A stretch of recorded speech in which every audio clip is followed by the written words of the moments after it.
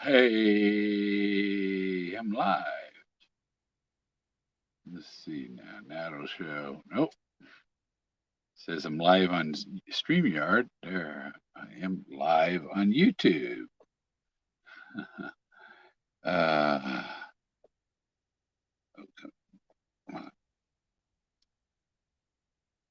Mute. There. Now I can open the YouTube and pop out the chat. Pop out chat and zoom in and back up. There. All right. What did I post earlier? Yeah, about the email from Forrest about that he when he made the announcement that it was found, he had posted everything what Dale posted, what Mysterious Writings posted, and all was edited from what Forrest Fenn's message when it was found was. So anything they said, if they added the state, the left things out, when they edit it, it changes the whole meaning of everything. So you gotta go by Forrest Fenn's original post about it. No, you gotta watch that sharp metal on there. I gotta finish my walking stick. um, but in his thing, he said many of the searchers for my treasure had solves that seemed to nearly fit the clues in my poem, to neatly fit the. So what they did was they made their solutions fit his poem, and what you had to do was use the poem to find a solution. And if you're looking for the end of his rainbow, I said, well, you got to find the beginning of the rainbow. I went from there. But this is what Forrest had said in the original message. Many of the searchers for my treasure had solves that seemed to nearly fit the clues in my poem. Then, when the finder found and retrieved the treasure, other searchers wondered how close they had been to the right spot because I promised the finder I would not reveal who found it or where. I have remained mostly silent. And next paragraph. However, the finder understands how important some closure is for many searchers. So he agreed that we should reveal the treasure was found in Wyoming. We should. Not that it was, that we should. Until he found the treasure had not moved in the 10 years since. I left it there on the ground and walked away. Perhaps today's announcement will bring some closure to those whose solves were in New Mexico, Colorado, or Montana. Now,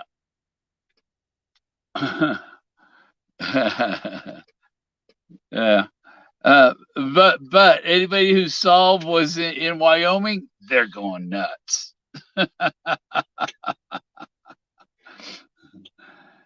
But yeah, if it was in New Mexico, Colorado, or Montana, yeah. And that little sentence there makes me wonder if what was in that message was edited by somebody and not what Forrest actually said. Unless you hear it come out of his mouth, you don't know who edited it, who added their little innuendos, their twist to it, put spin on it. There's the chat. Hey, Lily, Susie. She'll be coming around the corner when she comes. She'll be coming around the corner when she comes. She'll be riding 6 white horses. You got 6 white horses, Susie? Oh. Bo Arrow, how you doing? Oh, yeah, everything retracted by Bo Arrow before I even looked at the chat and paste the link in here. No, nobody ever comes back and reads what you post. There's no reason to delete your messages.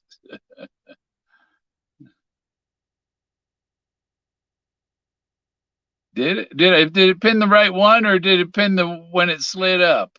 I can't tell. There, pin the right one.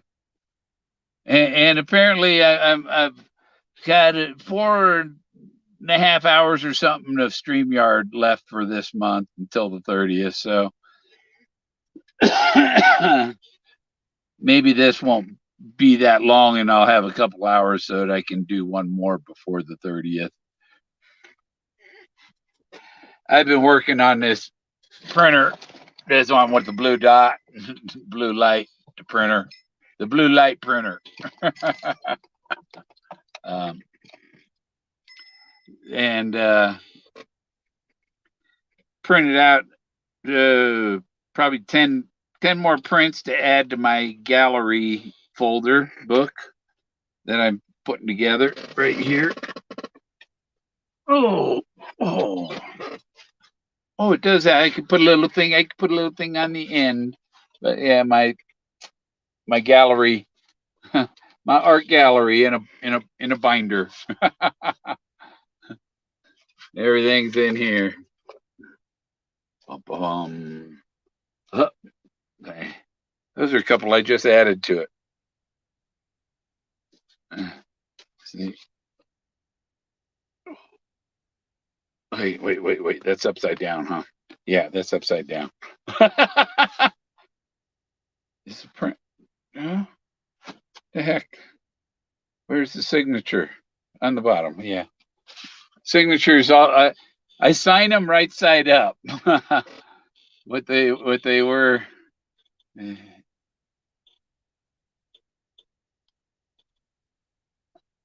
Don't tell me you don't see anybody in that, you know. And what would the thrill of the chase be? Finding some ancient art like this, man. So I got a ton. I got over 100 prints in this binder, all on canvas paper, canvas photo print. But the Epson printer, I had to go buy an ink cartridge. I had this software to make it inkless or chipless, so that the little chip that's on the printer cartridge, so it doesn't read them and know that you bought this chip, and when the chip says it's empty and out of ink, it is not measuring the ink. It's just going, well, you printed this much with it, and so it should be this level. You know, they're going by how much you use it, and they're guessing how much ink is in it. So you might still have ink to do 10 more pictures in it, and it's telling you it's empty. And it's like, what I print, I filled up all the cartridges, and I printed like 10 prints, and then all of a sudden all I get is blue. And even this, you can still see stuff in it.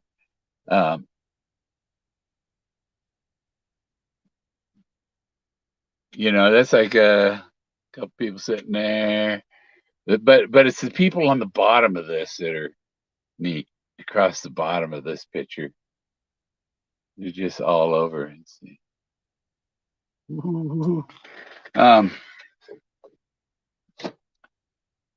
Oh, that was right. And I plugged my leaky tire on my car.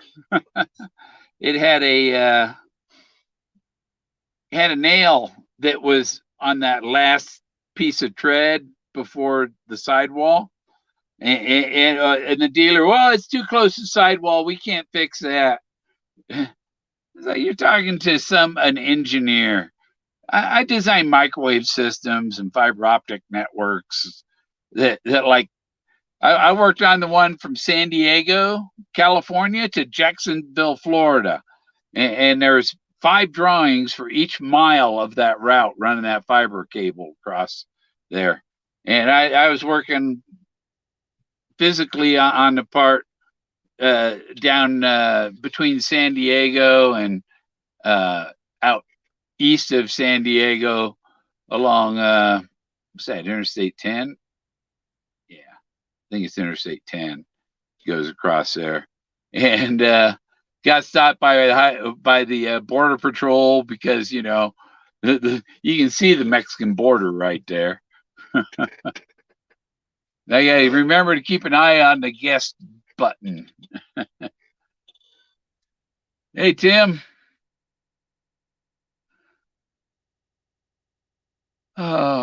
Cryptographic communications runs many different lines of communications.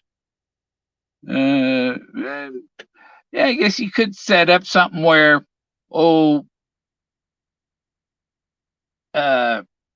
maybe you're sending the communications over 3 different networks or something, but each one only has every third word or something, or every third character in it, and so anybody would only get if they tapped, they'd have to tap all 3 or something.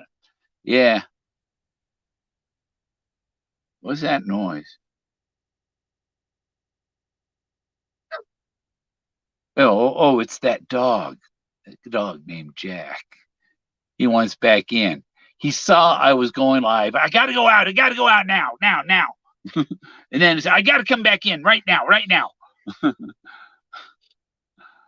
I don't think the dog has bladder issues that he needs to run out every 10 minutes. Because he said, once I go to bed,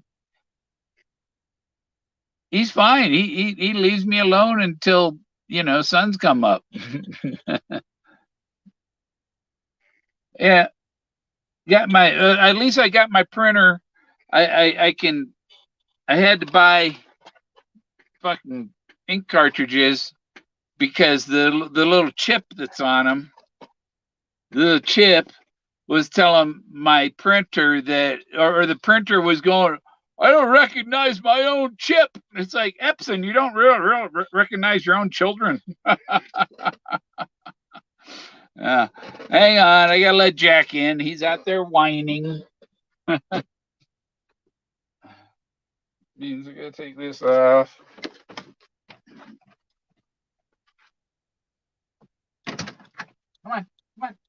Come on in. Get in here.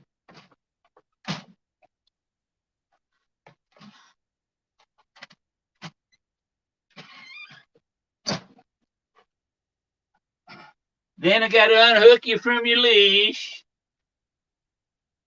He's on a runner when he goes outside because he's been running off to he's out chasing the girly dogs. He's out chasing the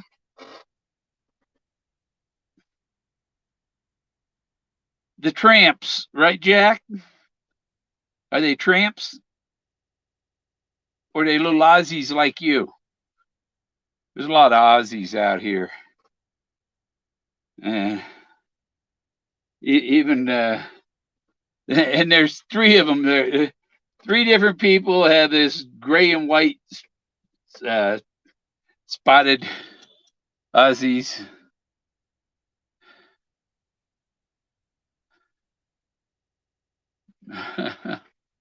He's just cold. Yeah, yeah, yeah. Jack's just cold. He needs a buddy. Oh, had Paul accusing me of being at some, I guess, stripper bar in Santa Fe, and it's like I never even heard of the place, Paul. um, Bill's not that kind of guy. I don't. I don't go waste my money in them places. And over 20 years since I've been to one of them places. Long time. Been single without anybody for almost 9 years. I hope it does make it to 10 years. After how many years does that make you a virgin again, huh?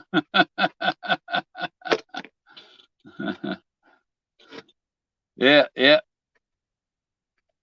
Yeah, he's somewhat a good dog, but he's a whiner, and he wants too much. Uh, if he knows I'm busy doing something, he wants attention. You know, he wants in, wants out. So yeah, I put the plug in my tire yesterday morning, or yesterday about noon. Once the sun was shining on it and it was over 40 degrees. Yeah, I went out there and worked on the car. Took the took the I took the wheel. I didn't know where the hole was in the tire, and I had to pour water on it to see where it was, and I like poured water. Second time, oh, there it is, right there, and I put a plug in it. Yeah, yeah. If Jack had himself a little girlfriend dog, then I think he would leave me alone a little more, because all we have is each other and Togo, but he, he's yeah, apparently stuffed. No, um, Togo's right there. He's right in front of me, right on the other side of the phone I'm talking to. And I got me some of these things. There's the other one. Yeah, one a maple, a chocolate, and a frosted. And yeah, I hate when you wasted a canvas photo print paper. um, but being at least it's only got like a dark stripe over here, and it's not all striped, so it is somewhat something still there. Um, I think this. Oh, where is it? Yeah, you see this guy's nose right here. See, this is a figure there, and these people over here. You see this big eye right here, the other eye, mouth. So it's there. There's figures in there, but yeah, that's test print paper now.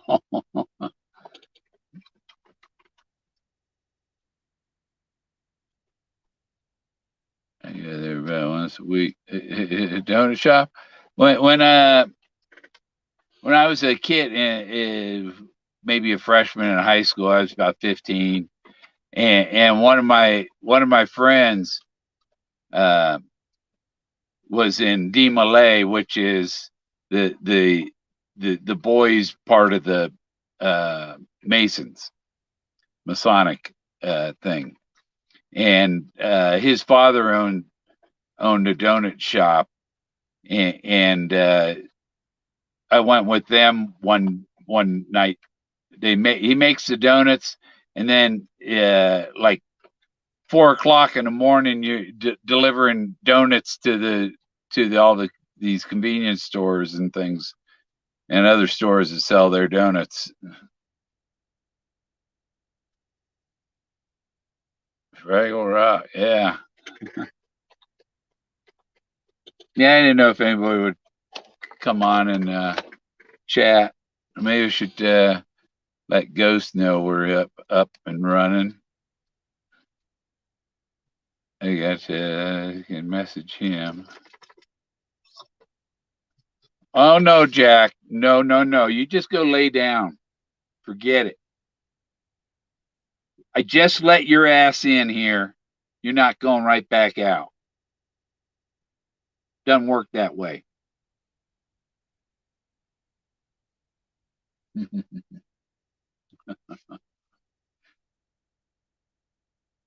He comes over to beg me. No, no, no. Go lay down. Go lay down. I'm going to ignore you.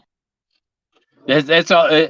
That's the only thing they understand is being ignored. If you ignore them, then they'll go, okay, I'm not getting anywhere, and he'll go lay down. So I'm trying to look away from him. Don't look at him, you know. Now, wish this thing had a share screen because I got these pictures, some bunch of pictures on here. I don't want to hold my binder up because everything. I got my binder set up so you set it on a table and look through it. Because there's way too many pictures to hold it in your arm and flip through it. Oh no, Jack. No, I need a squirt gun. You know that? I need a squirt gun. Yeah. Yes, I do need a squirt gun. No, you shut up. You shut up now.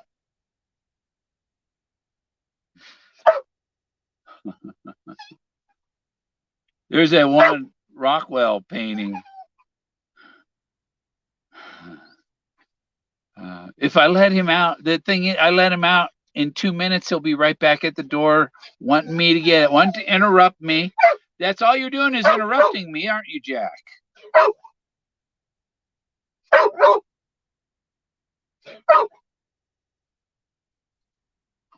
We can fix it.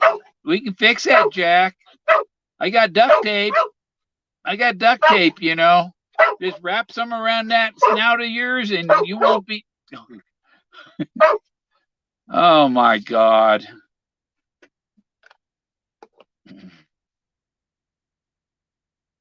Jack, you're an inconvenience a lot of the time. You know that? Jesus. Hey, I'll be right back.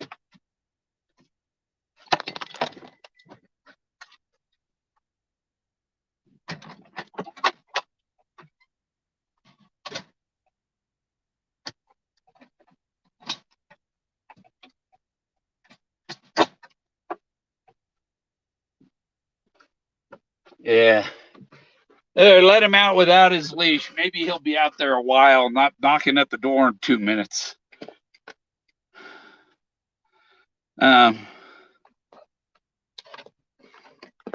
Sometimes why don't I get anything done? Oh, it's because that dog demands all of my attention.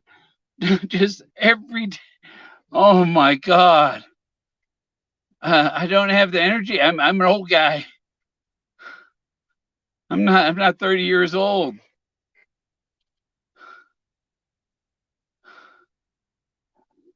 Yeah.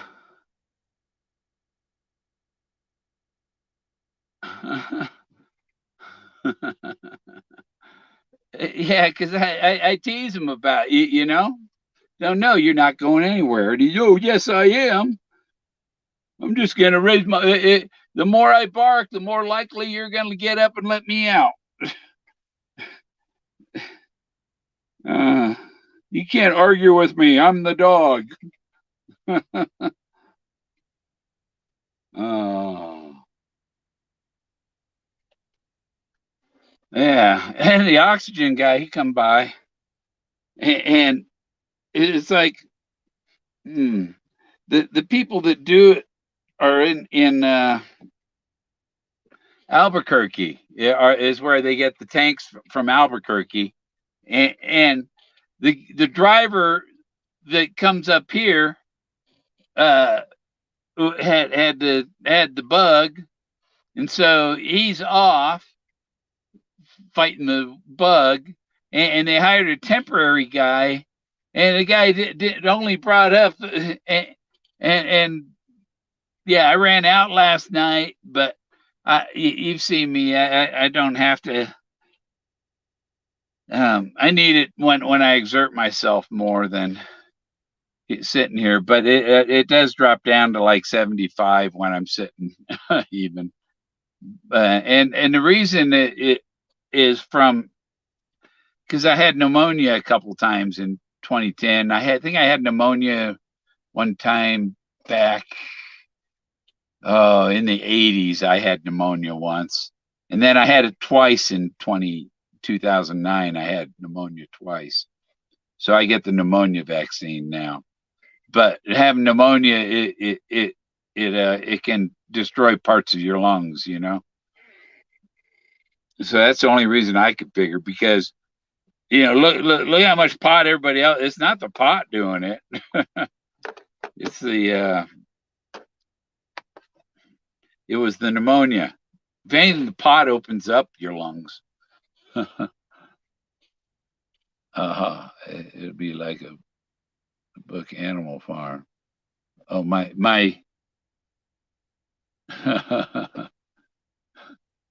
Okay, what are we talking about? Found it. Demolay, yeah. Jack's training his human. He's got your number. Yeah. Oh. Yeah, I don't have $700 to buy him a girlfriend. he goes for them expensive hoes.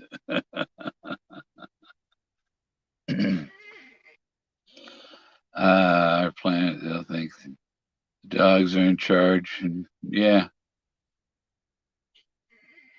I was watching that the Confederate Gold History Channel thing where they're looking for that train car.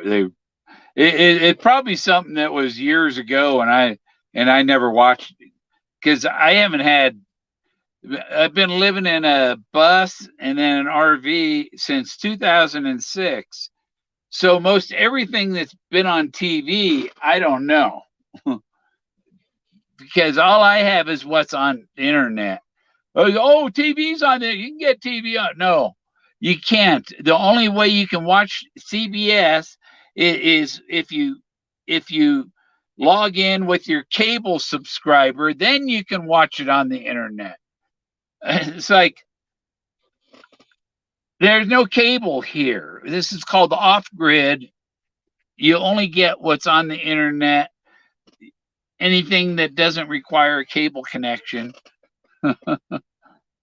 And Elon Musk, double blazes Elon Musk, you jackass.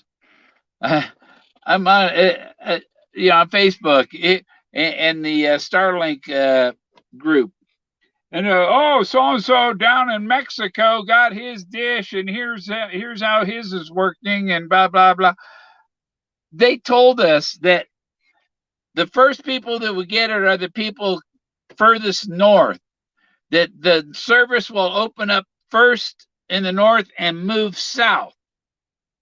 Okay, there's given service in Mexico and don't realize that Colorado is north there, should have had service long before Mexico.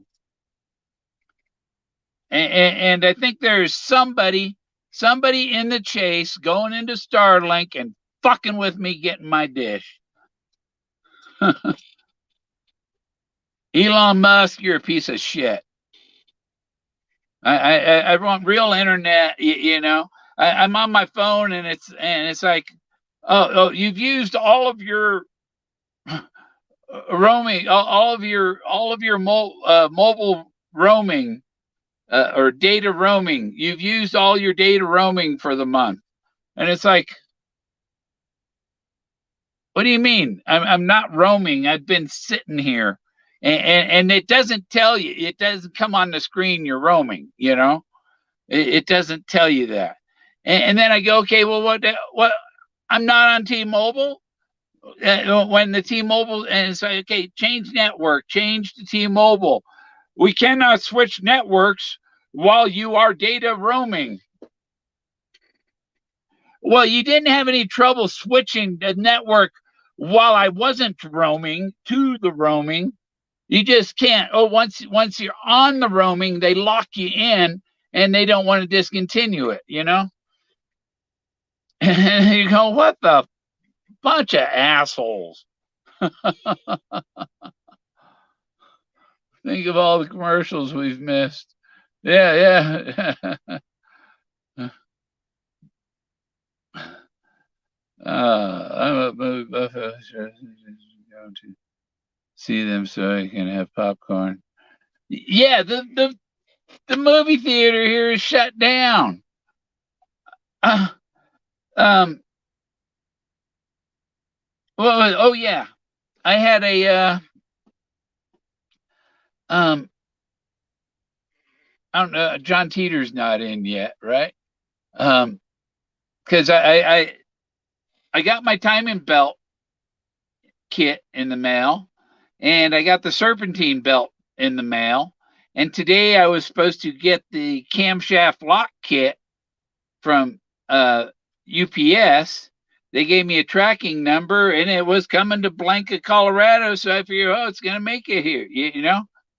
And then 1 o'clock it says delivered 11 a.m.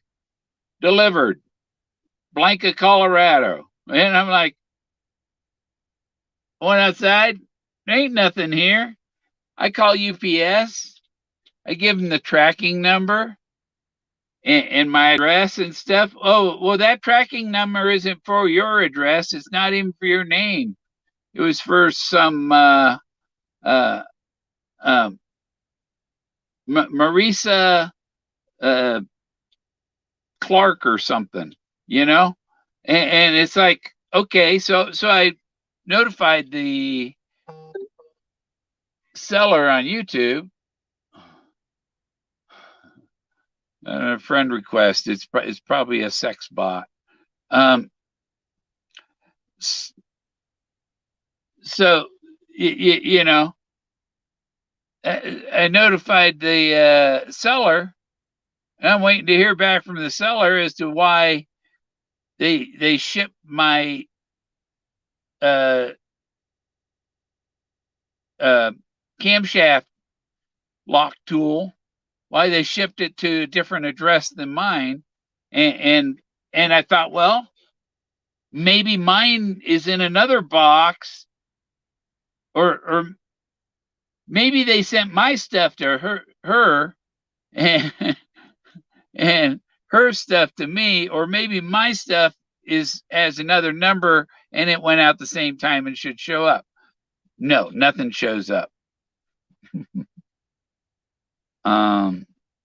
But I wanted to look at view order details.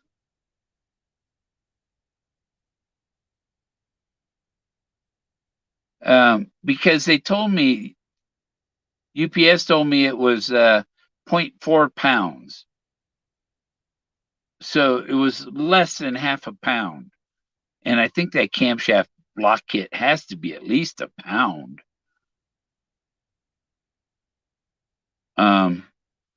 But they ain't replied to me yet.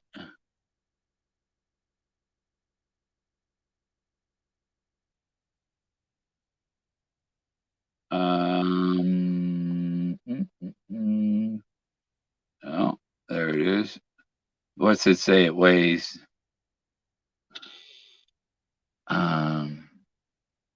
Usually, sometimes it says what it weighs when they're shipping it, and the shipping information description.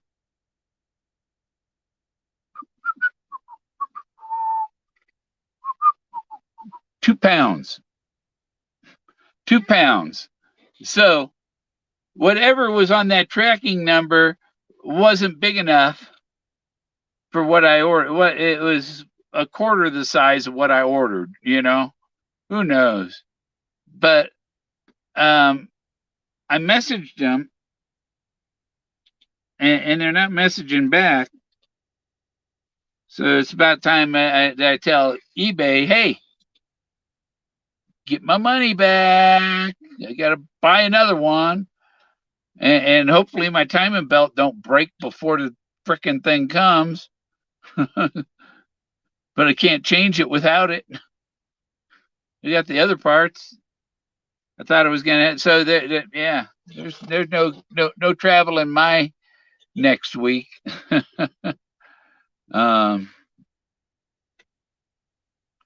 Protect, improve your credit scores. It should be improved because I got a credit card now and I should have a score at least. That credit industry, there's a bunch of frickin' Nazis.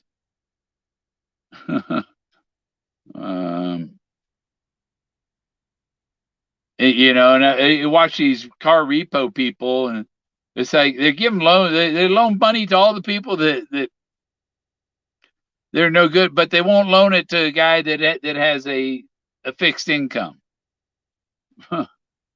You can't get a no, you can't have a loan for anything. Oh, there we go. Need that one. And I was watching the 99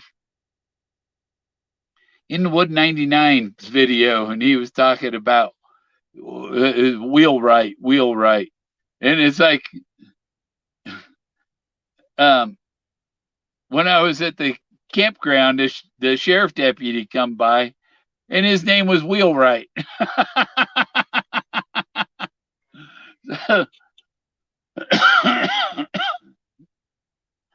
Yeah, and he worked for 2 counties. He moonlights in the neighboring county. How does he have time for all that? Probably not at home much. eBay. No, it wasn't. Was not delivered. Rumble. Nope, nothing from the seller.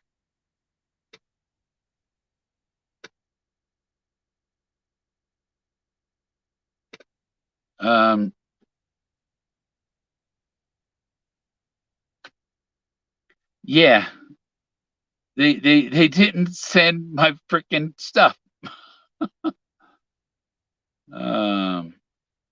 They sent it.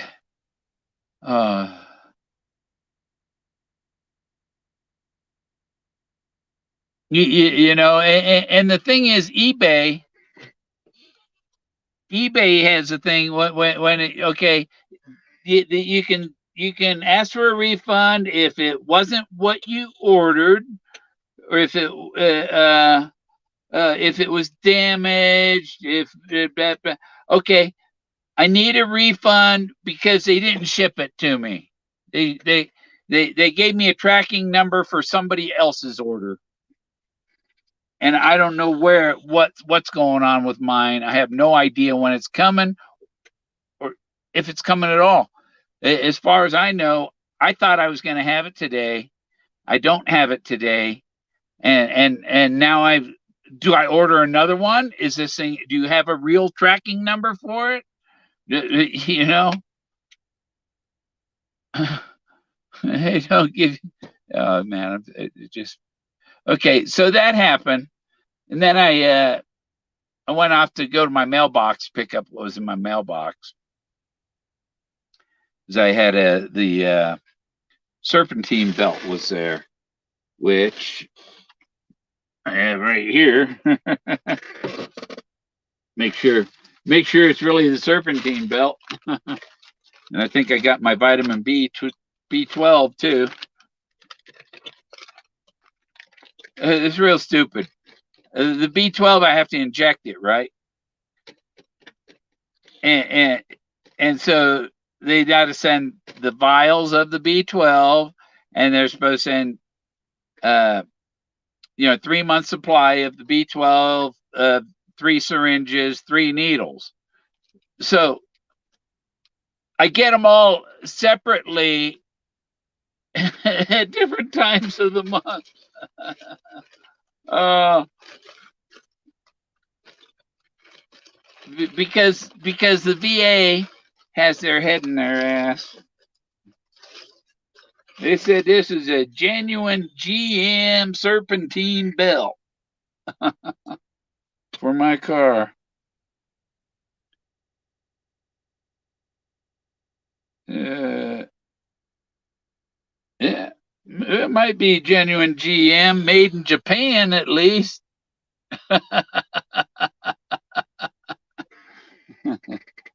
But it's the one for my car. May as well put it on. Gonna be in there anyhow.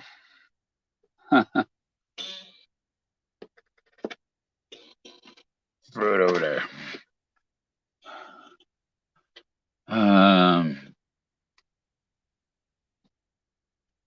Yeah, I don't know where my stuff is.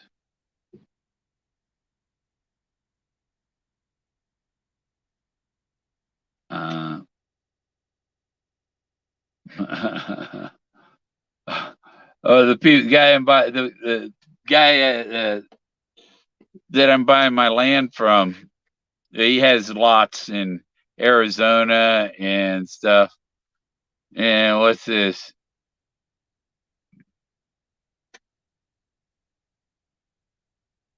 $1,250 plus $500 dock fee. Oh, that's it. The down payment for 50 acres.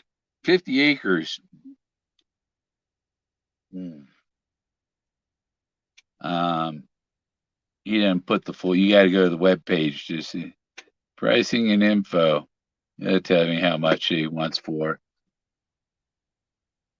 where it is. Hideaway Lakes. Hudspeth County, Texas. Where the hell is that? In the Chinawahan Desert, to be exact. So the peyote grows there. This area made for adventure seekers. Huco Tanks State Parks and Guadalupe Mountains National Park are less than 2-hour drive. That's a really hot. $399 a month, $1,250 down, $399 a month, and that's probably 5 years. Mine was 5 years, and I'm finished. I had 2 more payments, and I'm done. Chasing that perfect wave, and a person could be gone for 50 years. Yeah. Let's see. He's wearing the $5 shirt at Walmart.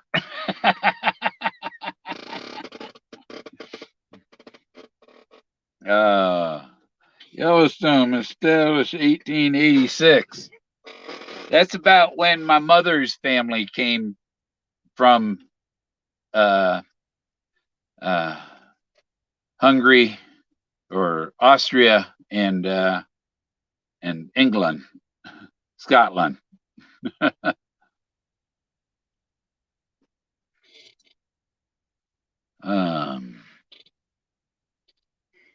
Yeah, my mother's grandmother, my grandfather's mother looks just like me. And so that's how I know that my grandfather's really my grandfather. my aunt says that he's not her father, except anybody. If her daughters did the DNA test, and then her my grandfather wouldn't show up because they're testing the maternal, so that's mother.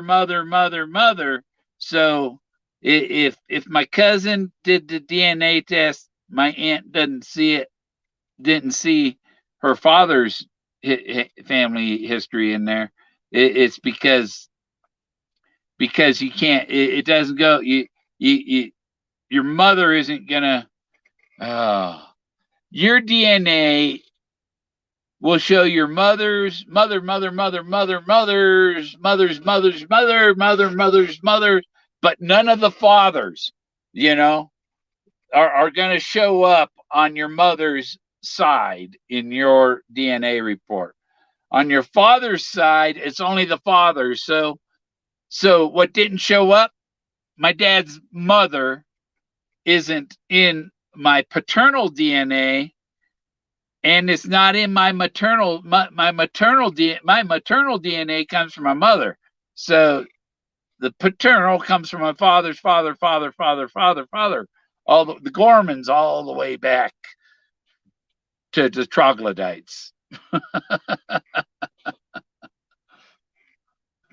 Big whoopee, damn.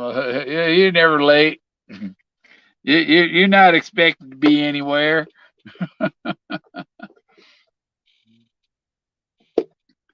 Oh, woo. Woo. Boy, that smells. And when they said that the COVID, that you lose your sense of smell and stuff, smell and taste, it's like, yeah, that's what I had. That's what I had in 2019, was the one that you lose your sense of smell and taste. And so it was obvious that it didn't start in 2020 like they told us. Because all that was okay, we're going to start the attack. It's a political thing. The common cold is COVID.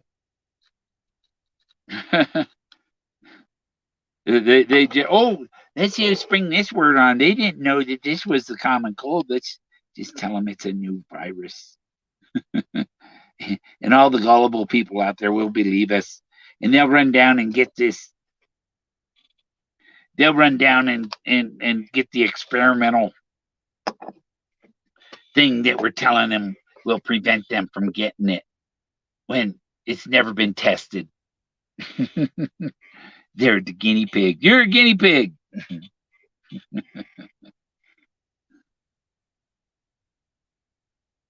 Oh, what do I got notes here from? Old.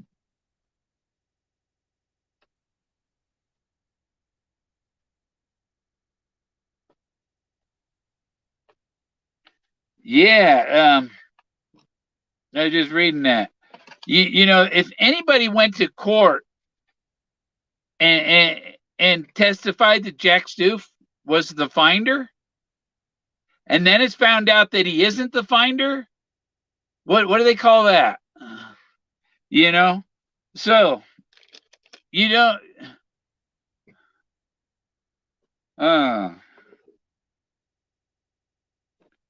And if it's a Forrest, whatever changes they made in his plan, because he had a perfect plan until somebody screwed it up.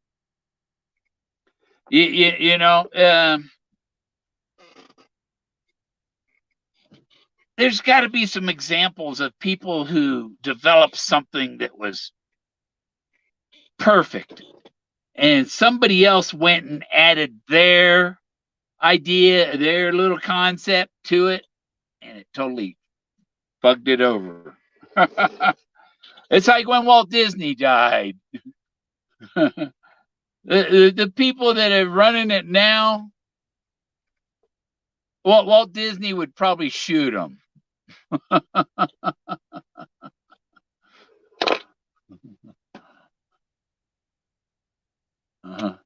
Yeah. I probably got it from you, Whoopi.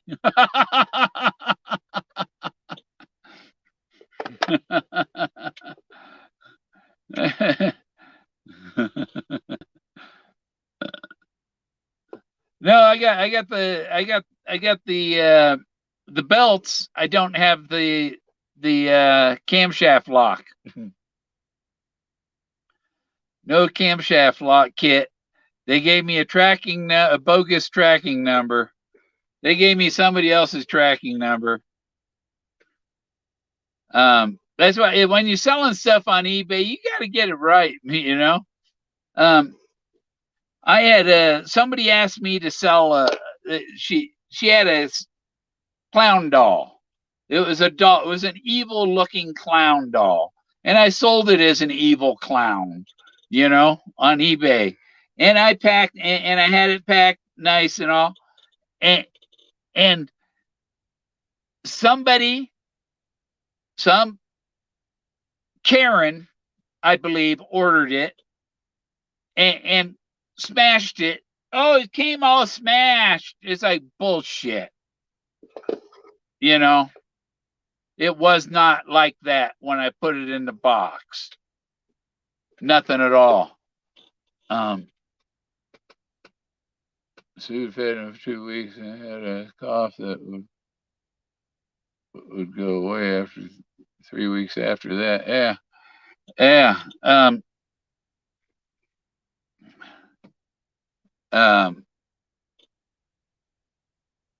I had my nose was dripping yellow. It was just like it was like brain fluid or something, you know. And that's why I had my sinus surgery. And my son, well, I got sent. See, I was lucky because it was before, so I went to COVID didn't exist. So when I went to the doctor, oh yeah, you see the sinus doctor. Okay, so I got to see the sinus doctor. You got my sinuses fixed.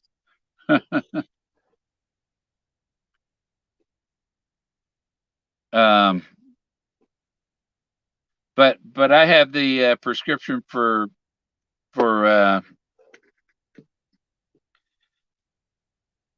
the quinine.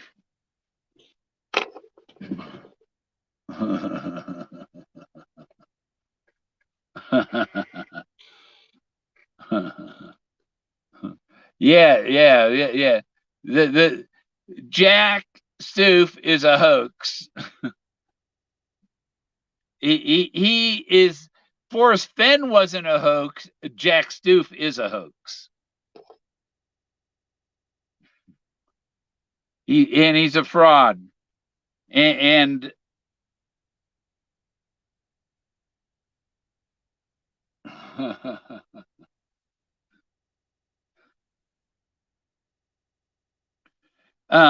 you see all these people. Well, I don't really believe Jack, but everything I'm talking about is what Jack said. That's an oxymoron. Oxymoron is when you say I don't believe the guy, but that's all I got to go on, so I'm going with it. Uh huh.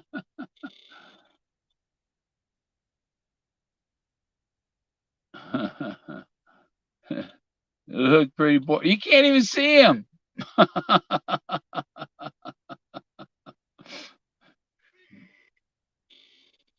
uh,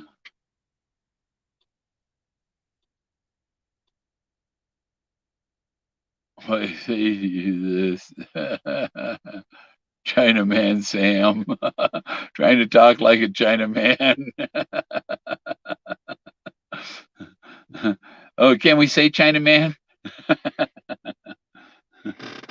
um, uh, Yeah, is there a Beijing Ripper? There's a. It's called the slip bill. It was Forrest's way of getting out on his own of his own nose, slipping away. Yeah. Well, I'm open to Forrest. Because my opinion is it was over in 2017. In 2017 is when he did his last will and testament, and when he did that, he signed the final papers on the treasure.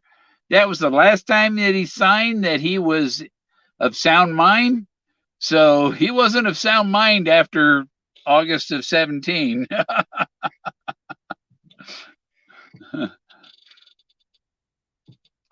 um, what's of sound mind? Well, I don't know. I don't know exactly what that means.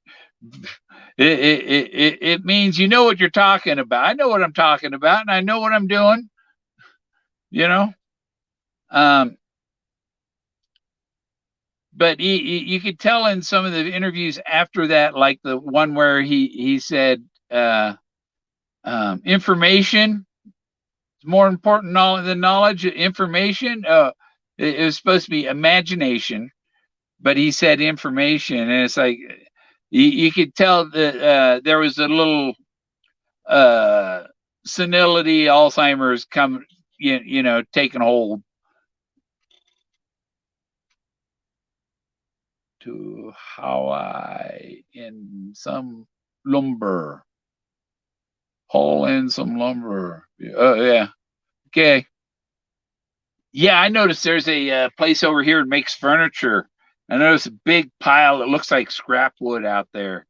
And I bet if you had a pickup truck, you could go fill your pickup truck with all that scrap wood and haul it home, and you have wood for fires.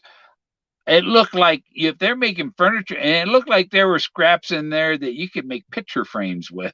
But I was going to go ask them. All I got's the trunk of my car, though. Yeah, I'd have to copy and paste, Chinaman. That looks doesn't look no Chinese. It looks. You sure it ain't Korean or something? Somebody saw my answer. Somebody saw my answer on Facebook. Somebody had posted something, and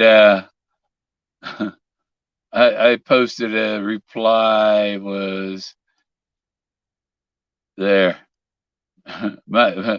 Oh, I know who Chinaman Sam is. How you doing, puppet?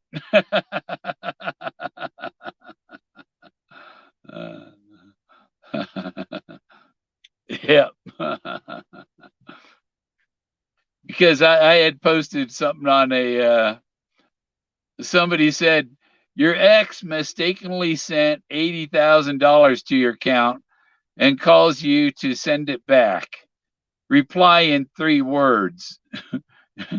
And I posted my reply in I think in Chinese. That's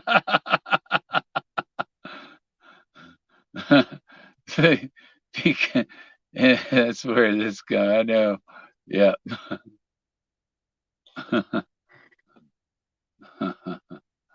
Oh.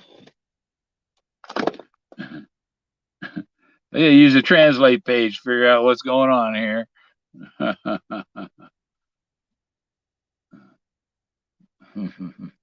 Hey, nope, nope, nope, nope, nope.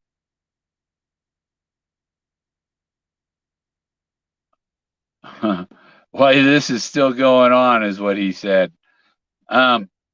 But what I had told him, uh, so so the thing was, your ex calls and wants part of your money, your $80,000 or whatever. And how do you answer the phone? And I told him Chinese uh, Chinese kitchen, Chinese takeout. We serve cats all day Saturday, but in Chinese. That was my answer. He's going one big puppet show. Man from the East on Facebook talking about loving kumquat. It was in the Cal Laser Club. Yeah.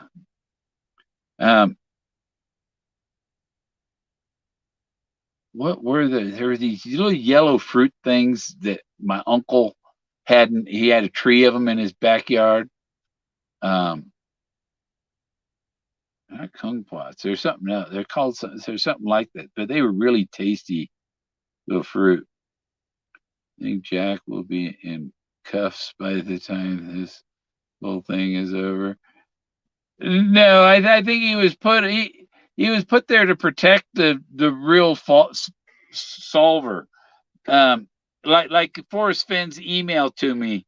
Um, I'm writing to him about the Model A cowl, and the Buffalo Cowboy car and stuff. I didn't call it the Bullet. It had a bullet hole in it and all that, but it is the because nobody most 99% of searchers don't get the find a substitute and what a substitute means and what subtle means. Subtle means it's like this, but it's not this. It's not this, but it's like this. And people, well, the bullet, that was a Plymouth. Excuse me, it's a car. It's like a Plymouth, but it's a Ford. It's like Yellowstone. It has a caldera, but it's not Yellowstone. The oh, where'd it go? Yeah, Forrest had told me it doesn't matter to me, Bill. I just thought it might cause you trouble down the road, and I didn't want that to happen. So a Ford Model A might cause me trouble down the road.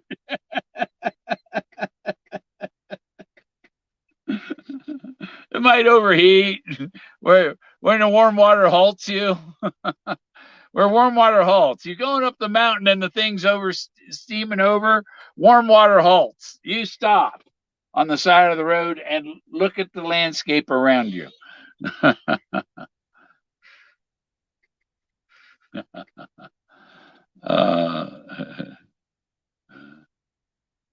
Yeah, they might have been kumquats. They're just little fruit. They got like two big seeds in it.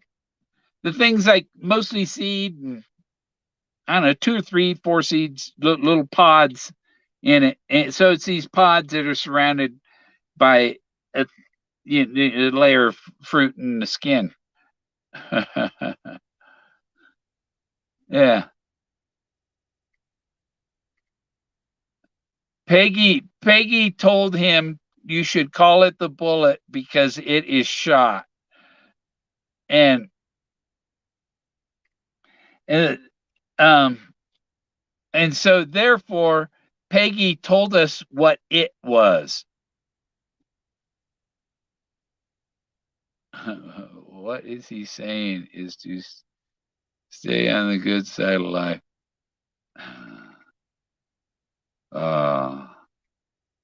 Okay, I write to him about a Ford Model A, and he's talking about down the road. Now, what Ford Model A's go down the road? You got to being a bit of an abstract. You got to look at it, the abstract of it. He's trying to tell people abstract artists. You got there's a possibility that's what he meant. And there's a lot of people, in no way possible that he could have meant that at all. You are absolutely wrong. Like these guys from England and Australia. Oh, you have to have this. That's your opinion. It's not my opinion. I don't have to do anything you tell me to. It's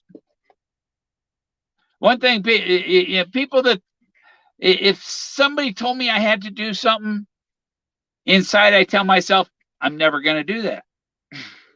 I'm never going to do what somebody tells me, orders me to do. You want that done, you go do it yourself.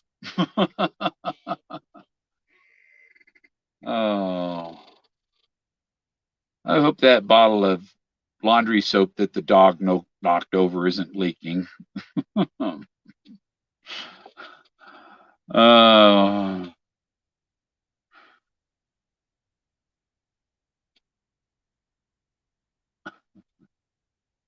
yeah, putting him out there without the leash. I was right. He's out there a little longer. Um, I'm not so worried about the neighbors spotting him at night.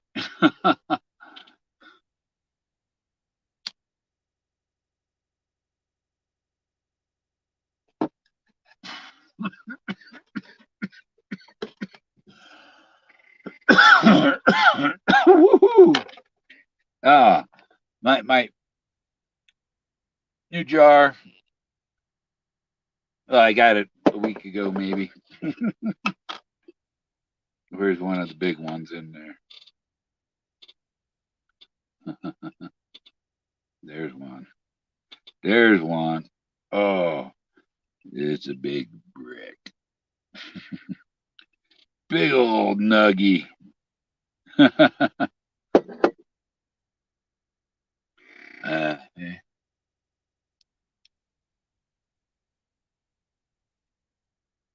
Yeah. Good stuff. Oh, yeah, I got to pull. So I fill up my ink cartridges with ink, and I get about a dozen prints. and, and you know what? Epson, they want $80. They want $80 for their stupid ink cartridges that'll make me a dozen prints.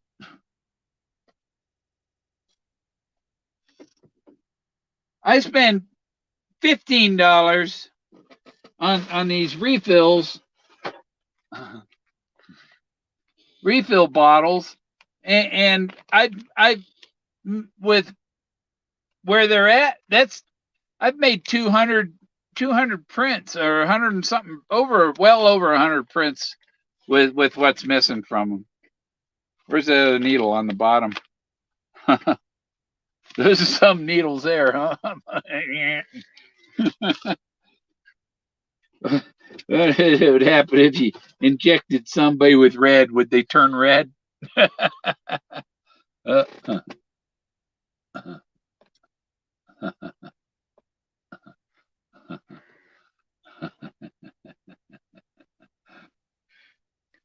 yeah. The one I really enjoyed that I made was the one that's my, oh, where to put it? Right here. That one of the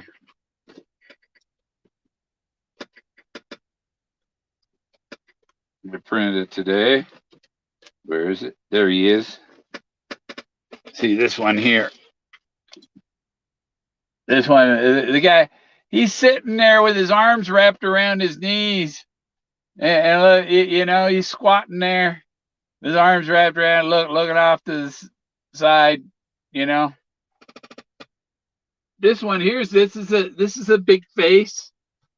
And you can see her right. She's 20 feet from the highway.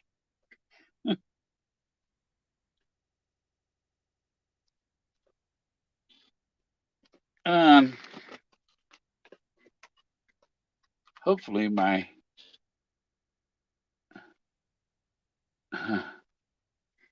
I have no luck with NFTs. I put them up.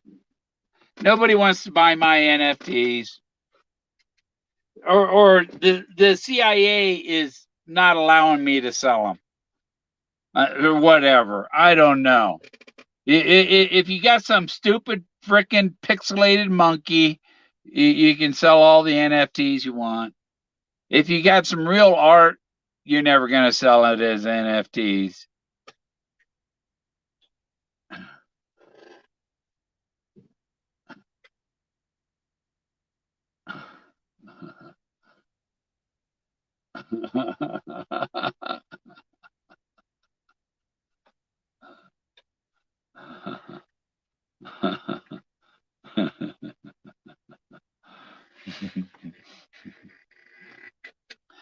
I think they need an app. Oh, there needs to be a game where you can like a PS4 game or some a PC game where the other people that you're like, we'd have Street would have his character and everybody would have a character and you could have a food fight, you know? Or go club the guy. Boom, boom, you're wrong, you're wrong, you're wrong. He could tar and feather somebody or, you know.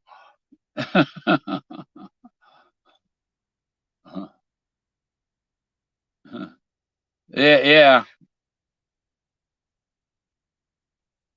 Um, but I want to get a few more in here. I got well over 100. I don't know. You know, if I bring it down to the gallery to show it to them, yeah, I wonder how many were they going to look at before they go, holy smokes, you got too many of these. Um,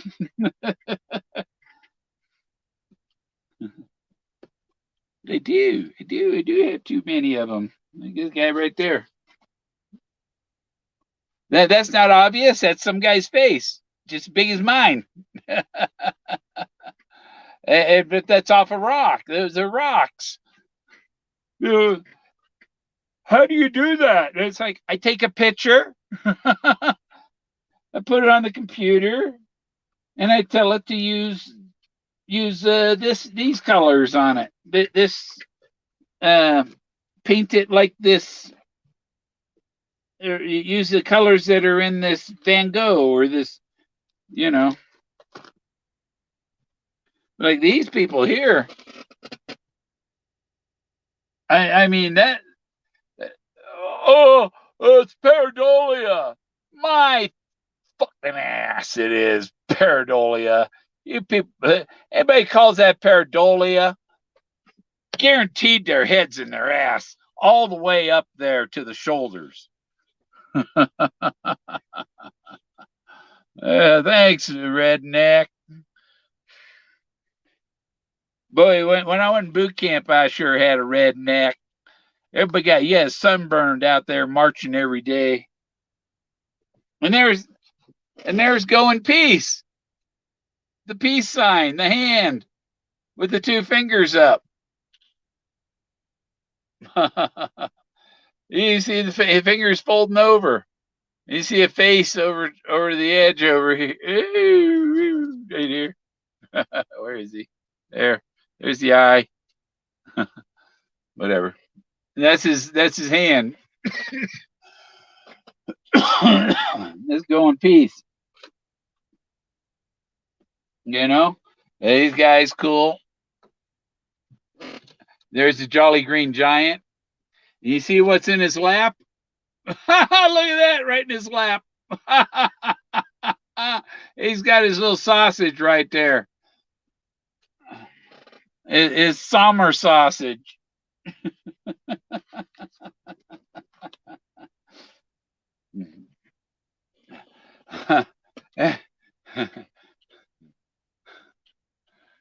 And I call this one Barbara Bush. I guess where Bush is there.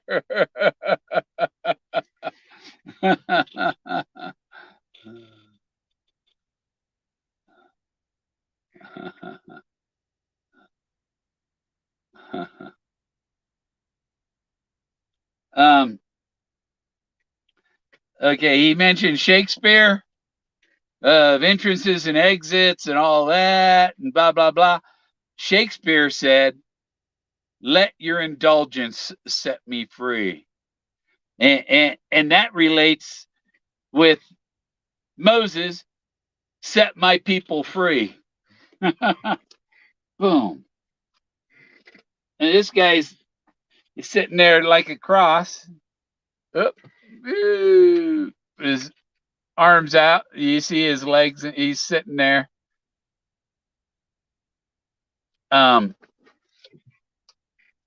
No, leave the fur babies alone. The bush of fur babies. Yes. Let your indulgence. And the reason he called Tarzan, because Moses is up on the side of the cliff like Tarzan in the movie. You people, you can't even, you hardly find any but there was a whole bunch of Tarzan movies, and it was Tarzan, you Jane, and blah blah. Johnny Weissmuller, Johnny Weissmuller was, Olympic star in the swimmer, what, in the 30s or whatever. But my dad had beat his time. My dad was faster than Johnny Weissmuller, and I was faster than my dad. As time goes on, we got better swimming training and all that. No, call him a wild card. My evidence is looted, hacking Forrest, Fenn, and cheating. So I don't know why you say such slanderous bullshit. Yes. um,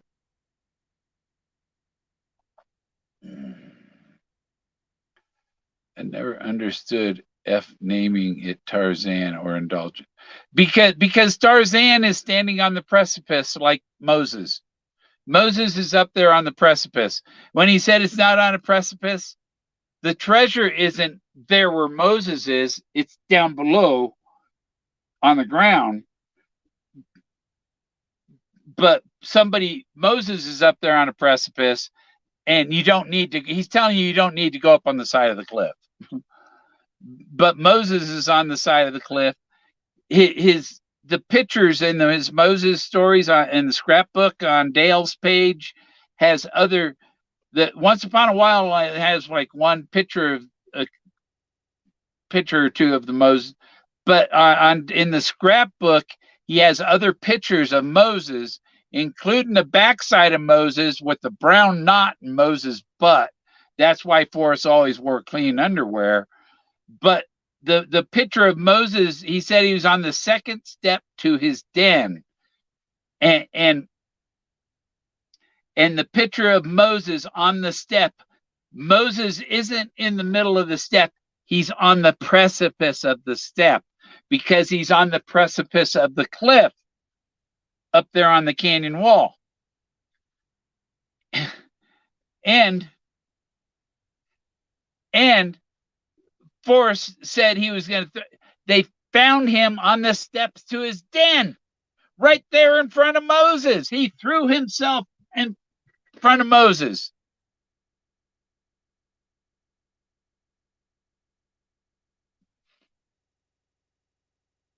And if, no, he couldn't have been.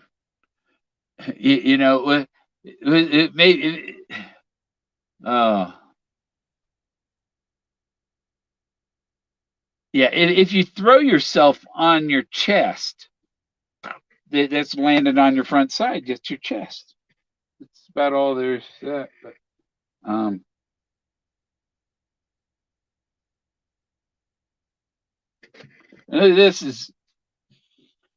this is almost somebody there in a crescent. Oh, but this one is cool.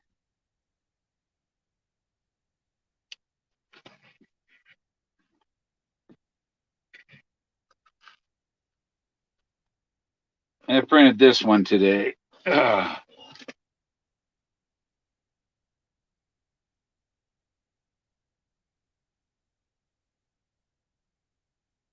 you see a profile, blue profile person, and another face there. Yeah, but there's more up there, and blah blah blah.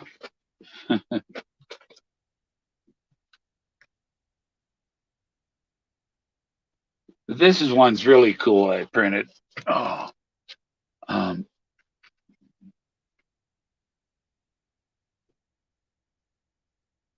there's a lot in there. The guy at the bottom's easy to see.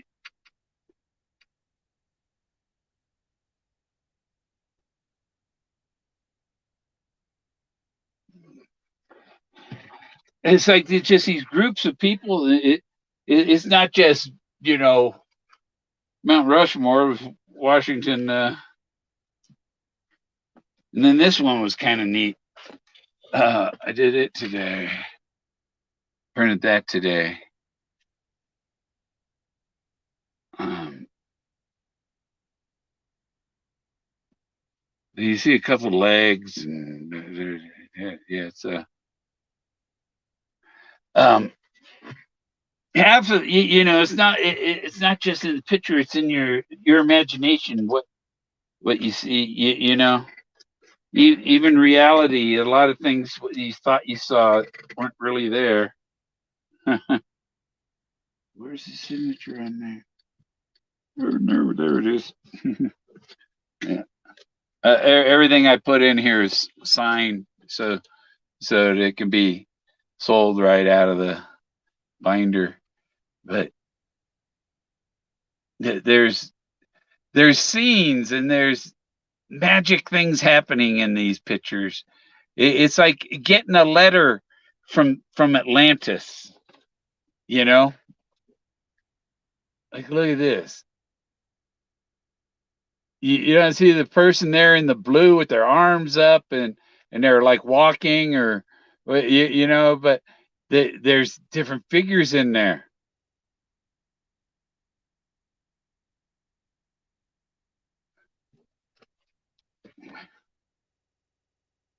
I'm really bad at making shopping lists. There's some I got to send some of these to some people. Maybe tomorrow I'll print some to ship out. There's some people I got to repay for their. Now you see here this top one here. That's the photograph of this spot, and then this is the art made from that photograph. So you see it's the same shapes. It's just a lot prettier and colorful. This is just dull. So in Nate, you got there. Oh, it's just rocks. No, it isn't. Look at these people in here. Those things are there. They're actually there in the rock. It's not my imagination putting them there. My imagination is interpreting what I see there. And then here, oh, the phone's reflecting back on it. Yeah, Lily, Dizzy Dean. Yeah, Dizzy Dean. It was used to be another Dean. I bet.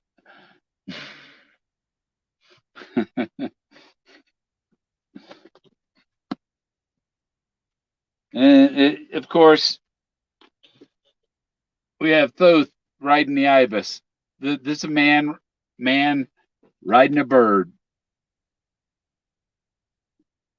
and he's got his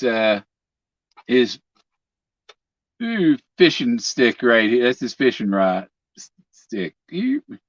Okay, and then there was a string that comes down, and there's in this well here. You see, there's a fish in a box. um, but that's a man riding a bird. That's a bird flying through the air with the man riding on his back. Who do you think is behind the Granny account? Um, Joe Rogan. Is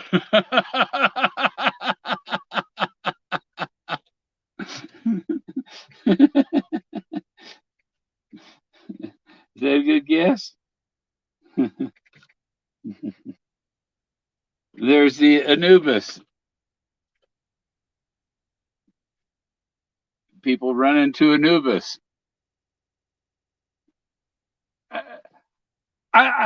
You look at that. You look at that, and then, oh, Bill Gorman didn't find anything. Okay, you just if you say something like that, Bill Gorman didn't find anything. You proved yourself to be a dumbass. and, oh, ancient archaeology doesn't mean anything to Forrest, Fenn. There's stuff going on in his scepter. See the circle in the scepter? That's a vortex. But oh, don't believe what Bill Gorman says. Open your eyes. Pull your head out of your ass and open your eyes. Some people need freaking glasses.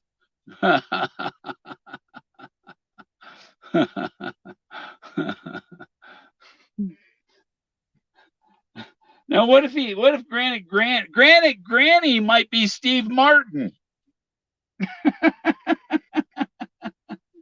It's funny.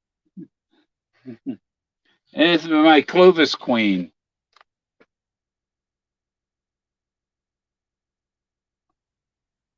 She's on the back of my RV. If you're going down the highway and see that in front of you, that's me.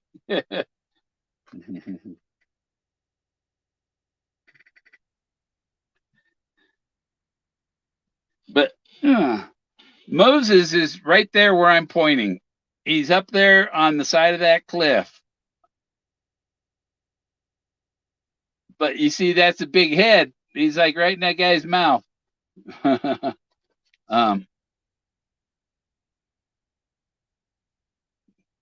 There's all kinds of figures in the front here. See the face on that? I mean, Forrest would have flown over there and gone, holy smokes, what am I looking at?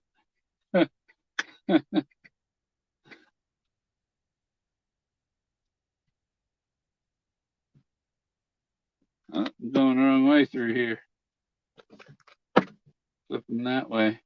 And this one, a Fenn is a muddy bog. And I like that one at the Fenbury. And Forrest says that picture with holding the blanket up to his nose.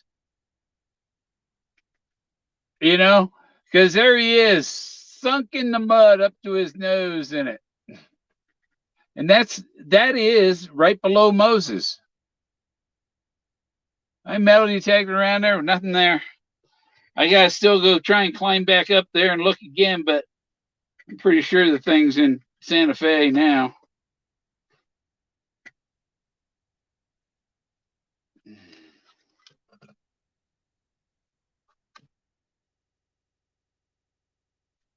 Here's a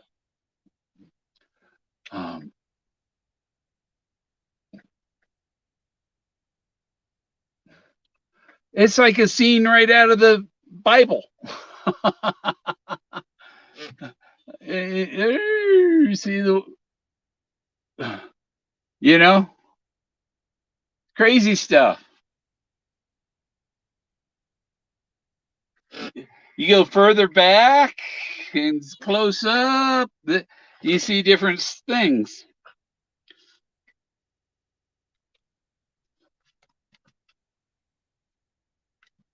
Here's some more.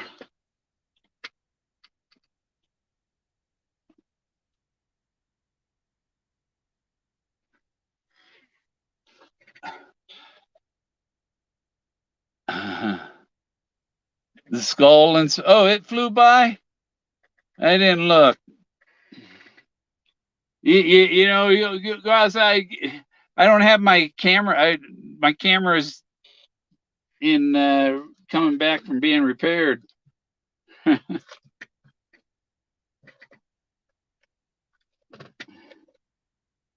Here's it's very abstractish, as what Forrest said. Get into abstract art, but you can see there's a bunch of people in that, you know. But all the figures came off of the rocks. All the art, I just colored what was out there in nature. Hey, trusted. Can't trusted be trusted. Hey, Zozo. There's another. Yeah. And you see that's obviously a face in the center there. You know, and another face next to him.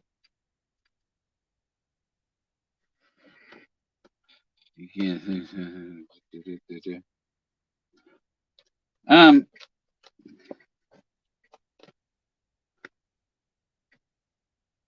Oh, this one's a cool one. This is on this rock with that has the canoe on it. This is above the canoe rock that shows the mammoth, them getting where the people get out of the canoe and load on the mammoth. But this is like there's a face. You see the face? Oh, the mouth is open.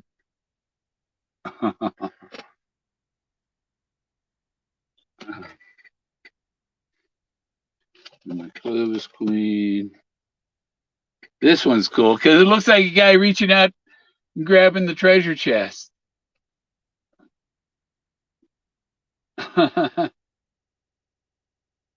That's a cool one. And I know exactly where most all of these are. I can go out there in nature and right to them. Um,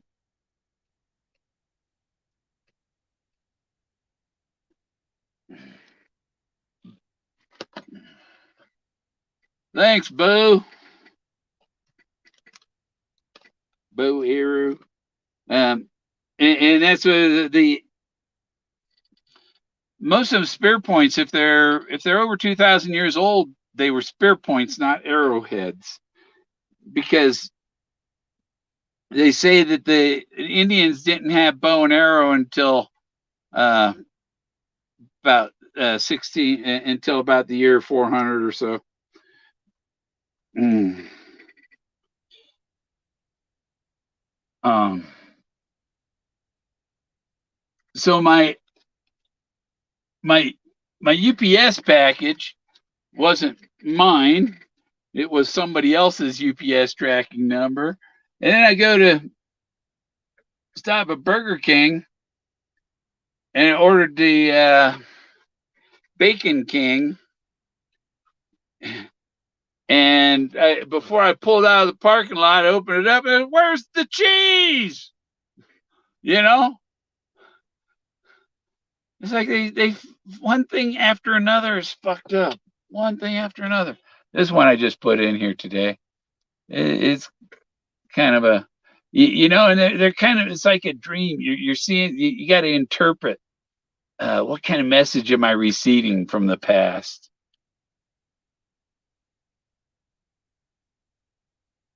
Yeah, yeah.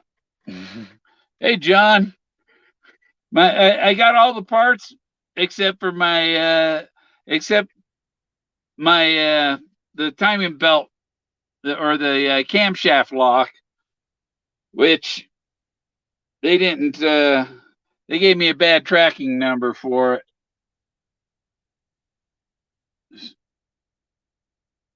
It's badass.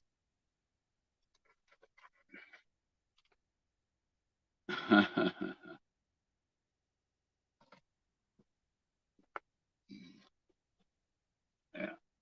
And the oh.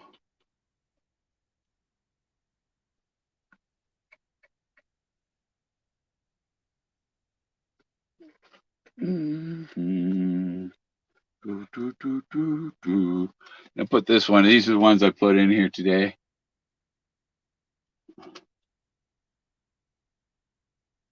It's like going back to the primitive world And these figures aren't not small. Now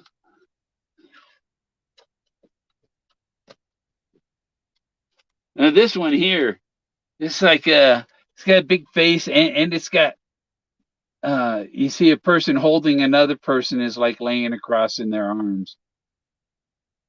There's that face there, another head there. They're facing each other, you know. And as a person, the this oh backwards. I hate backwards. Um, it's let's see, is that correct? If I got to think of looking from the other direction, yeah, I'd be on the right. I guess there's a setting that it might make it easier if I mirror my view, but oh, here on the bottom, it was badass. um,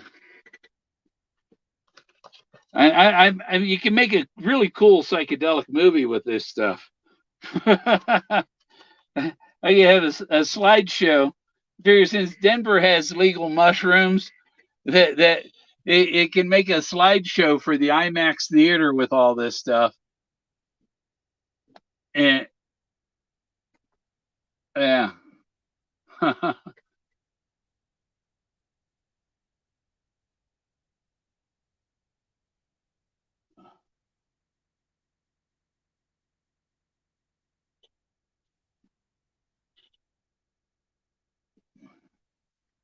But on that guy's face, look, there's other things in his face.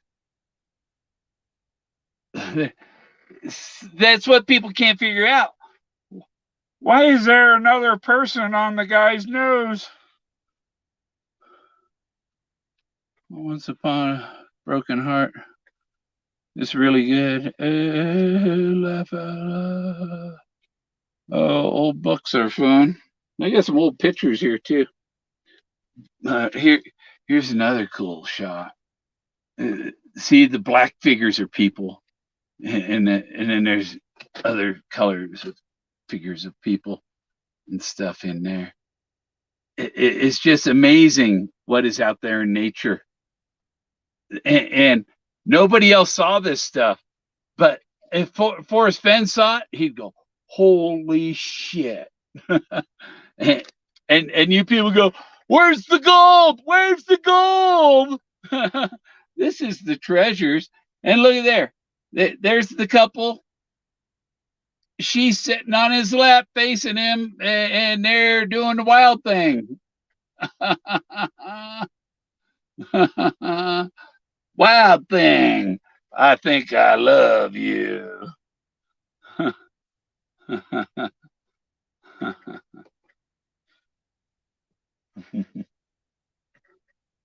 Yeah.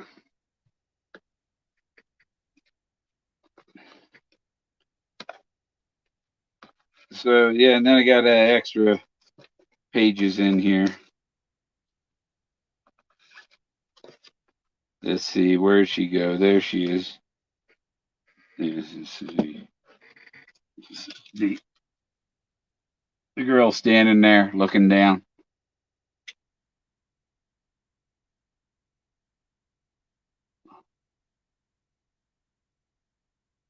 Yeah.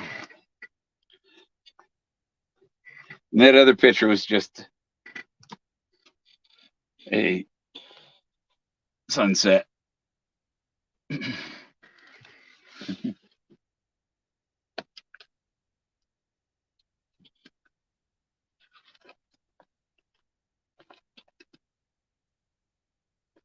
Yeah, I'll put this one.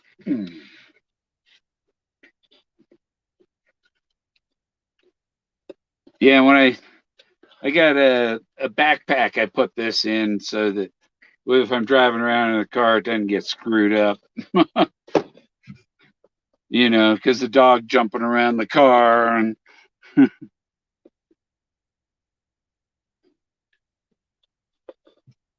oh, on pictures. I hate 3-ring binders. I want to, once you have them in there, you want to weld the rings closed. And you don't have this problem I'm having with it right now. Everything coming out because it wants to open up because you got too many pictures in it.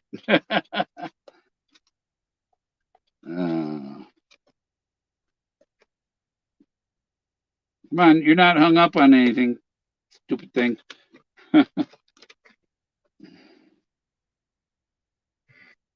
Hmm.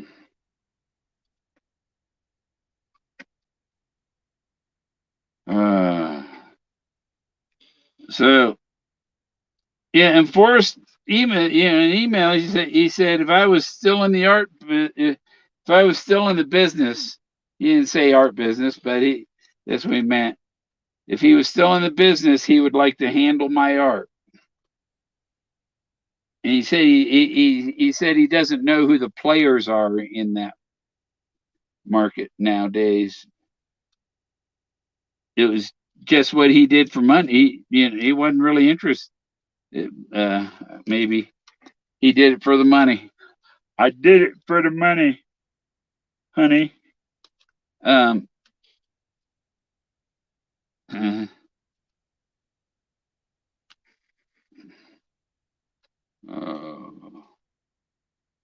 and then close the rings, and it should shut.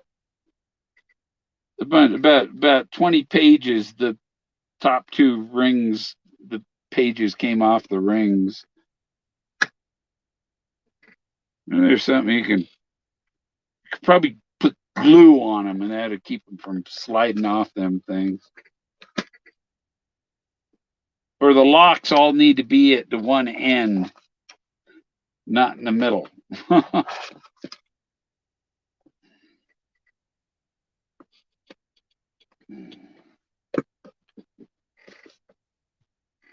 Then I have another binder. I was adding a leather cover to it.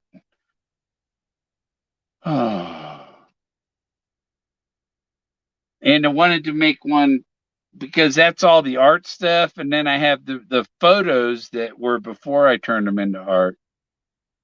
The gold, bum, bum, bum. No trusted living Jeep grips his chair, his arm tighter. Tell me more. Tell me more. Tell me lies. There is a song, Greg Kinn song, Tell Me Lies. Tell me lies. Which book are you talking about now? I see. I I was looking at fixing that and I wasn't reading. It should come with a caution label for some readers. They have spent their lives traveling down rabbit holes put there by somebody highly crafted at the skill. Um, the thing is, you'd have to know you have to know that you're the one that solved it, or why are you? If you didn't solve it, then you know it's not yours. People are sorry and sour because they didn't win it.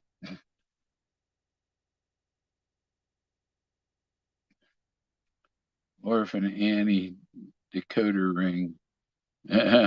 Um, yeah, look at about the orphan trains that they had.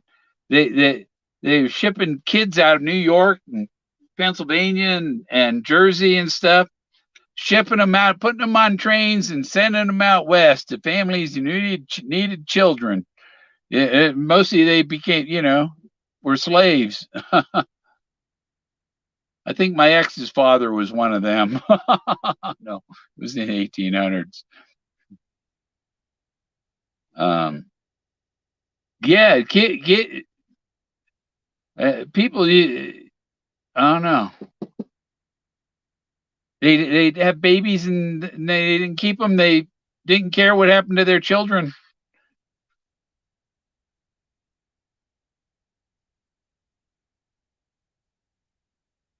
He used it for nanny quarter rings.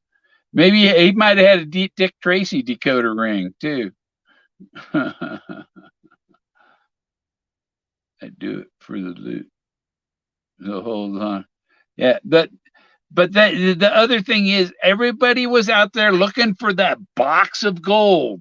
That box of gold. They did not consider that they were looking for some other treasure. Or some ancient ruins, ancient artifacts. He was trying to find another Indiana Jones type like him that could find this lost temple of Atlantis.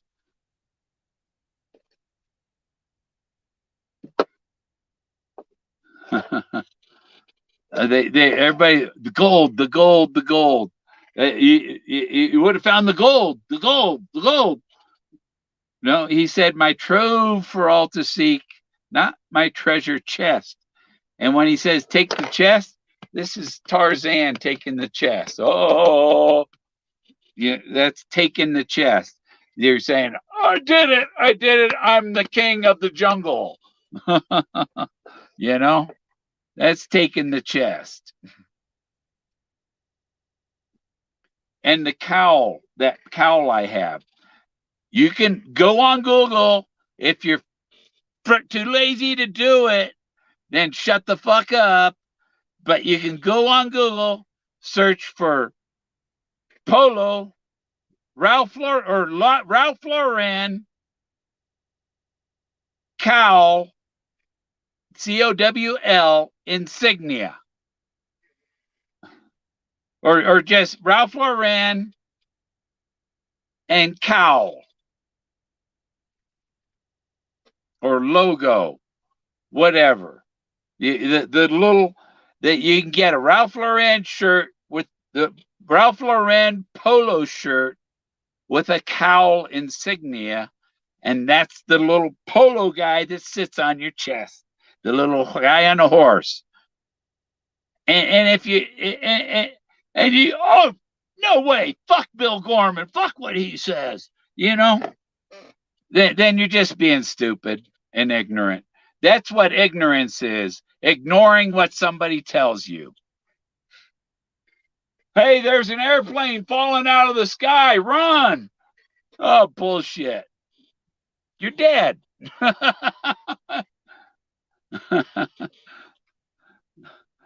do it for the loot.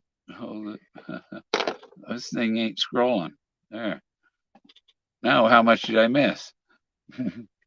Yeah, so take the chest equals pride of discovery. Yeah. I kept telling him it's not out here, Forrest. It's not out here. You wanted me to find this stuff out here.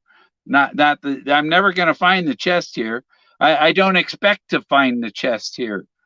After you look so many times, I'm not going to find it, but I keep looking.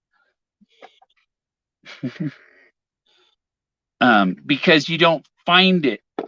He says in the dust jacket, if you got this and you have the metal, I have the metal, that Model A cowl is metal. I have the metal, then you can go home with it. He didn't say you're going to find it. You can go home with it. And the only way, Jack Stuef even said, the only way you're going to find it is if Forrest Fenn tells you where. And the only way, you have to have the title before you can take it home.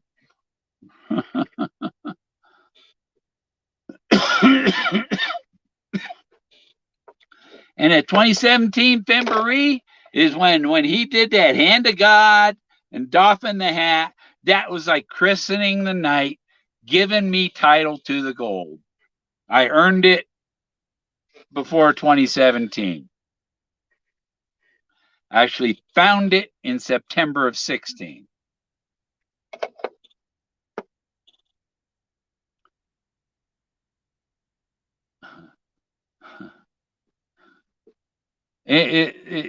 Street left out the physical.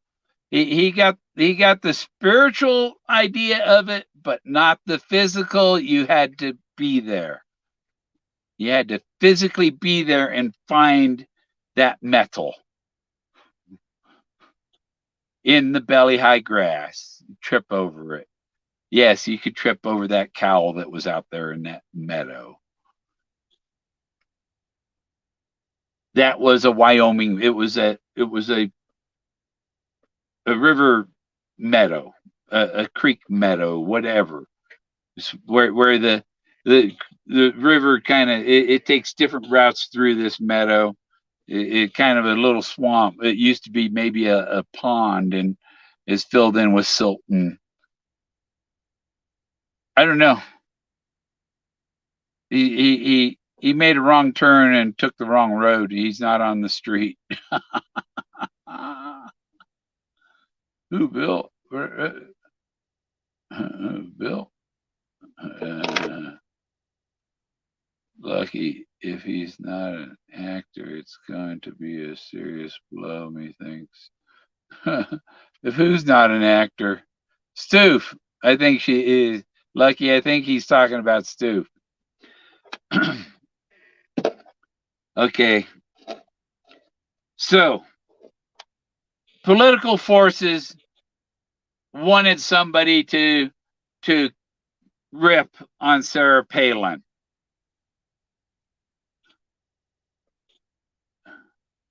And what do? Hire a Stuef, rent a Stuef, or rent a spoof, rent. It's probably not even his real name. Even Jonathan Kenneth is probably not his real name. He's a hired agitator. You know, they have political agitators, and somebody paid him to go say what he said,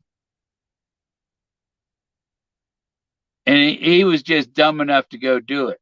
And then, how else do you get back at somebody, but use him in this? Because everybody's going to attack him. Everybody, no, they all want to lick his butt.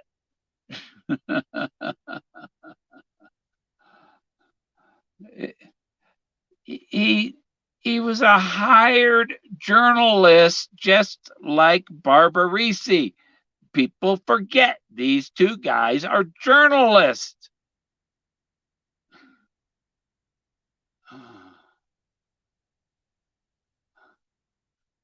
It's not Mel Fisher. Nowhere near that. You know, he's a freaking journalist. He was paid to be there as a witness to what was happening, signings, and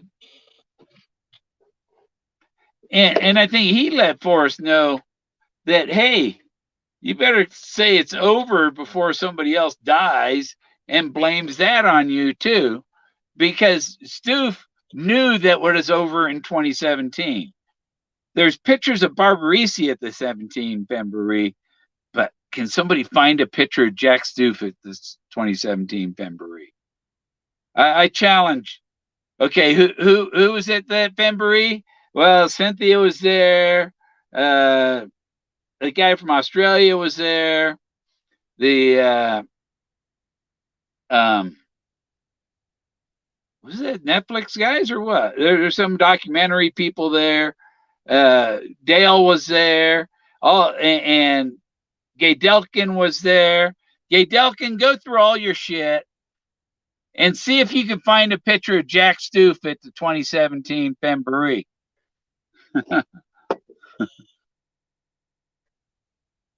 497 days. Yeah, that's next June, huh? uh,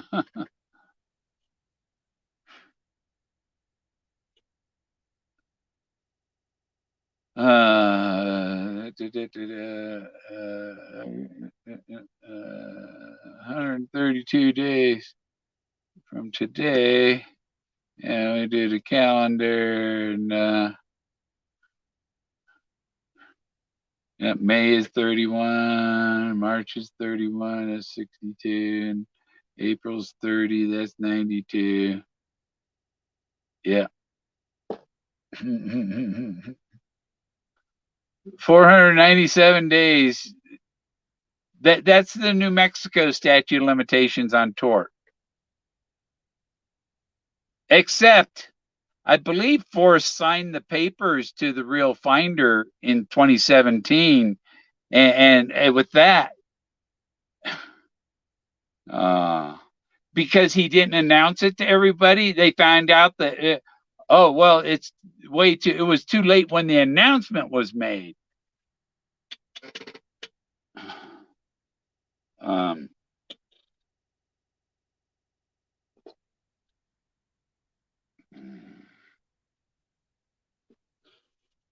Stuef the spoof. Yeah. What are you talking about? Trusting? Yeah.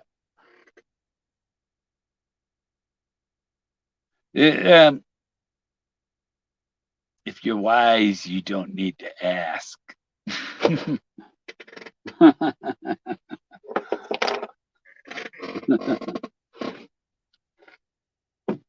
That's true. So many. Well, my dad used to say, you ask a stupid question, you get a stupid answer. Or you ask a silly question, you get a silly answer, is what he would say. But I think he used both of them. And when, like somebody, oh, well, what's that mean? Okay, before you ask me, search on Google for it, please. Please. Don't embarrass yourself that you don't know what that means.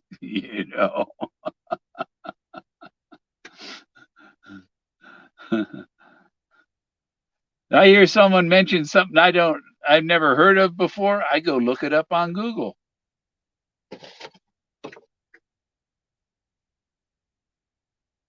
Yeah, this is face right there. There's the nose, an eye. He's and he's got his arm coming up over his head. If I look at the backside of the picture, there's the eye, and there's an eye, there's his nose, there's his mouth, and there's this other figure here. Here's an eye. These are the two eyes. He's got like binoculars, though. They had binoculars back then. You know how I know this stuff? And they had microscopes too, because down in the Yucatan and whatever, in these caves, there's cave art of this spider that is microscopic, and they would not have known that it had one short arm. Or I think no, it's the Nazca lines. There's a spider. The spider one is actually a microscopic spider that's found in a cave. It's blind or something, and how would they have known that this spider existed without a microscope? It's more like a mite.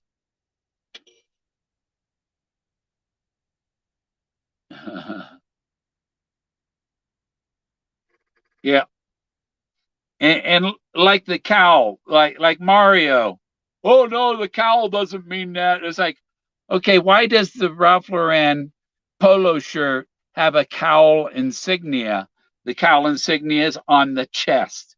You get a lady's cowl. It goes around there. It's like a turtleneck thing, and it just, and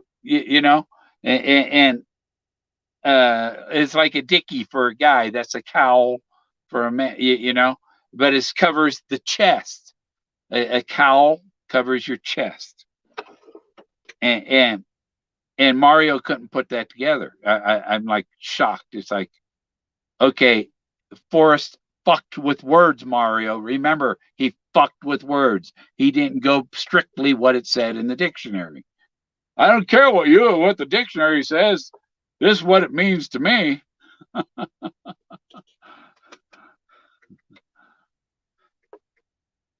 And I was that both the Australian and the Brit getting on me and telling us it has to be, it has to be. It's like, no, it doesn't have to be. It's your assumption. Um, Assumptions are not facts. I think I put that in my something like that in on my Double Blazes page. Oh.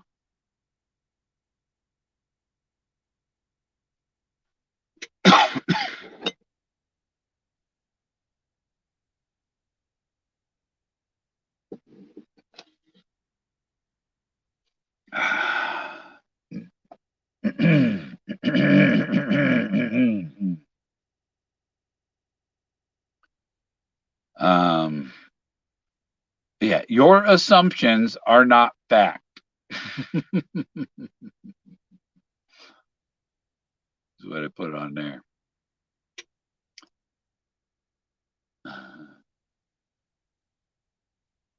Just because you ignored what I said does not mean I'm wrong.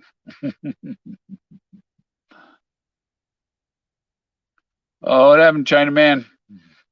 I didn't see whatever you put there. Oh, nobody unless he solver is unknown.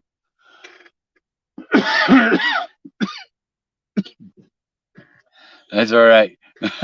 I just learned a trick. When you remove it from the YouTube, it doesn't remove from the StreamYard.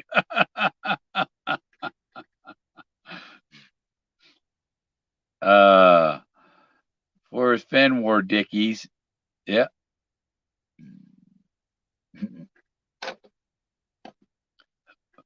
What a Dickie is. um, well, Jack's kind of a Dickie.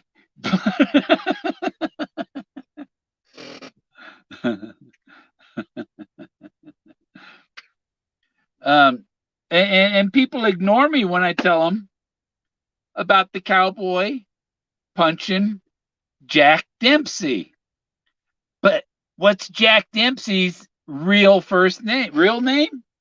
It's Bill. Jack Dempsey was William Harrison Dempsey.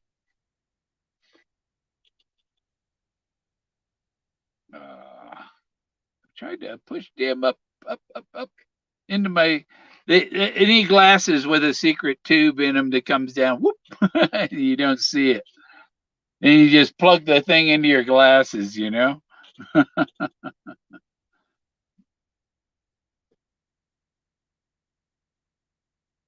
They found something in the poem. Who found something in the poem? It,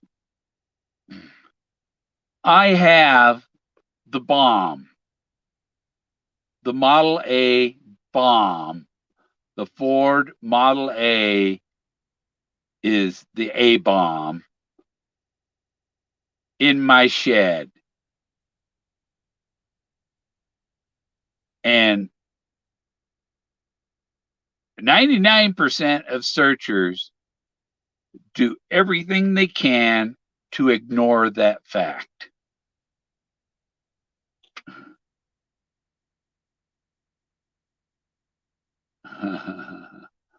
Yeah, StreamYard shows them. Yeah, you take it off of the YouTube, it's still on StreamYard. So next time I'll go, okay, what did it say? I just go to StreamYard and it tells me. What a Dickie is.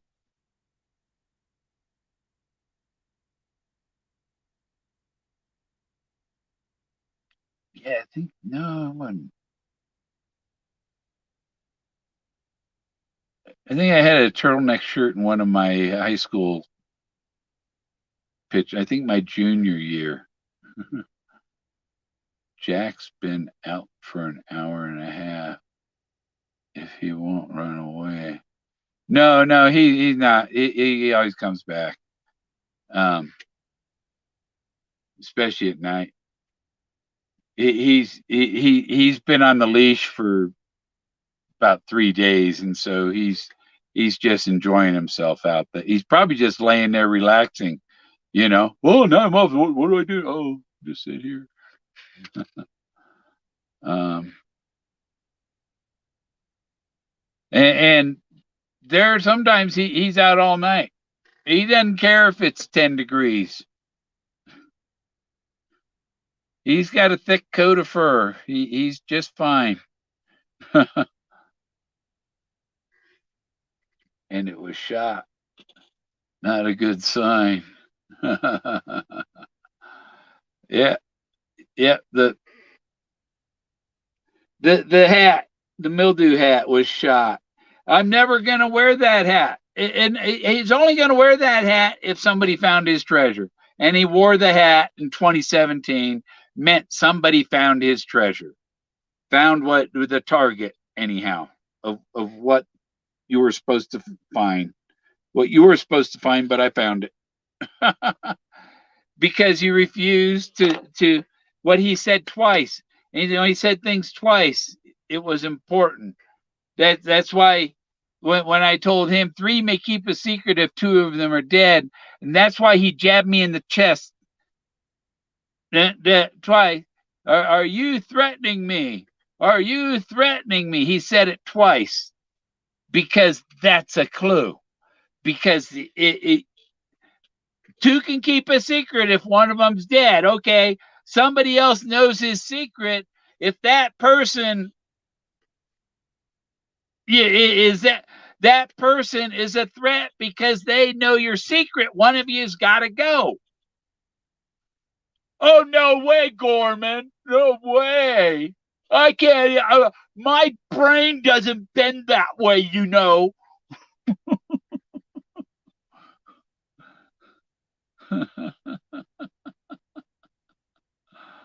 uh, when he said things twice, that was important.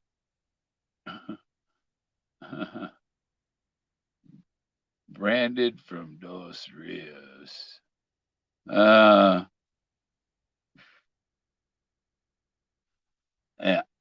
The redneck, those are kind of those are kind of like I don't want to think about what you put on there. I don't need to be reminded of those. Wasn't very happy. Was happy until a certain day, and then it, somebody lies to you, and then vanishes off the face of the earth.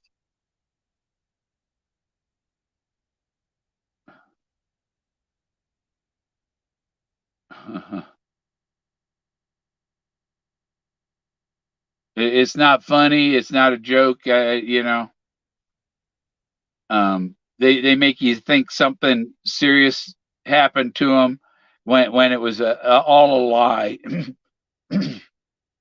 And I say all a lie because there was never any further contact. No, yeah, yeah. Don't. I don't want to be reminded of that. Because since I was never contacted again, I feel it was all a big lie. And nobody wants to prove otherwise.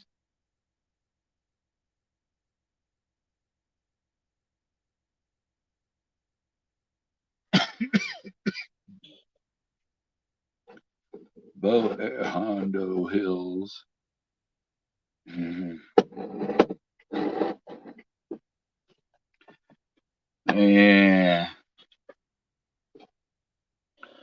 Well, I thought if Street was on, we'd talk about uh,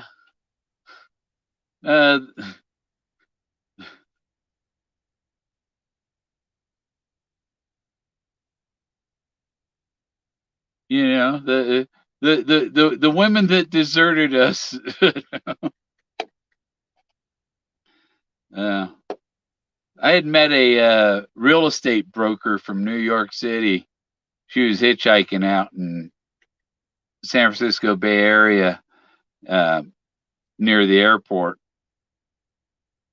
and I gave her a ride, and she was trying to get to a hospital where her brother was in a coma, and I gave her a ride to the hospital, and waited for her to go visit her brother. She got there just in time and all that, and whatever, and visited her brother. He had drove off a cliff or something, and was in a coma, whatever. So she got to see her brother, and then I waited for her, and I gave her a ride back to the hotel, her hotel, and Jack's at the door, and yeah, whatever. So that was a nice evening that night. And a couple weeks later, Pan Am had $75 each way, San Francisco, New York City. So, well, hell, for $150, I can fly out to New York City for the weekend and go see my friend I met. You know, and I flew out there, and then once I'm out there. She invited me. I stayed at her place, but things weren't so romantic. Oh, you go sleep on the couch, But it was, but I was teased very, very,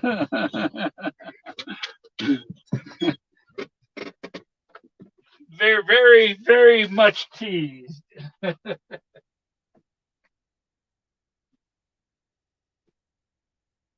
And oh, come on in, Jack. Come on, come on, come on, get inside, Jack.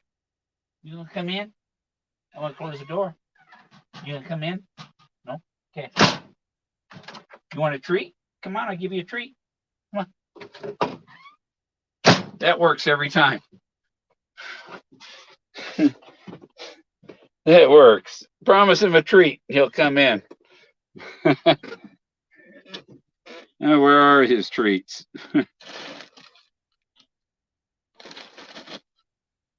They're up here, I think. No. No. Do-do. Hi! Put him up here. Oh, you can't see him on there. I'm trying to find your treats, Jack. I know they're here somewhere. You do too, huh? Or did you steal the bag and there aren't any left? Oh. Okay, sure. I don't have anybody to stand in for me.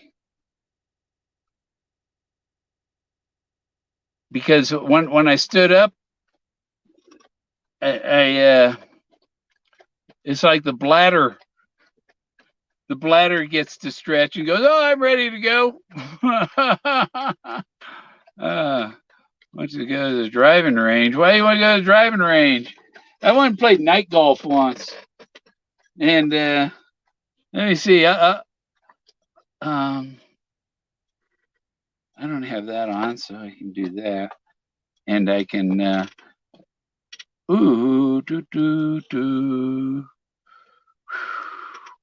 I gotta go to the bathroom. So I'm gonna play my little theme song music. Oh, there.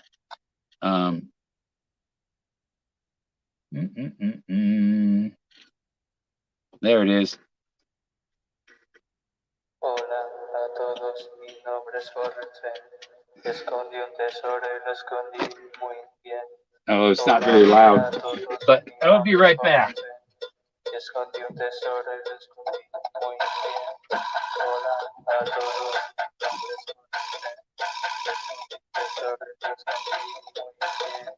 Hola a todos, mi nombre es Forrest, Fenn. Descubrí un tesoro y lo escondí muy bien. Hola a todos, mi nombre es Forrest, Fenn. Descubrí un tesoro y lo escondí muy bien.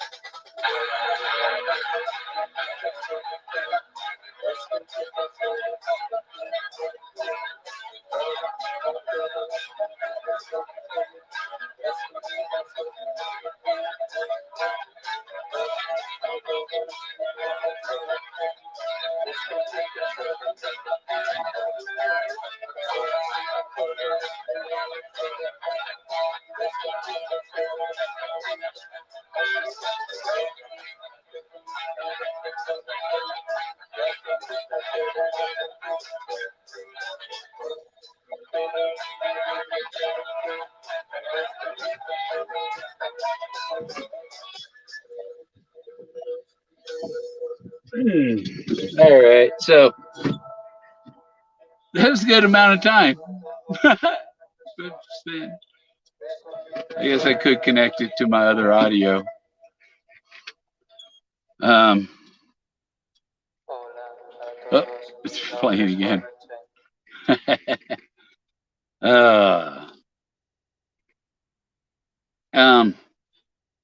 yeah, I'm using my StreamYard time. You get 20 hours a month for free on StreamYard, and I used it so that somebody else could join in and have a conversation instead of me talking to myself. I'm not Candy. I can't dip. I need somebody to have a conversation with, you know? And people watch video. I don't like videos that you have to read. If you have to read it, just print an article, put it on a blog. Don't make a video and make me read a video. A video is audio and visual. Okay? So I can hear the story and I can see the story. It's not so, if you're just going to not show your face, do a podcast, you know? Do a podcast. That's for audio. If you don't want to show your face, go to podcast. Don't come on YouTube and hide from the people that you're talking to. It's rude. You don't see me doing it, do you? Never.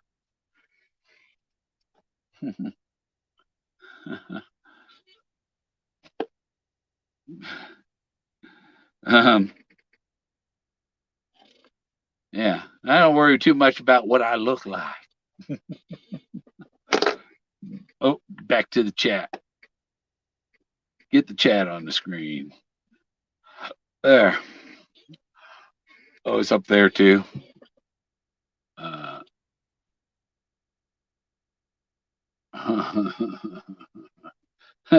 Yeah. Yeah. And you know, if you're not the person that's doing it, yap, um, it gets like, oh my God. Okay, I had enough. There's Cal insurance. Call ins rude. No, call ins aren't so. If you're just going to be a voice, then call in. Yeah. I had tried to have two phones, but T-Mobile couldn't set me up with a second working phone. I tried to go with the 5G one, and they say, "Oh, our 5G covers the whole valley. 4G only covered a little bit, but the 5G covers the whole valley." It's bullshit. The 5G is a higher frequency than the 4G, therefore it covers less.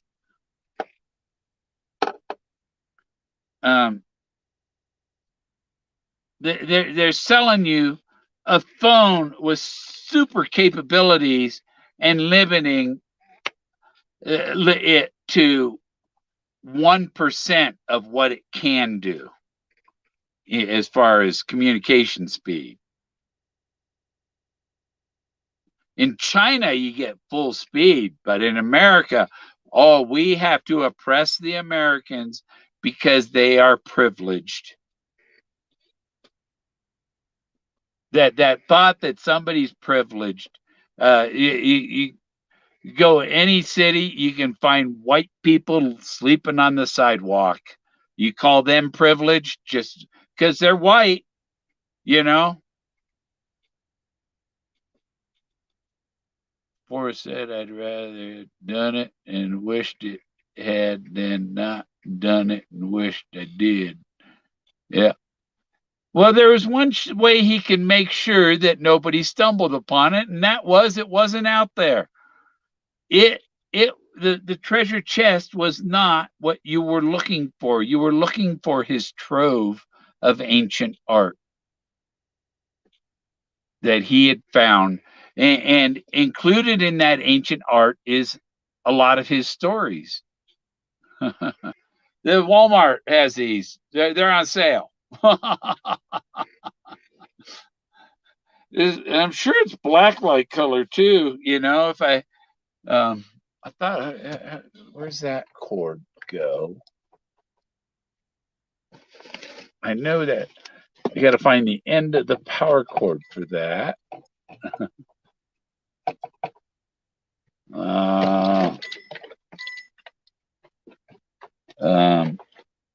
That's it. Goes under my desk.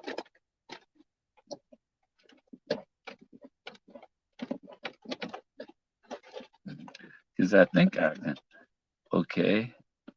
So hang on, I gotta find this cord. Power cord. There. It goes under the desk. As I plug it in, I can get a light show going.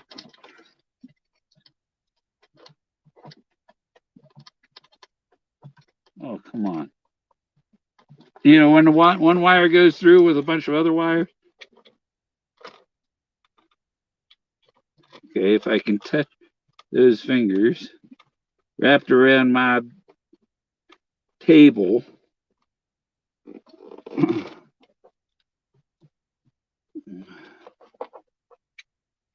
No, no, no. That's not the one I wanted. Oh, I pulled on the wrong cord.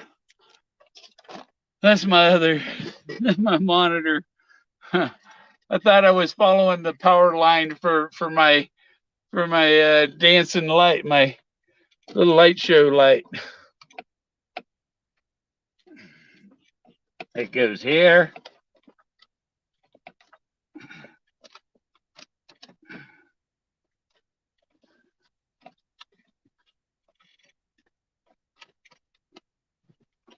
Oh, everything's too cramped in here. There.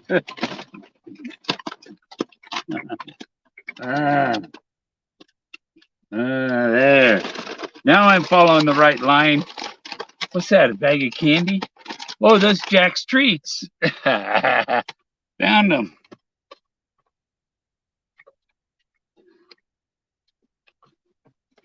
There we go. Now we just find the power strip.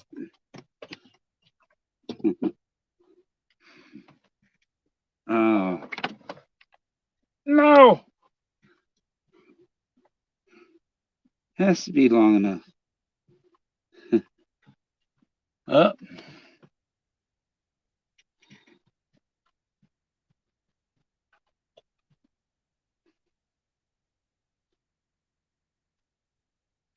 Up. Oh, now there's a switch on the line, right?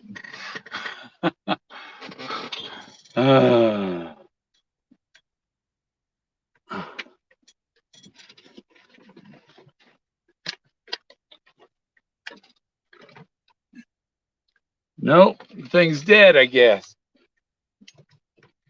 Dang it. Oh, my chair's not rolling on its wheels. I've got it on this board because there's ledges and edges and the wheels go off the edges and my chair tilts side to side. Uh, it'll dip down 3 inches either side, you know. Oh, there's somebody.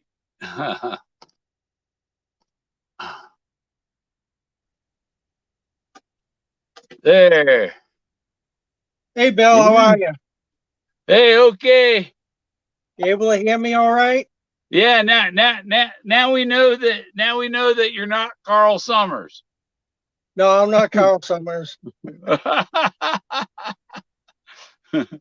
Yeah, I figured I'd press your link and see how it worked. It's pretty simple to use this yard stream. Didn't have to download any kind of app. I kind of like that. Yeah. Yeah, it's right on the web. Yeah, I figured I'd come on and say hello. I'm not sure what we're going to talk about. It was good to see you. Well, it's always good to see you, Bill. I enjoy watching your videos and being on your live streams and seeing the artwork that you do. I really think you ought to get that copyrighted and maybe start promoting it online. That would be nice. Well, I think they're automatically copyright. Just when I snap the picture, you the originator you automatically have copyright on your works. You know. Well, essentially you do. I'm just talking about a legal copyright through the Yeah. Copyright Office so that you can sell it and not worry about people copying it. Yeah. And then I'm the art, and like I'm the artist, not the art manager. Uh-huh. I don't the business part and the marketing and all the legalities and all. Those are things you need other people to take care of, you know, because I'm not good at that. Oh, well, you ever hear of digital downloads? You can get a website put together pretty easily on WordPress and do electronic digital downloads that you don't really handle anything. Once you set up your pictures in your store, people can purchase them and automatically have them download and they print them themselves. And you can put, but then they'll go and print 100 of them. well, you can put a caveat in there that it's only for one-time download. You can set the download to happen only one time, and you just put that expressly written that the only rights a person has is to make one copy for themselves. Yeah.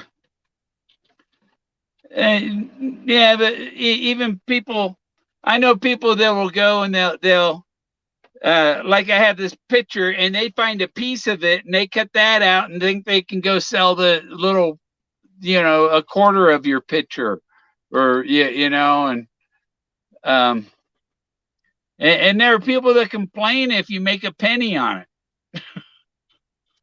You're right. There are all kinds of issues. It was just an idea. I just Yeah, thought that your work was so good that it was deserving to get out there, and you had a really nice yeah. theme. The what'd you call it? Galleria Atlantis or something similar to that? Galleria de Atlanta, Atlante. It's Spanish for Gallery of Atlantis. Yes, that's awesome. I mean, people love Atlantis nowadays, and you Yeah. know, it I think it actually could turn into something really good for you. But I need a PR person. I need that. Yeah, like Forrest said, if I was still in the business, I would like to handle kind of like he handled Eric Sloan's art. Eric Sloan just did the art. He didn't have to bother with selling it. You know, Forrest Fenn took care of all that for him, framing it and whatever. I Uh-huh. think. you know. Yeah, that's And why so, I like digital downloads. I think they're a great way to go with selling things. Is there's no handling; things happen automatically. yeah, yeah, yeah. It's just that it you're running the risk that they don't just print one. That's You, true, but even you know. if you send them a hard copy, they can still snap a picture with their camera if they choose to. I mean, Um, there's always going to be people doing that. You know, what did Ron White say? He says, you know, people get a hold of my music and it click click, it's into their iPod and out of my yeah, whatever IRA. yeah. There was a IRA bomber, a famous IRA bomber in London named Bill Gorman. Oh my goodness, So he that kind of that gave me a bad name. that would be infamous, wouldn't it? Yeah, infamous. Yeah, he was an IRA bomber, and the guy that owns the Outdoor Channel and he owns LL Bean Okay. is Bill Gorman. Oh really? I didn't Yeah, realize that. I've yeah, shopped at LL Bean a lot of times when I lived back east. yeah. I don't know him. He doesn't know me. Uh-huh. uh, I, it, and people like that. If I wanted to say, "Hey, how you doing, Bill? Hey, we got the same name," I never get past the front. I never get past that screener, the call screener. You know uh-huh. that he never. People like that would never know that I tried to contact him because Yeah, somebody stopped that from happening. The only way is to go to some public place where they're going to be, you know. But Forrest Fenn, he was all out in the open. You could go meet Forrest Fenn, you know. yeah. I never did. I never met him. I never spoke on the phone with him. I had a few emails that I had sent him, not really very many. The only ones he ever answered had to do with personal things that was being discussed. Like when my brother was killed, I had contacted him and he had sent a response to me and really anything that I sent him that had to do with the treasure hunt, I never received a response from him, which is fine. I mean, I think that's probably better because people hang on to every single word that he sends them had sent them in emails or said to them, and it can kind of get people going off in directions they might not have otherwise went in. Yeah. Um, yeah, he messaged me when there was a somebody had planted a Christmas tree and my metal detector was going off by it up by the Arkansas River and I thought there was something underneath it and people were, oh, don't hurt that tree, and he emailed, oh, don't do anything to that poor little tree. The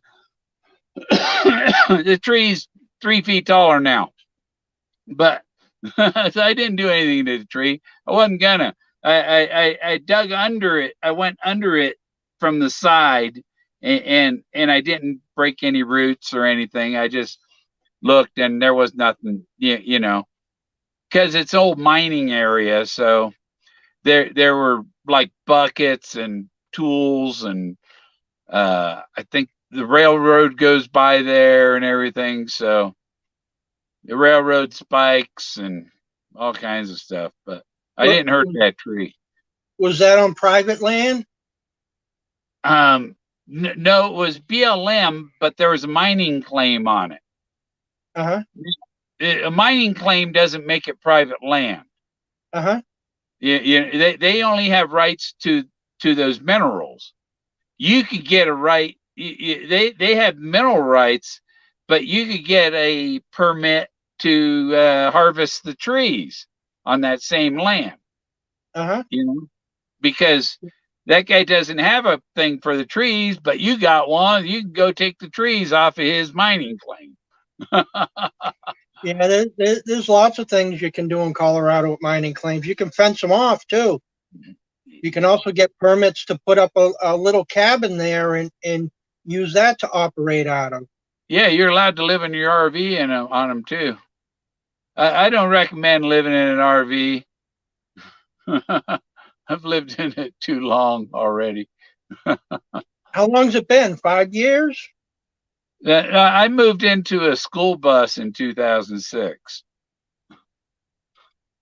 Oh heck, over 15 years now. Yeah, 15. Yeah, I was a lot. I got fired from my job because they were upset because I was the new guy and I won the Super Bowl football pool. I won 3 quarters with the final and 2 other quarters. You know, and so only one person got $200 and I got like $600. I won on the football pool. And everybody got mad at you. And all the people that were, yeah, oh, he comes in and wins the football pool. We go play baseball, and he scores 15 runs for the girls.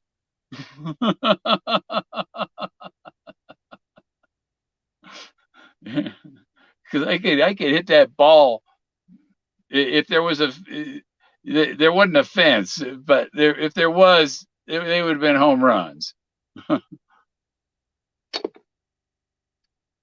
But I always got second or third base. And the guy wanted to go like 15 quarters, you know? It's like the other guy on the other guy I worked with was on running the other, he was like the lead of the other team's captain, you know? I was like captain of my team. But I had all the girls on my team. He picked all the guys that he thought were, you know, athletes and what he didn't know I was the slugger. Yeah.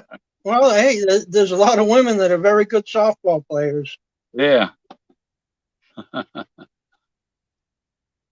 Oh, I just ain't lowered the lid on my computer and it got me. It took me out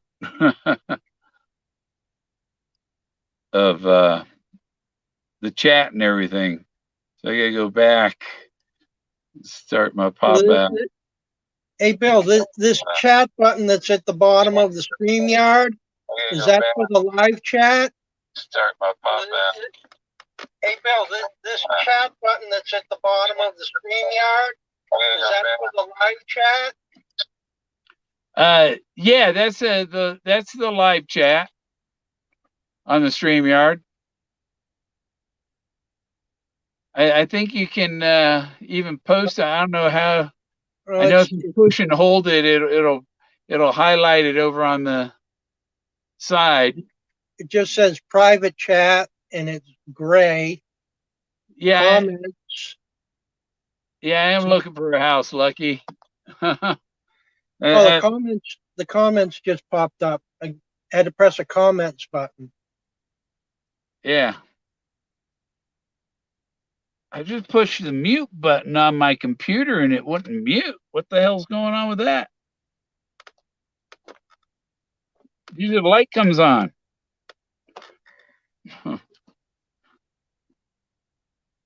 Because I had to go to the video because my computer shut off and I lost all my window tabs. Oh my goodness.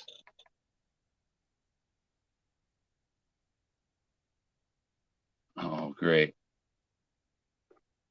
Yeah, I can read comments now, but it looks like I can't post anything. I have no keyboard on my laptop, so I have to restart that thing again. What are you using? Both a laptop and a phone right now?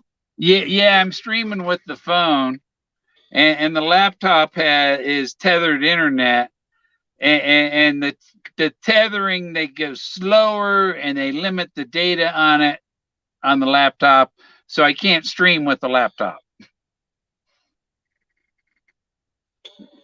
until I get Elon Musk to send me my Starlink dish that I ordered a year ago. What's that? Some kind of satellite dish? Yeah, it's a satellite dish, and the satellites they're like 125 miles up. They're in low Earth orbit, so they're closer. So it's super fast internet.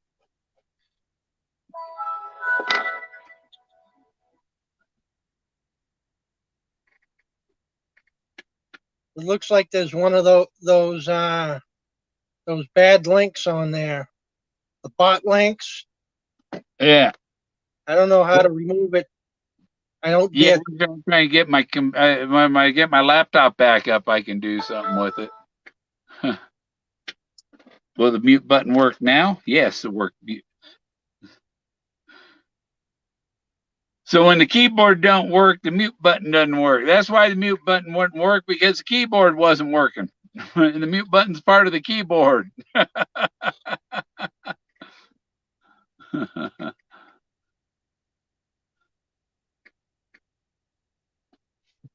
Yeah.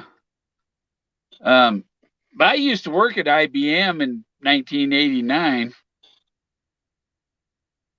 Yeah, my brother worked at IBM for a while too. I worked up in Boulder or Longmont, between Boulder and Longmont. Yeah, I I was believe my brother CAD. worked at IBM, and I think it was Oklahoma City, because he had worked for Hertz Rent a Car in Oklahoma City and Blue Cross Blue Shield. I believe he worked in Oklahoma City there also.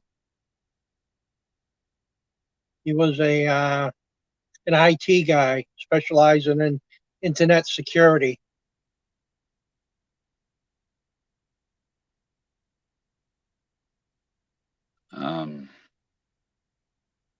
I thought about turning on my super chat too, because I'm getting low on funds. May as well, right? I applied for the. Suppose it won't hurt. I I see. applied for Lucky Digger asked you a question. Bill Gorman, I thought that you were looking for a house. Yeah, I answered that. I said I am. I'm I got to have a credit score, and I just got So I got to find out what my credit score is. I just got I've only made 2 payments on the credit card, so I don't know if they're giving me if I have enough credit to buy a house. It's like it's fixed income. It's not going to go down. Yeah, I have a similar situation. I retired. I have 2 pensions and zero credit, absolutely zero, because I had nothing I was paying on credit. Right. My That's what mine was. paid for, my home's paid for. Yeah. Well, see, they couldn't we can't give you a home loan because your credit score is 0. It's like, yeah, it's 0 because I haven't borrowed money from anybody. I don't live that way, but a house is necessary, and to deny somebody a place to live because of a credit score, I think is discrimination. Well, I mean, I guess you could say technically it is, or literally it is, but that is a system of loaning money. No, nobody has to loan money. Well, I do. I've been making payments on this land for 5 years, but I don't get any credit for that. Oh, you did a owner financing thing? Yeah. So, and you make the payments through GeekPay, So why doesn't GeekPay say? Why don't they register with the credit reporting agencies? So you can actually earn credit for paying for your freaking land. Well, maybe you should request that. I have. Yeah, it doesn't work. They You won't just ignore it. Yeah, they just ignore you. The guy doesn't care. I have 2 payments left, and then I won't have an outstanding loan. When I had student loans, they gave me a credit score, and I went and bought my car. I all I had was my letter that I was getting my Social Security, gonna get it. I didn't have it yet, but they sold me a car. You know? That's a Chevrolet you have, right? Yeah. Yeah. So you probably went through GMC financing. No, Oh, alley financing. Um, yeah. And I was gonna have. They had me with it was I think it was a 3/4 ton pickup truck with an 8.1 liter engine. that's a big motor.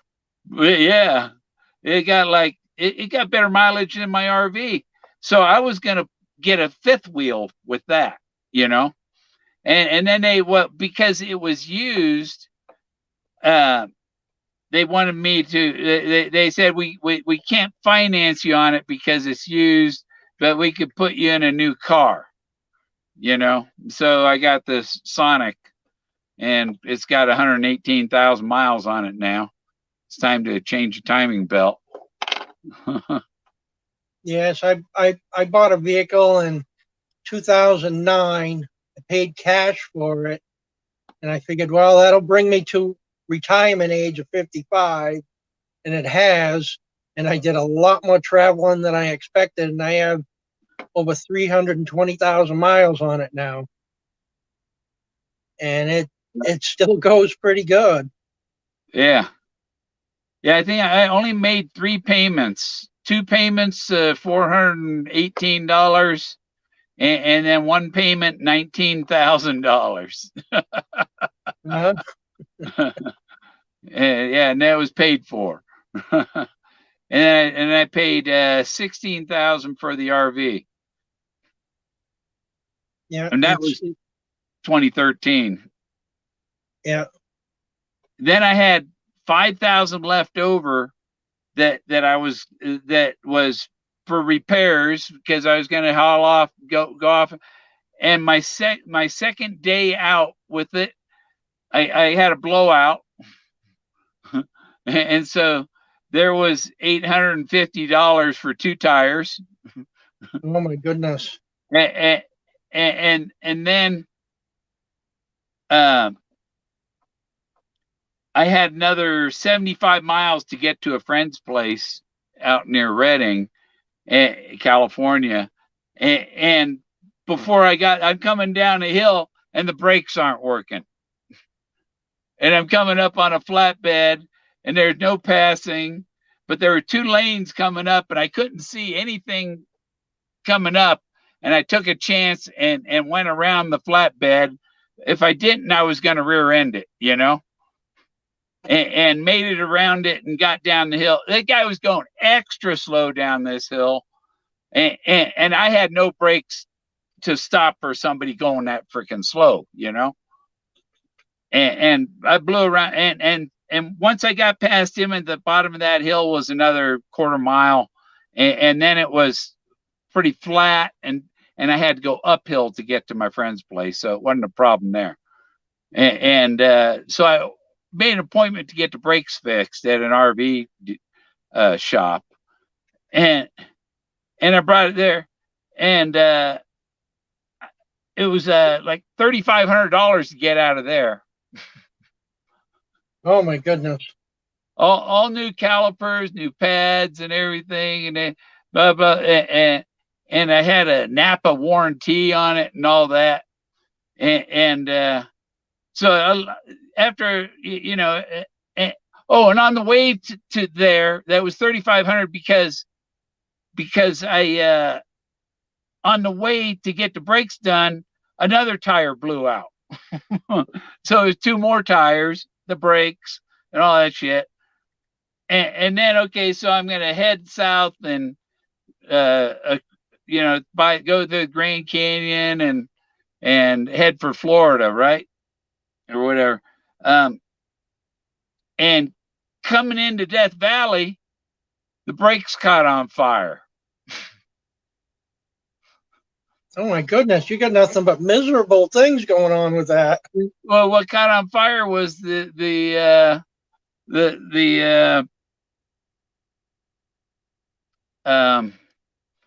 anti the anti-lock brake pulsing anti-lock this brake sensor, for the anti-lock brake stuff was on fire. And because I pulled off going down into Death Valley, and I figured, well, I'm pull off and let the brakes cool off.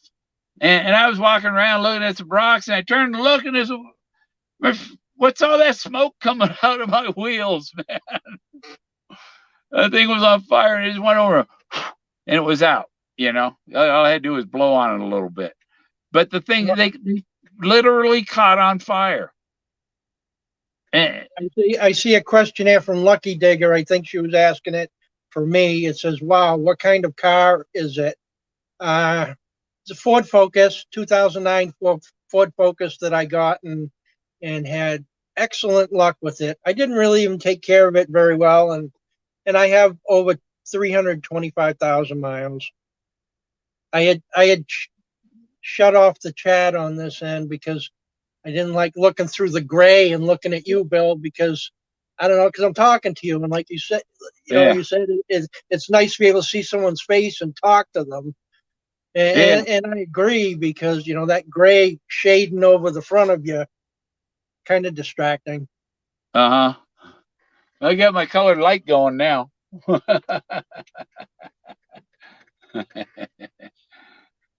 Light show. But maybe she was asking about my car. It's a Chevy Sonic.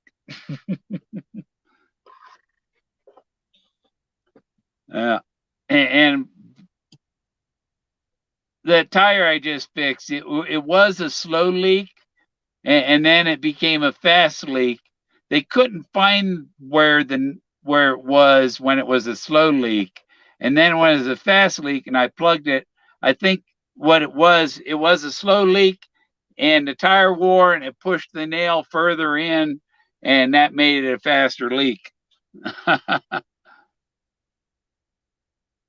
And so when I plugged it, it got rid of the slow leak too. What kind of RV is it? Oh, it's a Winnebago Adventurer 2000. C class? Class A.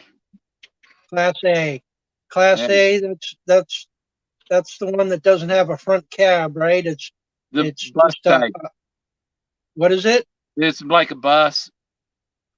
Okay. But that type with the underneath storage and stuff.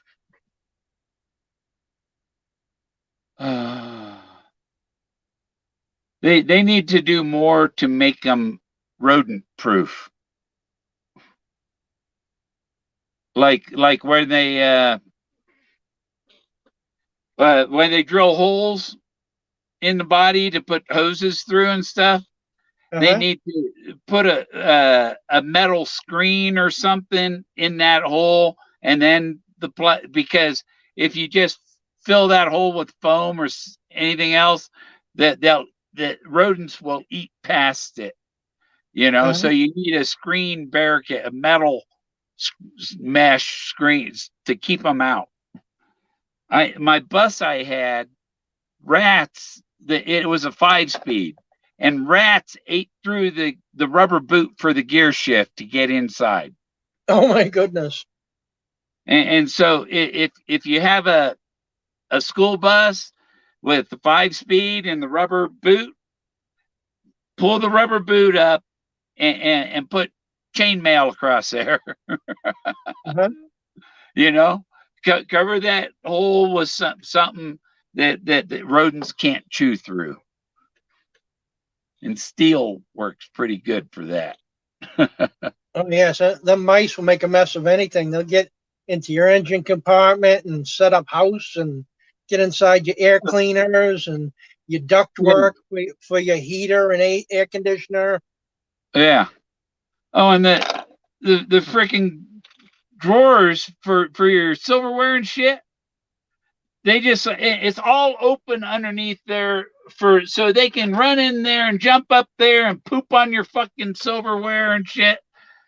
It's Uh-huh. like, come on, Winnebago, you can do better than this. You know, Mhm. my dresser drawers, I ripped them all out, and I just have 10-gallon Sterilite totes with lids. I have stack of 4 slid into that.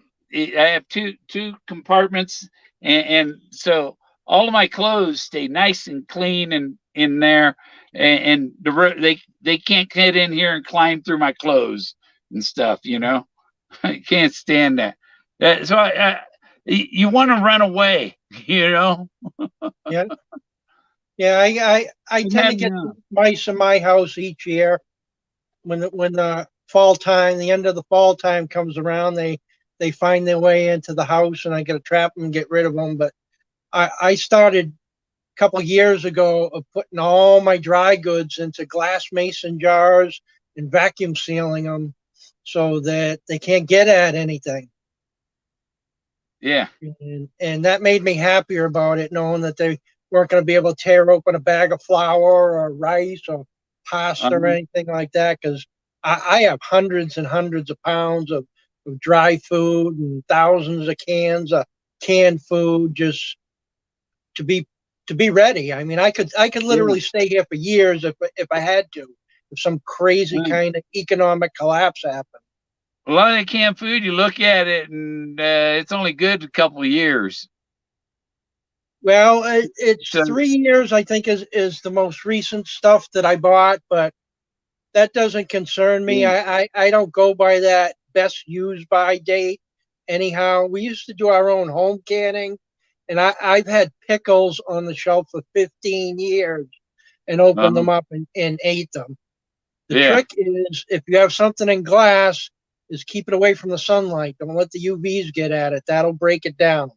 yeah, So if you have a cool, dry storage location, that's a good place so it doesn't get too hot either, so it doesn't expand and maybe lose the seal. yeah, yeah. I take the old the 1 gallon water bottles with the big cap on it. Uh-huh. And once they were empty, I dry them out, and I've got like 4 of them full of rice. You Yeah, know, because that rice I was taught, that's something easy to fix. All you got to have is water, and if you ain't got nothing else to eat, it'll fill your stomach. absolutely. Yeah. And dry beans, you can store dry beans too. I've stored dry beans and Yeah. planted them 5 years later, and they Uh-huh. still do. You Yeah. just gotta keep them out of moisture so there's no moisture can get at them, because that's what messes things up. That's what will cause stuff to grow on them, or maybe even cause them to prematurely sprout. I think you got about 30 things going on here in chat. I don't know if there's any questions for you, Bill. That was before house husband shit. Yeah. Yeah. Um, I man of see. I don't Mondays. like that guy. That must be for me, Bill. That's not for you. Yeah, the house husband. Yeah, she's talking about house husband. Yeah, I'm sure. I'm sure she's talking about something else. Yeah, yeah. Um, yeah, I had that bye bye Forrest Fenn's golden pie.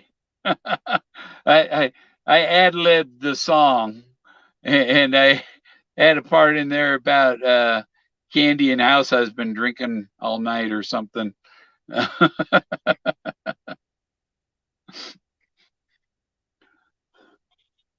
uh, he's like Bob Marley. Um, what happened to Street? You know, he had this thing, something was going to happen on the 17th, and nothing happened on the 17th.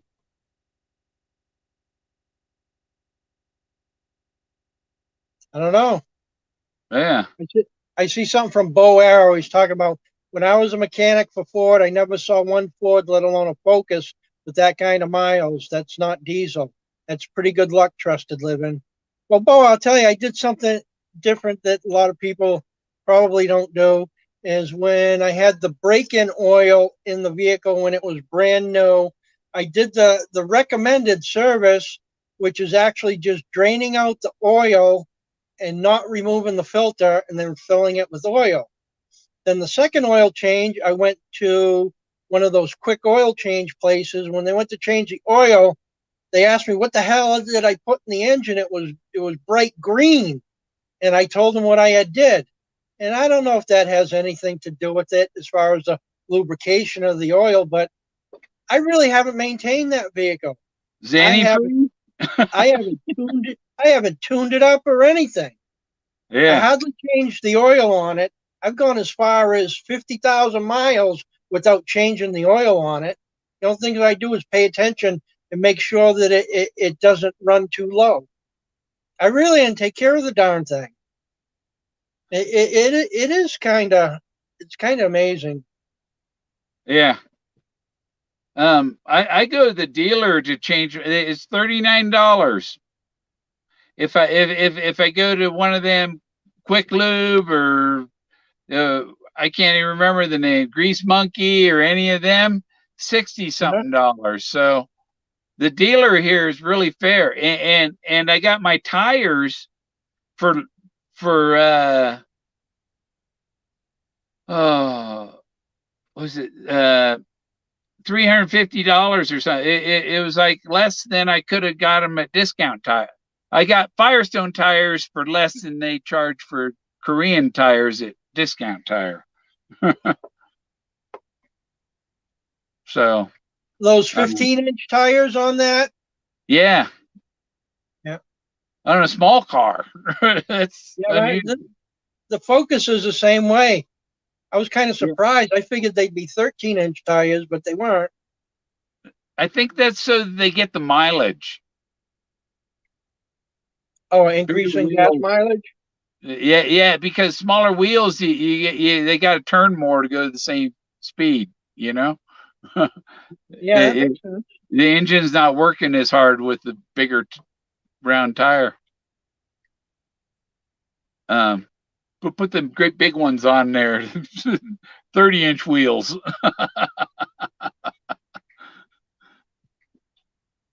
Um, yeah. Um, yeah, I don't know. I've looked. If the world's going to fail and crash and all that, and then you can't if things all collapse and you can't buy gas for your car and you can't get a new Tesla battery for your car, you know what's the best kind of car that can survive something like that? And it's a steam engine. You can go chop some wood, throw it in there, put some water in, and go. And, well, You know? I'm not one of those people that think that if things get really crazy in the world, that, that things wouldn't calm down. It's just the initial shock and people getting all stupid in the beginning. I mean, I remember over a year or so ago when this COVID thing come out, people went and they tore everything off the shelves, all the canned goods and dry goods and toilet paper, because a lot of people, they don't go more than have a week worth of stuff in their home of basic necessities.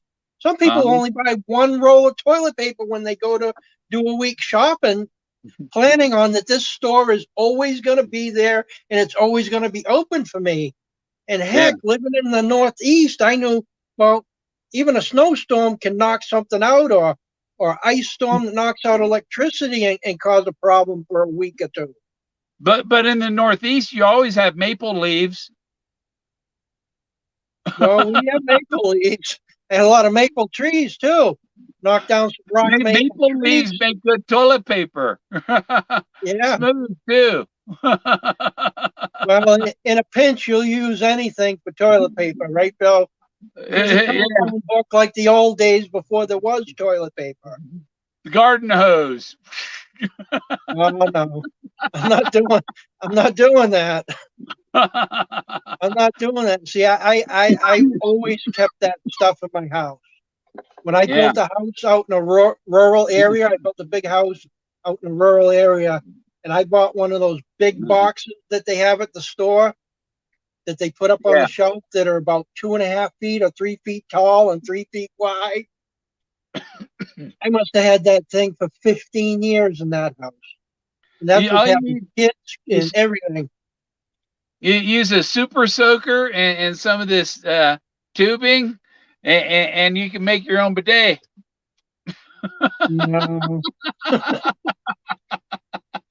no. I'd rather go to McDonald's and get a few extra napkins when I get a 99-cent cheeseburger. Some people just bend over and have their dog clean it up. Well, that would be pretty gross, Bill. That would be pretty darn gross. That's some sick people. You don't know these people, do you?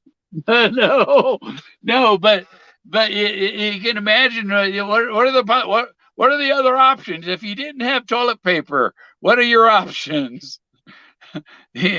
My uncle, when he was a kid, thought it was a good idea to use poison ivy. Oh my goodness. He changed his mind about that idea, didn't he? Yeah, I asked him about that back in 2013. I seen him on my way, but just before my brakes got on fire, I stopped to visit him. He lived down there near Death Valley. Yeah, I believe really seriously about people being prepared for things. And it's not expensive to be prepared and have toilet paper in the house. It's really Yeah. not. Yeah. Hey, you can do like the dog, drag your butt on the carpet. Yeah, I'm glad I'd never be in that predicament to have to consider any of those things. Yeah, I go to the you go to Dollar Tree and you can get 4 rolls of toilet paper for $1. And I go buy six Yeah, rolls, 6 at a time. You know, yeah, 6 packets, 6 packs at a time, and so I'm stocked up for several months. yeah, yeah. I'm not And sure. I don't know. I think that one up there it says that the package is equal to 72 rolls. six times 4. Yeah. I've got my paper towels or something like that. Yeah, six Oh yeah, rolls. well, we're gonna Well, have plenty of those too. So yeah, you plenty of paper towels, plenty of toilet paper, plenty of napkins for the dining room table, and you couldn't possibly run out. yeah. I've got I just got a new 6 pack of paper towel rolls. Yeah, And I use them quite a bit because I have to haul the water here. Um, I have 2 spoons, 2 forks, 4 plates, 4 plastic plates, whatever. After I eat my breakfast, I put the plate on the floor and Jack cleans it with his tongue. And then mhm, it's pretty much all you need is a few drops of water and a paper towel, wipe it down, and then sometimes I wipe it again with some rubbing alcohol to sterilize it, yeah, and my plate's clean for the next meal. yeah, yeah. Mhm. I've had living in this house for a few months at a time with no electricity, no running water, and I'd go to the ice house and I get gallon jugs of water. But I have a spray jug like people use in the garden, and I Uh-huh. fill that up with water. But I'd use vinegar to clean the dishes and the pots and pans, but I'd always address everything right away. As soon as I'm done cooking, I'll wash my pan. I'll Yeah. wipe it out with a paper towel, use vinegar on a paper towel, wipe it with that, and rinse it off a little bit. It doesn't use much water, and people certainly can get by like that, just like you. I mean, you Yeah. you found a way, and you're able to get by and have things so that they're not growing bacteria on them. There are Yeah, people I that got have. the cast iron griddle, and it mostly just sits on the front of my stove there. One burner. I use the burner in the middle under it, and I Uh-huh, cook my breakfast and steak, everything on there, and and you have to sometimes after you cook a steak, you got to scrape the stuff off and clean it up. But I've never gotten sick or any. I clean it up good enough to eat from it. uh-huh. Yeah, there are people that have running water, and live in apartments, and they can run the water as much as they darn well please. Yet they got two sinks full of dirty dishes that still have half a plate of food on each Yeah, plate, for crying out loud, and it's like a giant septic tank. And then you got people like you and me that would be staying in a place that doesn't have running water, and we don't have that going on. You can't a person can't live like that if they yeah, don't have running water. and yeah, and people with running water, there's a lot of them that do live like that. It's kind of ironic. yeah, yeah. I got my swimming pool pass, so I can go down to the community pool, go swimming, get a shower there, and uh, or I can heat up a. I have old Arizona tea, 1 gallon Arizona tea bottles, Uh-huh. and you rinse them out real good, and I put I'll heat up some water on the stove, and I'll fill 2 bottles halfway, and then the rest with cool water so it's warm, and I hold that over my head in the shower here. That's the other way. That's how you get a shower here. And in the summer, I put this one bottle. It broke though. It was a 7 gallon thing, and this shower head thing on it, and I take a shower right outside here. I Uh-huh. wait for it to get dark enough so they can't see me from a half mile away. Have you seen on Amazon those little portable shower things that have a water storage and operate on either batteries or 110? And it's just a container for water, and it's a pump, and it has a hose with the shower nozzle. It's actually pretty cool. I bought a couple of properties out in some rural areas that I'd like to build some cabins on someday, and I would use stuff like that there. I think it's pretty cool, and they're cheap. I mean, they're like $40 for a shower unit. It's pretty. I Yeah. I think it's pretty cool. Um, I'm pretty good at rigging up my uh because I have up on the roof the big 5 inch or something, 4 inch, 5 inch PVC, 10 feet long, sitting up on my roof with a cap on each end. And the plan was to run the water into there, and the sun would hit that black PVC and heat the water inside. Uh-huh. And Lucky so Digger says. Lucky the run, Digger says when I moved to my property, I bought a 250-gallon water tank. yeah, Nice, yeah. nice. That'll last if you use it conservatively. Will last good. When I was in Oregon, the RV space I was renting, the guy had a watershed, his pump house, and he had 6 1,250 gallon water tanks in there. Oh my goodness, and, that's and it was always overflowing. There was always plenty of water. uh-huh. you Yeah, know, well, people get used to living a certain way and using a certain amount of water that really isn't necessary. but it's Yeah, usually a convenience thing. yeah. I think most water is wasted due to convenience Well, more than anything else. well, when you go in there and you see a mouse jump out of the water tank, Oh my goodness. you know, well, I'm not Right? drinking any of that. Time to chlorinate the tank. Yeah, yeah. I bottled water. I have two 5-gallon bottles and a 7-gallon. My 7-gallon can that I bought at Walmart was overpriced and everything. Yeah, it dropped. Something fell on it and cracked the corner. You know, just Uh-huh. took a big chunk out of the corner. So why do they make it out of something so freaking brittle? And so next time I'll get something that's a water bag. You know. Yeah. Well, you ever see the solar shower bags? Yeah.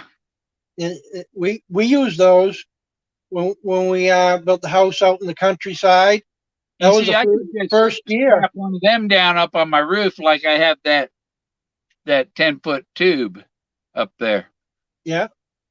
Except I'm not a With a plumber, spray and so nozzle. when I put water to it, it leaked.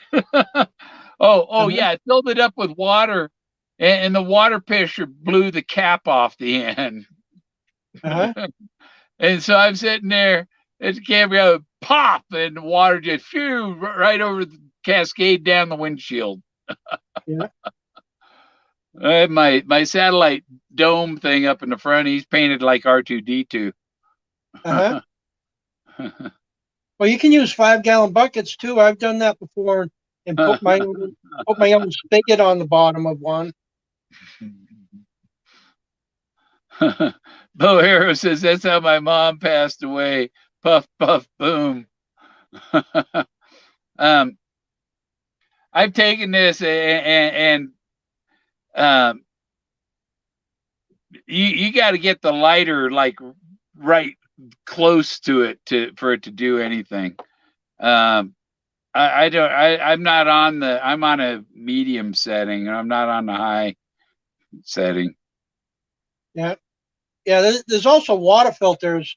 I believe they call them ceramic Yeah. filters. No And rain each barrel. one of the filters can filter 1,000 gallons of water, and it'll take out things including bacteria.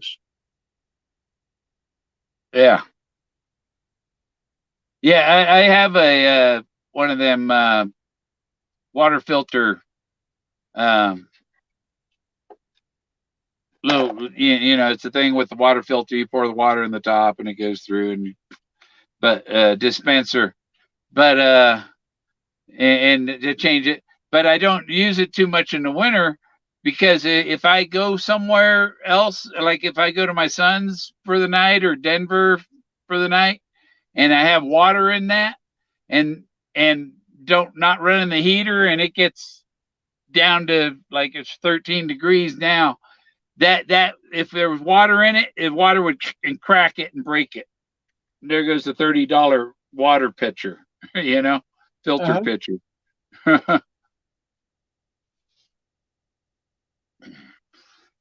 Oh, Yeah, I always keep extra bottled water on hand. I have running water in the house currently, but I did have a couple times where I didn't for a couple of months at a time.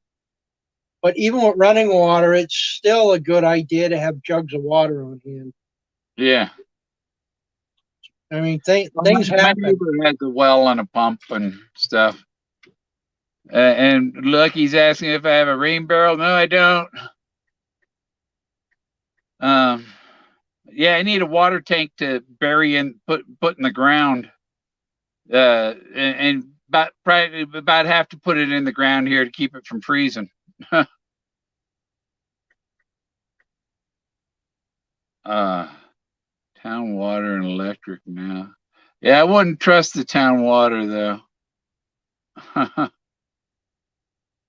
um, was it Lucky?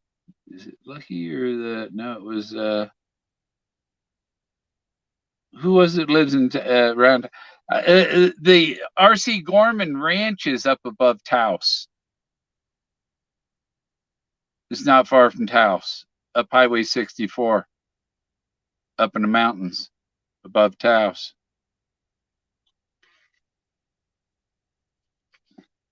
I had to move to a lower elevation. I need to move to a lower elevation. Is that for your And breathing?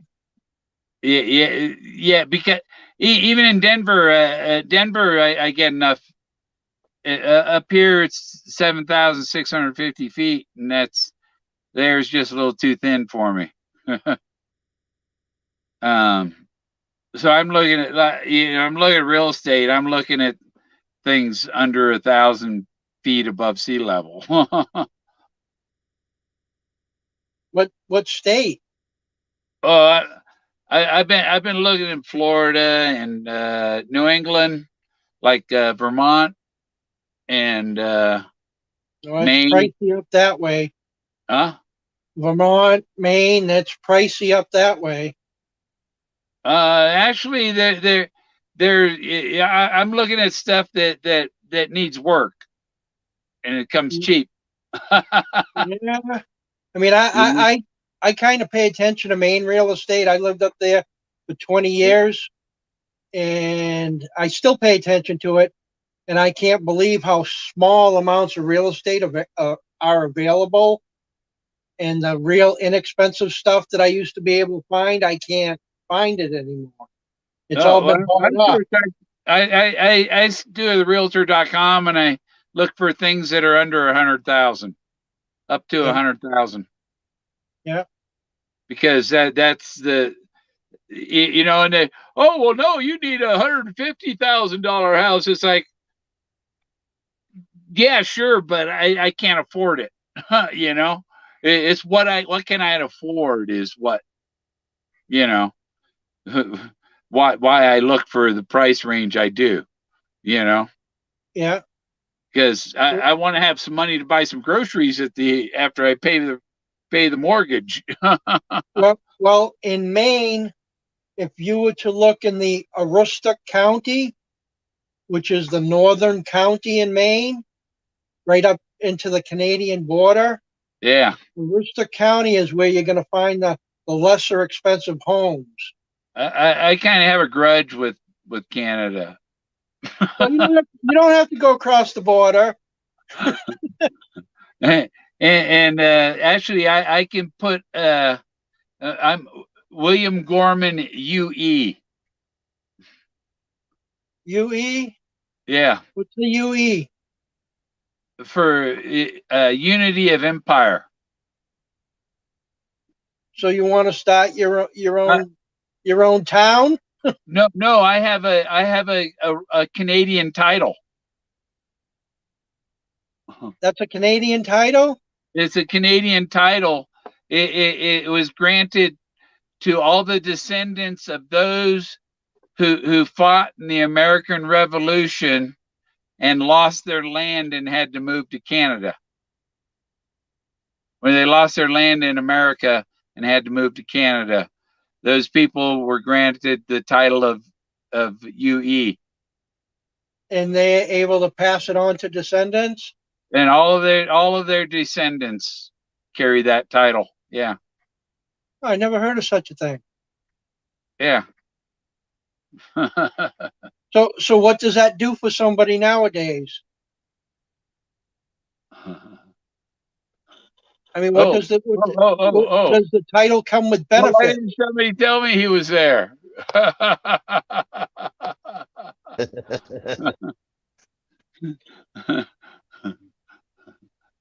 Good morning. Good Good morning. Good morning. morning, Trusted Living and Alpha Searcher. Good morning, Yeah, Bruce Dancer. How's things up in the mountains? It's it it's not too bad. My heat's working today. That's always a plus. Yeah, I'm not having any electrical issues now, so I'm nice and cozy and toasty. you tried electrocution? I've tried that a few Yeah, times. I was an electrician. yeah, yeah. No, I didn't get electrocuted this time, but it works. It's been working for 3 days. So Yeah, 800 volts will At the top of a 12-foot ladder. Try 800 volts at the top of a 12-foot ladder. Yeah. That doesn't sound very No, thank appealing to me. No. I do my own electrical work, Bill. I was shown how to do electrical work when I was 10 years old by my dad. He used to do everything. He was a machinist mechanic. I built a 5,000 square foot house in Maine. I did all the electrical work. I did the initial 100 amp service. And then I upgraded to two 200 amp panels as the house got really, really big. But I did it all my own. I had a licensed electrician come and check it all out. Yeah, I learned to be an electrician in California, and California doesn't have licenses for electricians. Really? Really? Yeah, I had to That's use me? my master electrician skills and plug in a different extension cord.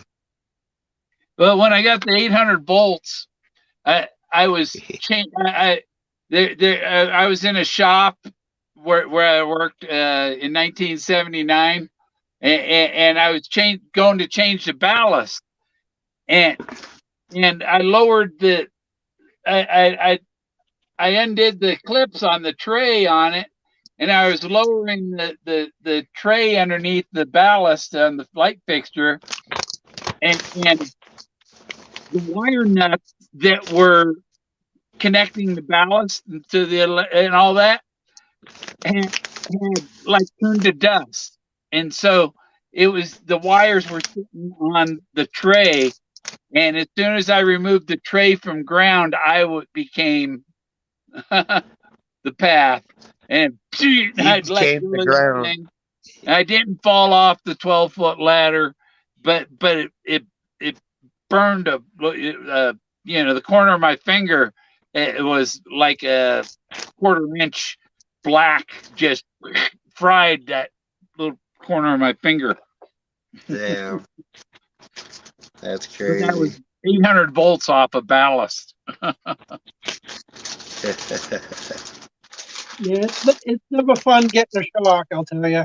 I agree. VA in Pennsylvania is pretty good. The one in Oregon Good was pretty good times. too. The VA in Oregon was pretty good. Some of them here in Denver are okay, but they got them way overloaded and for them to care much about anything. Hey, Bill, do you have anyone else trying to get into your live stream? No, it's no red no red dots on there. Okay, must be an old message because Lucky Digger had mentioned trusted living. Can you tell Bill that there are people trying to get in? That must have been ghosting. Yeah, Yeah, it there's was me. She saw me in there telling you I was backstage. yeah. How long were you there? She said you were there for an hour. I don't think so. Oh, it wasn't that long, probably maybe 15 minutes. Oh, yeah, yeah. I told them they need a thing, an audio thing to, to let me Yeah. know.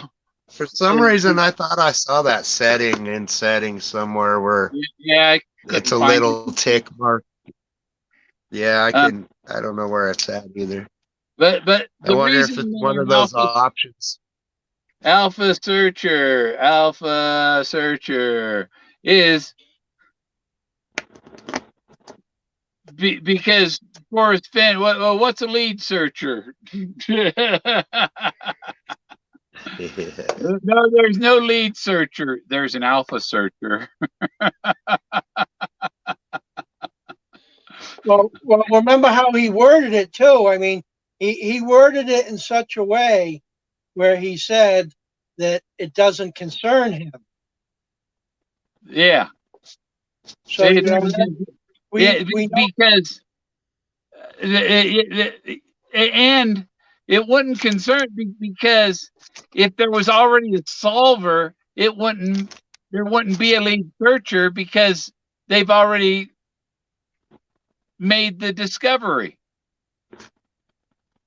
Well, you and I are old enough to understand that when people say, as far as I'm concerned, means they're ignoring the situation. Yeah. I Or mean, she you and I should have have, heard that is there a thousands successful of searcher? times. Yeah. What's that? She should have had, is there a successful searcher? Well, yeah. I mean, I think that whole lead searcher thing popped up when they were talking about the 200-foot searcher. Some lady Yeah, was within nobody's 200 200 feet. feet tall. Nobody's 200 feet tall. And there ain't no woman out there with a 9-mile hole. Yeah. well, there were more stories going around than that. That there were a 200 searcher was somebody that knew Forrest, and that they had told him, but he never responded to them.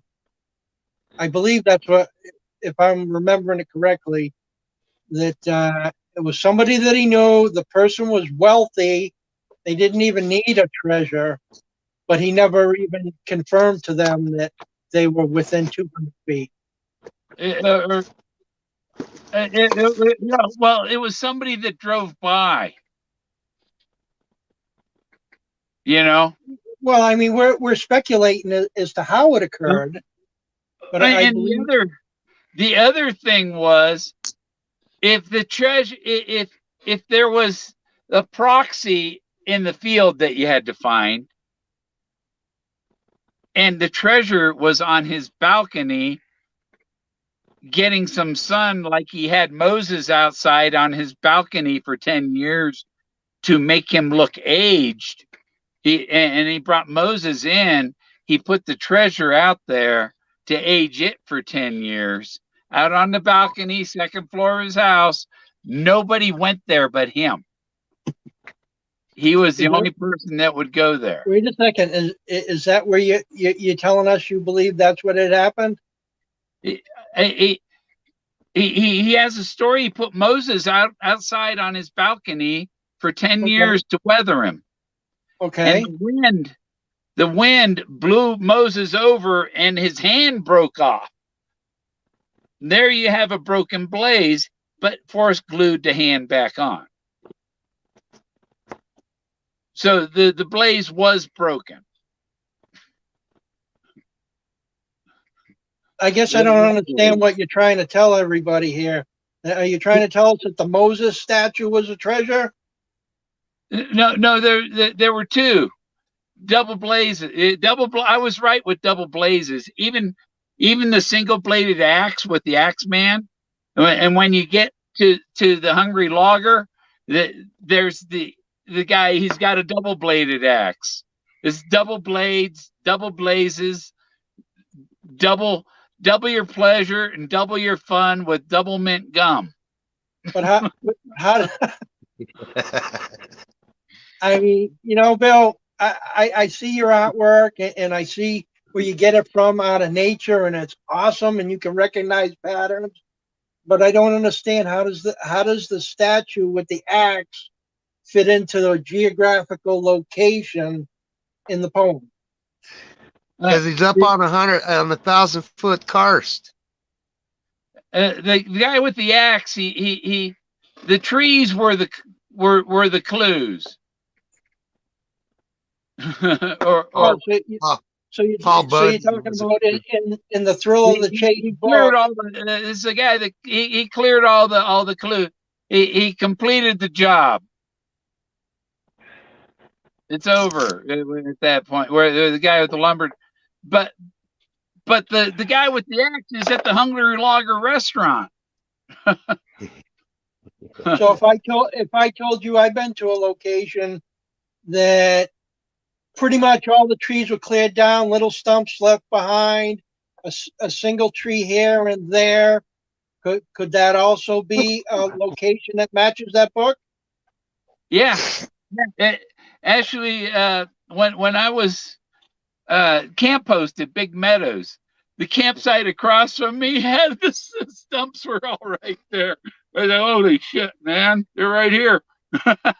I took a picture, got down low and took a picture where you can see all these stumps in this, you know, clearing. Yeah, And the reason they were cut down was the beetles. yeah. Beetles and fire control. Fire Yeah, control is another reason why that kind of clearing would take place. yeah. And I've seen a lot of it. I've seen a lot of it in Colorado. Uh-huh. Well, there's only a certain kind of tree these beetles are after, and so they bring another type of tree in that the beetles don't go after, and replace. So those ones are dying off, and the other trees are taking over. Is it the spruce beetle? Might be because there's spruce there. Because that's what they had a Blue big spruce. problem up in Maine for a lot of years was a spruce beetle. Yeah, yeah. There's beautiful, beautiful big spruce trees there. Um, You guys, yeah. Yes. all these people that think that shit was in Yellowstone, they're in the wrong side of the country. I actually believe that sucker was over in the Black Hills on the Wyoming side. Well, I have a personal opinion that no way on earth would Forrest have put the treasure in Yellowstone because he talked about Yellowstone so much. Anything that he talked about to me is off limits that the treasure could possibly be there. That it is a place that he didn't talk to people about. People would not know, they wouldn't recognize, they would not associate Forrest with the location. I believe he kept it that close to himself, even away from his family. He would never speak of the location where he was gonna hide that chest. That's my opinion. Yeah, I'm All the now in. stories, to me, would not correlate with the location. Yeah. Is Now in 2022, I have a brand new solve. Now that all the stuff is out in the public, and the confluence of the North Fork of the North Platte River and the Laramie River is sounding very attractive to me right now. Is that Wyoming? That's Wyoming. What It's he a said. black. It's the Black Hills. It's the Black Hills, but it's on the Wyoming side. You know, And the I reason didn't. why I think that is because Forrest has made the comment numerous times that I wish I could have done the things I was attributed to, or something like that. Uh-huh. His quote goes.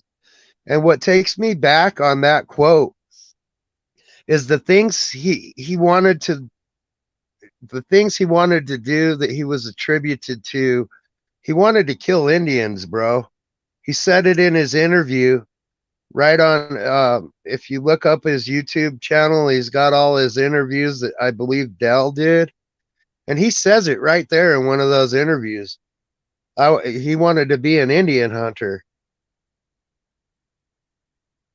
I don't Um, ever remember hearing that. well, that one guy that I went to his grave, Pfeiffer, Colonel Pfeiffer, he was an Apache hunter. Yeah.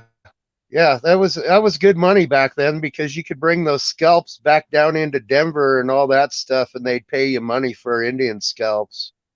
Yeah, That's all part of the history in Denver too. yeah. Forrest had said the finder understands how important some closure is for many searchers. So today he agreed that we should reveal that the treasure was found in Wyoming. Okay, he agreed that we should. Then it must have been Forrest Fenn's suggestion to say it was found in Wyoming. Absolutely. Because the guy agreed to what Forrest suggested, and we should saying we should. Oh, it's like what uh, uh Well, What before happened that, to my car? well, Oh, Bill, before that happened, we should tell him. We should tell him the three Mexicans come and did that to its car. You be, know? before that happened, and Yeah, Forrest released that out into the public. Did you see the press release that came out of Augusta, Maine? Yeah. There was a press release that came out of Augusta, Maine by a person claiming to be the finder. And in the end of that press release, there was a question asked of which would you rather know? Would you rather know the state where the treasure was found? Would you rather two states be eliminated, or would you rather know where the treasure chest wasn't? Something along that lines. I mean, it's really easy to find the press release, and that caused a dialogue in the communities and the forums where people were talking about that press release, and they were all giving their opinions on what it was that they would like to see happen.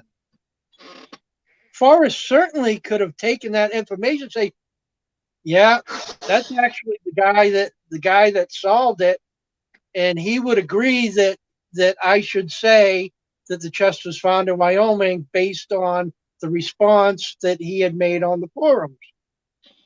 And that's just my Yeah, own but thought of you the know matter. the biggest problem with all that is But Doug Preston also lives in Maine. I know Yeah, so it was I probably something Doug Preston put out. I am very suspicious that yes, that's exactly what happened. That Doug Yeah, Preston says, you know something, I'm going to use a location that I go to that's far away from the main event, and I'm yeah, going to put out a press release because this is definitely back east. I mean, if yeah, you want to call something back east, you talk about Maine. I mean, they call Maine down east because the sailing ships had to sail eastward and downward in right. order to have the current not take them into the shore in order to Yeah, go north. yeah, yeah. I used to go to the Down East Tavern in Manchester. Uh-huh. It- where what's his name? Happy Gilmore, who was Adam Sandler, his hangout. Uh-huh. I Well, I lived don't, 2 blocks away from that bar. I had so many fun nights there because I didn't have to. I could walk home from the bar. yeah, You know? I don't remember what town Doug said that he would go to as he was growing up, but it was on the coast, it was on the ocean. He Yeah, certainly would have been familiar with those kind of notions about down east and back east, and hey, it'd be a cool idea to send a press release out of Augusta because this is back east. So yeah, I think he did. yeah. I don't doubt it. There are stories. I have some of my ancestors were from Portsmouth and That's New Concord, Hampshire. New Hampshire, and Yep. Derry, New Hampshire, Londonderry. My Yep. ancestors were the first settlers in Derry, New Hampshire. Oh, I spent my childhood on the weekends and in the summer in Derry. It's actually called Nutfield. That was the original name. Yeah, Nutfield, Oh, I didn't because know that. because there was a lot of nut trees. Oh, And I have my answer the church there in East Derry. You know okay. what I'm talking about? The big church with the big East. cemetery, big old cemetery. How long ago were you there? I was there 2004, 5, 6. Oh, that's more recent than I've been there. Is that near the No, Hannibal? that church and cemetery's been there a long time. This is there's one part of the cemetery. It's got a like a pipe fence around the like 6 graves there, and those are my ancestors who were the first settlers. And Okay, the so church, my ancestors there were the McGregors. So you know the rotary that comes with where the main secondary highway comes into Derry. My cousin runs a museum there in Derry. Does he? Yeah. So you know the old manor house. Huh? I forget the name of the house, the mansion that's near the golf course, Oh, across the street from the golf course. oh, I don't know, but so When you get to the Foster. road, when you get to the rotary, you can either take a right, you can go straight ahead, or you go off to the left, and that takes you over to where the shopping center is, where the supermarket is. Oh, I don't remember too much because I was mostly wandering around the cemetery there, looking up ancestors. Yeah, I don't remember where the cemetery was because it's been a lot of years since I've been there. My I was trying to find my sixth great grandfather's grave, James Rogers. He was the father of Major Robert Rogers and Colonel James Rogers, Captain Richard Rogers, and Captain John Rogers. John Rogers went down to Virginia to teach the Indians how to fight, use muskets and to fight for the British in the Revolution and stuff. And he became the chief of the Cherokees. Uh-huh. And that's why you see the Rogers chiefs, Cherokee chiefs named Rogers, and those are my cousins. and one of his children was Tiana Rogers or something, and she married Sam Houston. Uh-huh. And so in a way I'm related to Texas. Yeah. So do you know any modern day Rogers that are family members at that area? Yeah. No, the Rogers I know, he's Canadian.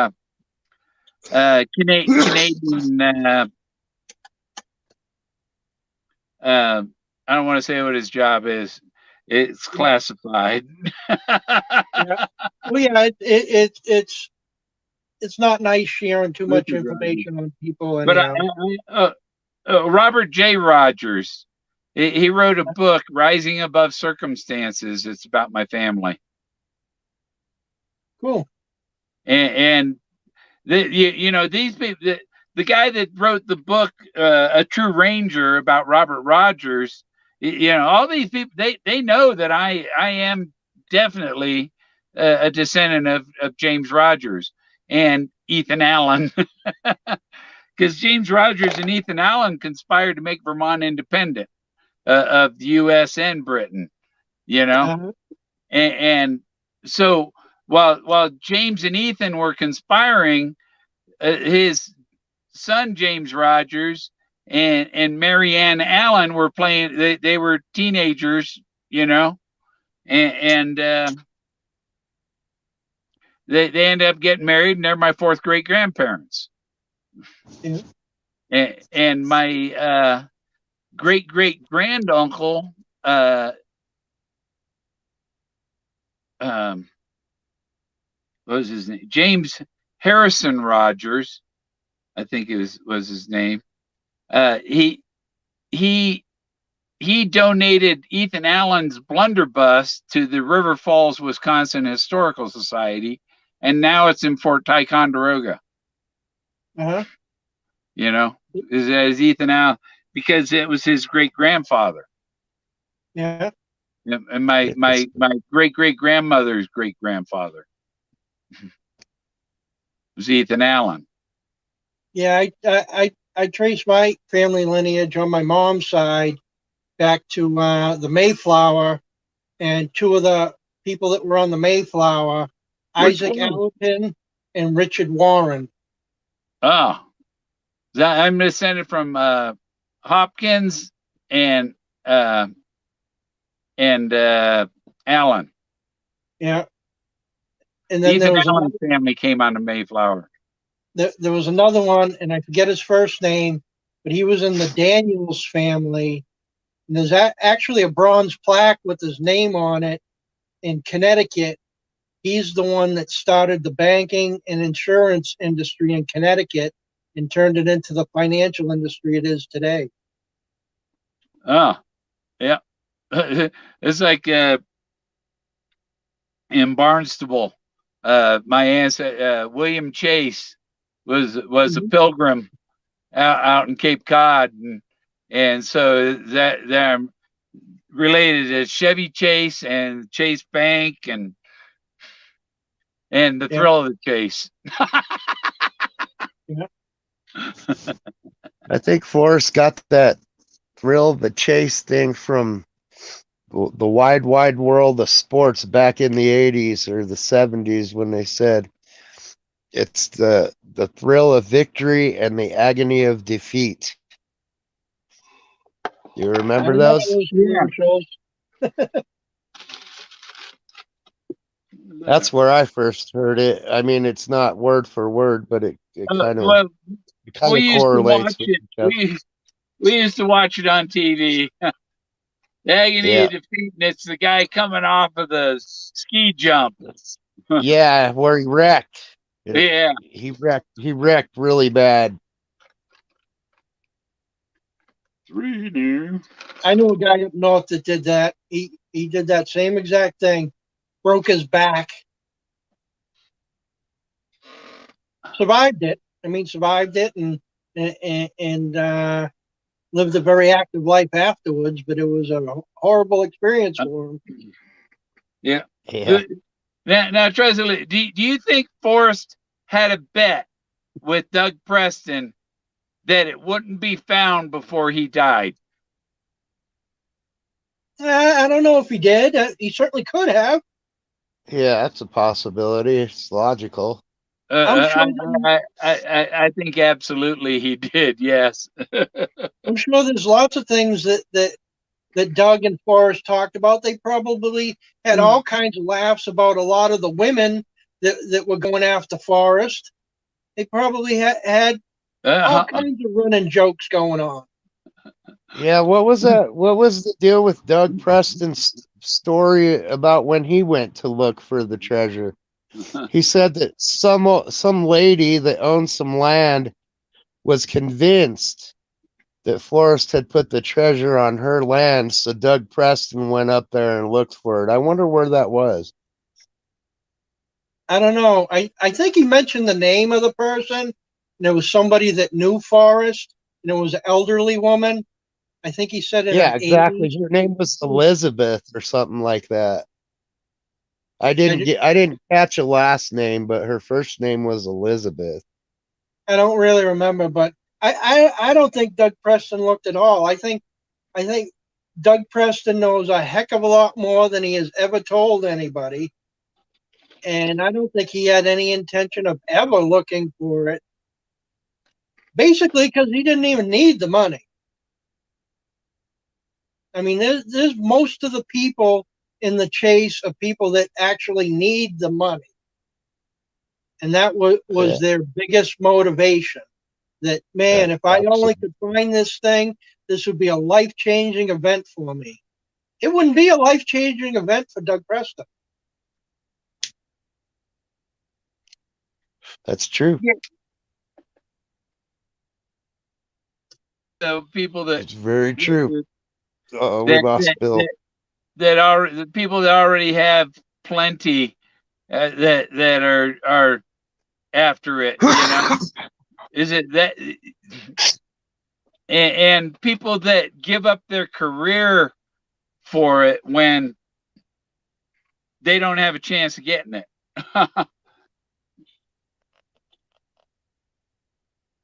What are we looking at, Bill? His face here. There's an eye. That's an eye. This is the nose, and the mouth would be He's, here. You know? It's kind of yeah, he's hard to wearing a see because of the mask. glare from your light. Yeah. I see a guy wearing Oh, now I sunglasses see with it. a mask on. Now I Yeah. see it. It looks like that there's hair on top too. Well, I thought this Yeah, would be a good one to start, and take a pen or a pencil and draw right on top of it, since it only used one of the 5 colors in the printer. Wow. Black and whites. One of the 4, huh? Yeah, it It only was used black and white. like part of the blue or something. I don't know what the fuck happened Yeah, to the printer. yeah, I see the tint, the blue tint. Yeah, because I was printing them all color, and It's that gloss, that's that Moses. gloss stuff. The Yeah, blaze. you know Moses was an evil bastard, don't you? Oh yeah, he killed a lot of people. Yeah. He could probably compare to, but imagine the Pharaoh was probably worse. you know, um, if people didn't kill everybody else, there'd probably be 20 billion people on the planet now. Well, they were doing it for control. I mean, that was the Yeah. whole concept of leaving Egypt and going up into the land of Canaan was to create chaos to control the good people. Get one group fighting against another group, send up some mercenaries there, cause all kinds of chaos, then offer the general population a slavery type agreement, agricultural slavery, and they will be protected by the military, which is no different than what we have going on today with governments, where the governments have military say, we'll protect you, just stay in our society and go to work and pay your taxes and we'll protect you. It's no different. Mm-hmm. But they were doing that to get control over people.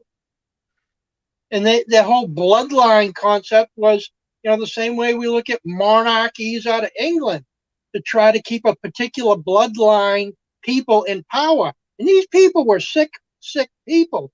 These people were people that were into incest. The pharaohs were into incest. The kings and queens of England were into incest because that keeps them mentally unstable.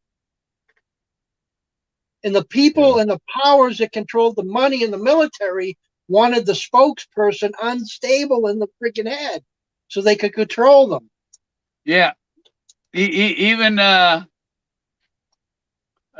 what's his name? The Queen's ex or whatever. He's in big trouble. They took away his title. He's not the Duke anymore. No more Duke? No more Duke. What was it? What was his name? Edward or I don't know. or because he was caught going to Epstein Island and having sex with a little Oh, girl. the prince. That's the prince, wasn't it? Prince, yeah. Well, I don't remember his name. I know visually. I know who you're talking about. Yeah. there was a huge scandal that went on through the BBC and up through the royal family and all that. The same kind of deal as Epstein's Island type of thing. It was just a whole bunch of powerful people over in England behaving the same way and abusing young women and drugging them and all that kind of stuff.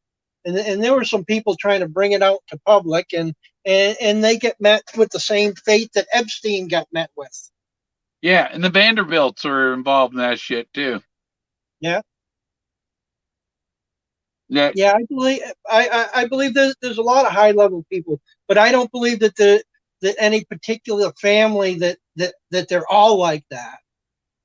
I mean, I don't think it's fair to think that they all are, but there's definitely those that are in very high positions that do things like that and get away with it. That used that service on the island. Yeah. I was Yeah, looking that's up pretty crazy shit, man. Gardiner's Island.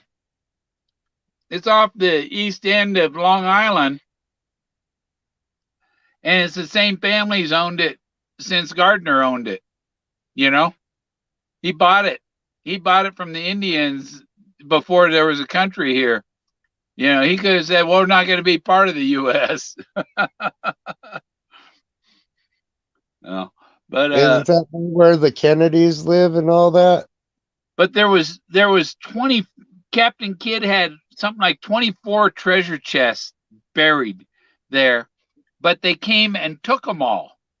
They're not there anymore. So Yeah. so somebody obviously knew where they were, and they came back and got them, and so it's a myth anymore. Yeah, I Yeah, think they probably got it all. I think the Kennedy family was more on Cape Cod. Yarmouth, I think, was one of the towns that they were in. I think Bill's talking Martha's further south. Vineyard was one of the islands, and Nantucket Island. Yeah. Which I knew a guy in Maine that his family owned half of Nantucket Island and half of Martha's Vineyard back during the day when there were kings that were separating those islands in land ownership. Martha's Vineyard, yeah, that's what I was thinking of. That's Bill's talking further south then, right? No, Along the north. coast. No, yeah, south, Long Island, New York. Well, you know where Groton is? Yes. Groton, Connecticut, and there's Avery Point. Oh, I was thinking Groton, Massachusetts. But No, yes, I've Groton, heard of Groton, Connecticut. Yeah. And there's Avery Point there. Okay, I've never Well, been Avery there. Point's named after one of my ancestors, Captain James Avery. Uh-huh. It was a sea captain, I guess, and he fought in some the Narragansett battle or whatever. 200 Indians, 200 whatever they you know, once somebody started a fight, it was back and forth. You know, it was always revenge for the last one, and revenge again, revenge. You know. Yeah, it's always the same thing. It's people creating chaos, whether it's already become a civil society or not. They create chaos, and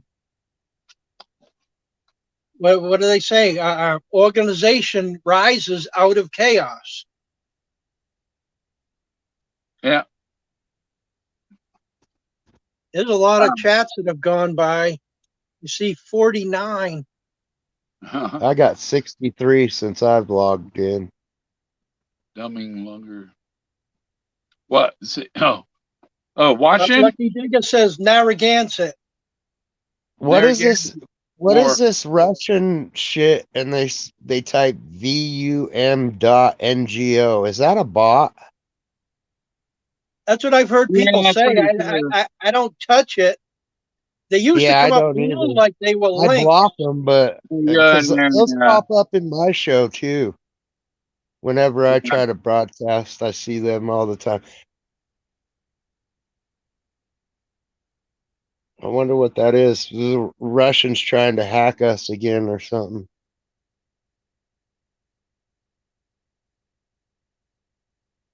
Uh-oh.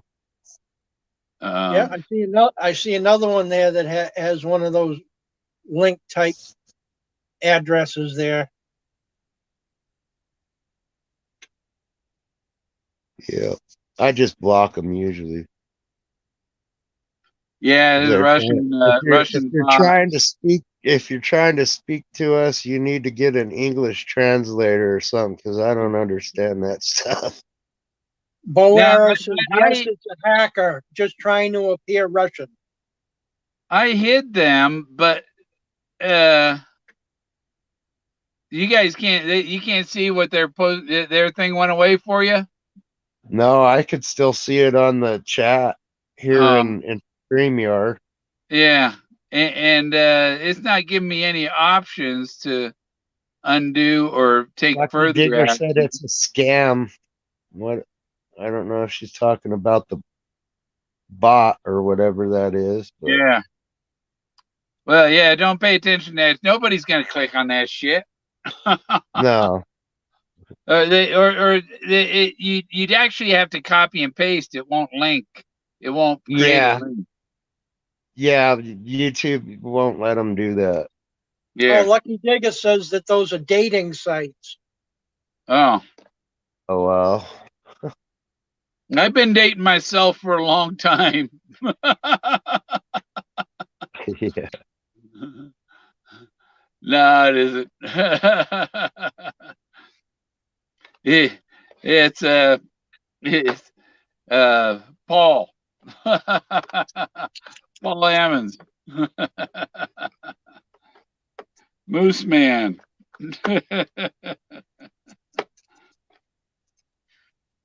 It's a hacker, Bow and Arrow said. Lucky Digger says it's a date site. Yeah, it's definitely bullshit. Yeah, it's my vitamin B12. This is a 3 month supply of vitamin B12. I got some medicine right there. It's called butterscotch. Yeah, nice. Is it infused? No, No. no, I don't do any of that stuff, Bill. I drink coffee. I smoke cigarettes. I drink some wine or some beer. I don't drink a whole lot nowadays. When I was younger, I used to drink a lot more. Uh, I'm sipping on Altitude Gelato 45 tonight. It's purple. Purple bud. oh, I don't know That's what my medicine. this is called from the guy next door. I got, Ooh, what's that? A and green chili? I got wine and salsa jars. Well, I thought you were a truck driver Oh, for a wine. That's second. not wine. That's moonshine. That It right looks there like is it looks white like green sangria. alcohol. White Woohoo. sangria. I opened that up the other night when Susie had a video going on. Yeah, I drank a bottle of California wine for the first time I gotten drunk in probably like 5 to 8 years. I get these jugs of wine so that when I'm done with them, I can use them for emergency water. Yeah. Yeah, good idea. Recyclable. I like that on-demand hot air. I want one of those systems in here. Back to the in the RVs, on-demand heat, Yeah. Well, the water. on-demand hot water. Yeah, yeah. Probably takes a lot of propane on them, huh? Or Oh, if they you got them use to they electricity, got it's 'em like to where you they're can't pretty run it with your efficient. solar panels. Yeah, you can run them off your solar, so it's always running. They're run off electric as well. Yeah, but any water heat, it's gonna drain your solar really fast. Because your solar just charges battery. It depends on how many batteries you have. Well, you can You- get an on-demand hot water heater on Amazon or eBay for under $100, and it Yeah, I have uses a propane and batteries. I have a 10-gallon water heater on Uh-huh. this, and it it it it's fine when the water's not frozen. You Yeah, you you the can't use it plastic when pipes the don't water work. line going to it is frozen. Yeah, Yeah. the piping is definitely too small. Yeah. I mean, and I don't even know if wrapping that stuff with heat tape or anything would really help. What would help is running it inside along the ceiling. Yeah. The you heat know, rise. Yeah. yeah, where because the warmest air is up, like it's like 80 degrees up at the ceiling, but here at head level it's 68. you know Yeah. If you stand up, you can feel that. You almost see you need a fan to blow the heat from the ceiling to the floor. I thought about getting this little fan that's made. You put it in your intake line, and it's an electric turbo for your car. And I thought, well, I could just put some dryer hose on that and take the heat from the ceiling above the heater and blow it under my desk. Yeah. You know, because there's Yeah, all but kinds of, it's still gonna freeze back there by your bathroom. yeah, the bathroom. I don't care Yeah, about the bathroom. yeah. I mean, it'll freeze at the tank up. You know what I Yeah, mean? the black tank is freaking solid frozen, man. Oh yeah, yeah. I don't even use mine in the winter You time. can't use it. Yeah, you got to use a portable. And make sure it's empty, so you don't have it freezing in there because it'll become a solid structure if you don't take care of it. When you drive the RV, the exhaust thaws out the tanks. They have it set up Wow. so the engine exhaust will thaw the tanks out. Yeah, I Um, think if I had yours, dude, I'd be in heaven, Bill. I'm in a 75. You're in what like a 2001? a 2000, 2000? Yeah. yeah, on a GM I'd be in workhorse heaven in that thing. 454. I don't know where my wrench. I gave a bunch of wrenches out.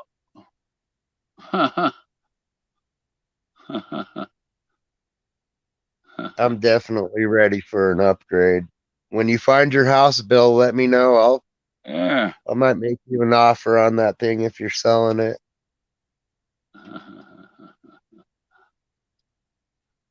Mine's got a blown motor, so I've been looking for a 460 for the last year and a half. When I I had think the money, I when I think I had the can. money, they weren't around, and then when I don't have the money, you can find them all the time. That happens with most things in life. Yeah, It does. It's a horrible law of nature. yeah,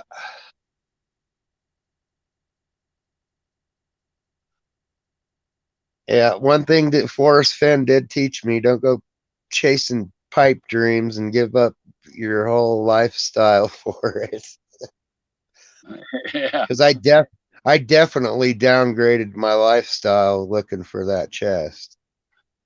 Like if you're some professional with a college degree for your career and stuff, and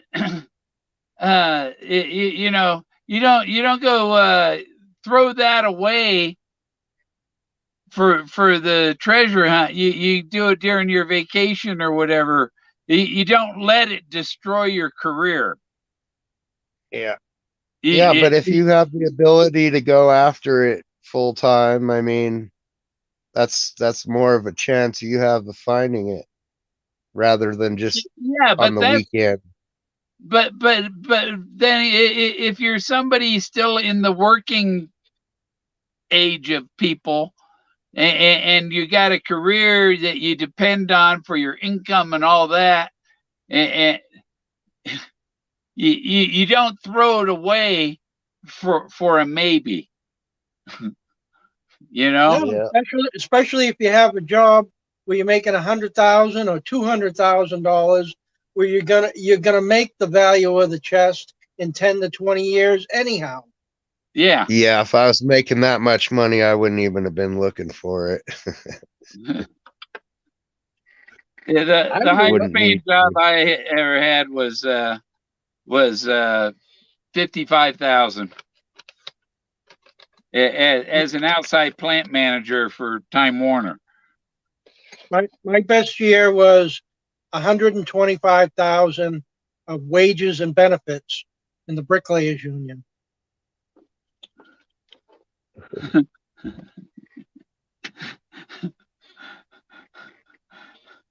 Everybody, why'd the chicken cross the street?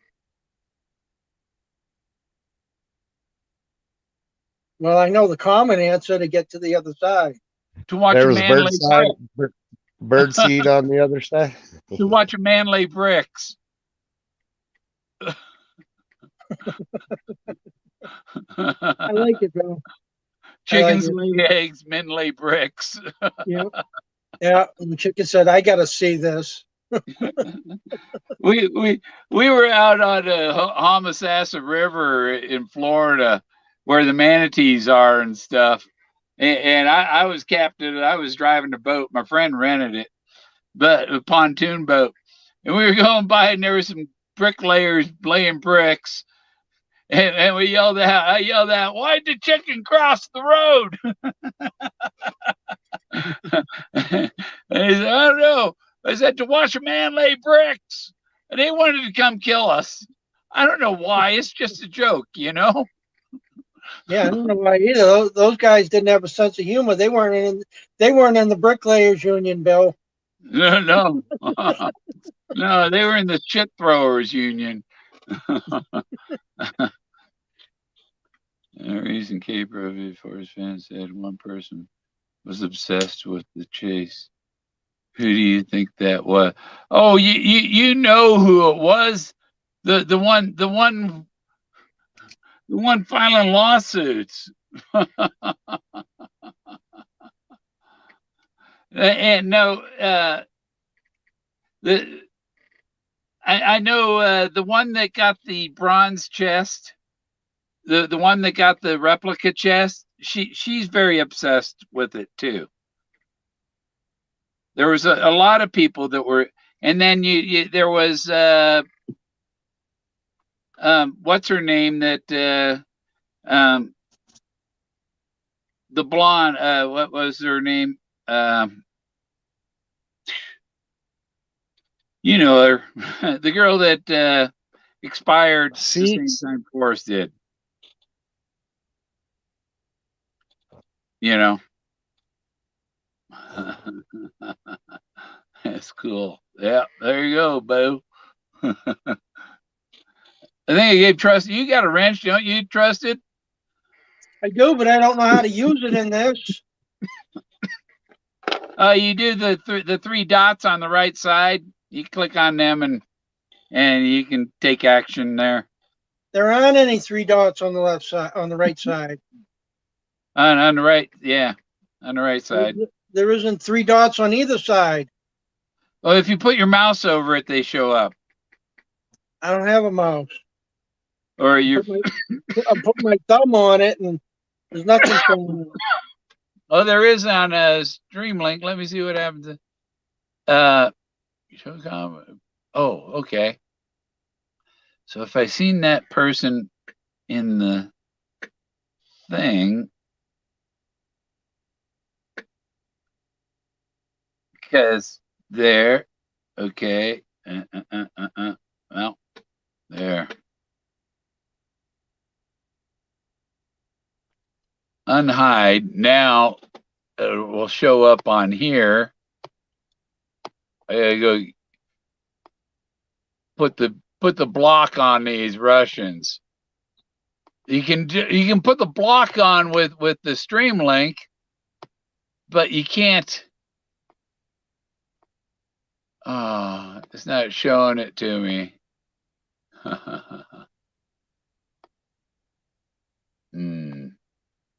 Yeah, were you talking about Heather Dawn, Bill? Yeah, Heather Dawn. Yeah, she was obsessed with it. With the chase? Yeah, a little bit. Yeah, I'd say I and exerted quite a bit of energy into that thing, K-Pro's mentally obsessed with and it. physically. K-Pro's obsessed with it. She kind of trashed her job to go for the chase. For the reward ain't this, you know. You already had a job that's paying great. It's the easy way out, Bill. Yeah. I don't know if she's ever had a long-term job. As far I don't believe she's ever had a long-term job. Who, K-Pro? Yeah. Oh, yeah. I don't know how long she was at her job. I know my kid is like 3 years older than Ben. Yeah. You know, I was an electrician before Ben was a seaman.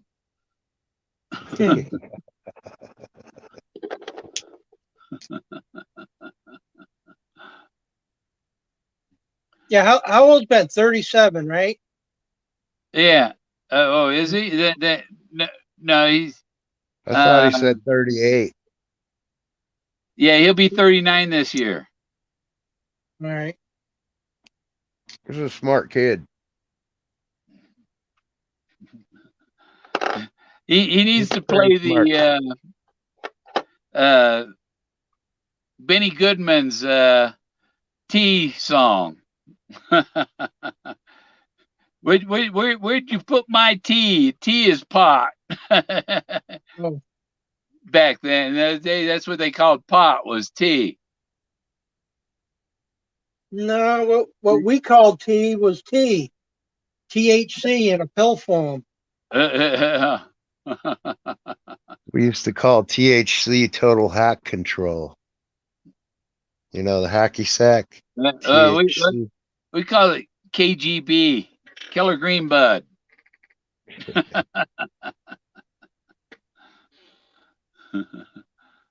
uh, Total Yeah, hack I control. haven't touched any of that stuff since I was a teenager.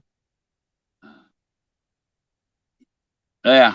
My family life got started early in life when I was 17. Yeah, you're probably not missing much. It just makes you really lazy nowadays. Probably Yeah. Yeah. like it did back in the day. Oh, it helped me figure out the treasure hunt. Yeah. Do you think Forrest smoked pot at all? Did he ever try it even? I think he at least tried it. I would Well, I've imagine heard, he at least tried it hanging out with a Taos crowd. Yeah. well, he talked about finding what one of those little clay jars that a medicine man had. I'm pretty sure that was probably opium or heroin inside that little jar. You ever hear him talking about that in an I interview? well, I don't remember that. Yeah, I heard it. Yeah. No, I no, couldn't tell you where I heard it. I know it was on YouTube, and he was talking about this little artifact that he found that still had medicine in it.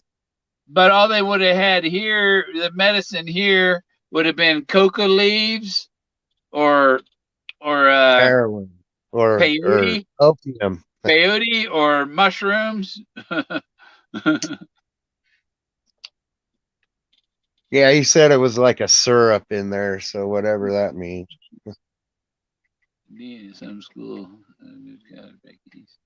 Yeah, I don't know how K-Pro can still be a dean at some school in the Carolinas when she's living in Vegas. They're probably doing just online classes nowadays. Oh yeah, huh? Yeah. What kind It, of drugs did they use for PSD back then? In Forrest time. PTSD back then. Yeah, Probably lithium. lithium, Alcohol. Lithium would be my guess. alcohol, I don't really know. Alcohol. Straight up. alcohol, And THC. Alcohol is a self-medication thing. you, you you know, in the movies they drank a lot of straight liquor, right? Straight, right from the bottle, or just pour it on the rocks. They I've always been a mixed drink. I like mixed drinks, you know. So it's not even, over half of it's something else. I'm a juicer, bro. I like juice. I don't like alcohol very much. Every once in a while, it's not bad, like every 10 years or something. But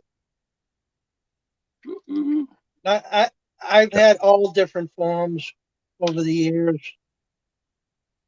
but my primary go-to would have been beer most of the time. I like wine. I probably drink more wine nowadays than I ever did in my younger years. But none of them I drink very much of nowadays. I like the Kahlua rum and coke. Never had that. Oh, they're pretty good. Kahlua and milk, I would enjoy that. I I I I, uh, I like white Jamaicans. I don't know what that is either. That's a white I like Russian, some except banana. I like some it, banana and some blueberry in the blender with a little bit of milk. a white Jamaican. It's the same as a white Russian, except you use rum instead of vodka. Bananas and blueberries. It makes a white Jamaican. You get a white Jamaican, a black Jamaican. Yeah, there's a lot of drinks I didn't even know what they were. Usually just simple drinks was anything that I ever had. I thought you were a white Russian kind of guy, Bill. Yeah. No. I white Jamaicans. How about some schnapps? Yeah, I've done the Goldschlager. I like tasting Irish cream Baileys. Actually, um, probably the best schnapps is a berry schnapps. It's not a high alcohol content. It's like 40 proof, but it's like dangerous kind of good tasting. I've seen Baileys go bad. Yeah, that's right, bow and arrow. I smoke really good weed, and that's enough for me. I agree with you. Smoke really good weed, and that's enough for me. Yeah, I'm gonna make some brownies tomorrow because I really don't like smoking. I prefer to eat it. Eat it, just eat it. Oh, Lucky Digger says butterscotch schnapps. That sounds like a dangerous one too. Oh yeah. Those things that are just so yummy tasting that's dangerous. I I used to go to that the Down East Tavern and I'd buy drinks from the shot girl going around. It's tip, but like I went in, I had when I was a kid, I had a habit. I was always walking. I was always looking at the ground, you know, and maybe that's how. Oh, that's why. This is what Forrest Fenn does when he's out. He's looking at the ground, find arrowheads, right? So if you're reincarnated as Forrest Fenn, you'd go around looking at the ground. No, but I we went to the Bob's Big Burger and I found a $50 bill in the parking lot Hell yeah. Yeah, and when did Forrest find that arrowhead? when he was 11, I believe it was 9. 9. Oh yeah. I was about that age when I found that $50 bill. It was the And a year that field he in was Texas. nine turning 10 years old, I believe. Oh, But that was the year that he did not go to Yellowstone Park, and it was the only year that he did not go to Yellowstone Park as a youth. And he said that in the Marjorie Goldsmith interview back, I don't know what it was, like 2012 or something like that. It was a real old interview, his first interview, and he mentioned that he didn't go to Yellowstone that year, and then he never mentioned it ever again after that. I believe he made a mistake. He didn't want to say it out into the public because that would make it special. Would make it more special than Yellowstone because whatever he did that summer was different. Yeah, but he says to think about when he was 12. And I think that's when he lassoed to Buffalo. His brother, who was a couple years older than him, had that old car, you know. And back then, did they even have a driver's license in Montana then? You know. I don't know. Do they have it now? Evil Knievel didn't need one. I wonder if that Forrest ever met Evil Knievel. Because he's from Montana too, Butte, Montana. Yeah, yeah, and Gary Cooper is from Helena. Gary Cooper was in the Broadway play Catcher in the Rye. He was in A Farewell to Arms, and he was in the Hemingway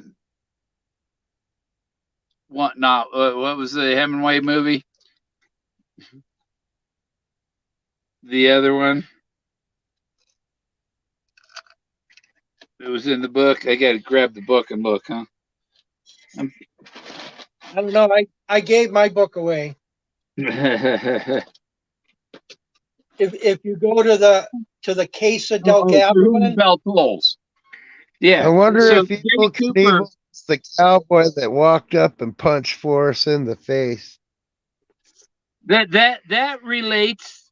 That's the story of Jack It's Evil Dempsey. Knievel, bro.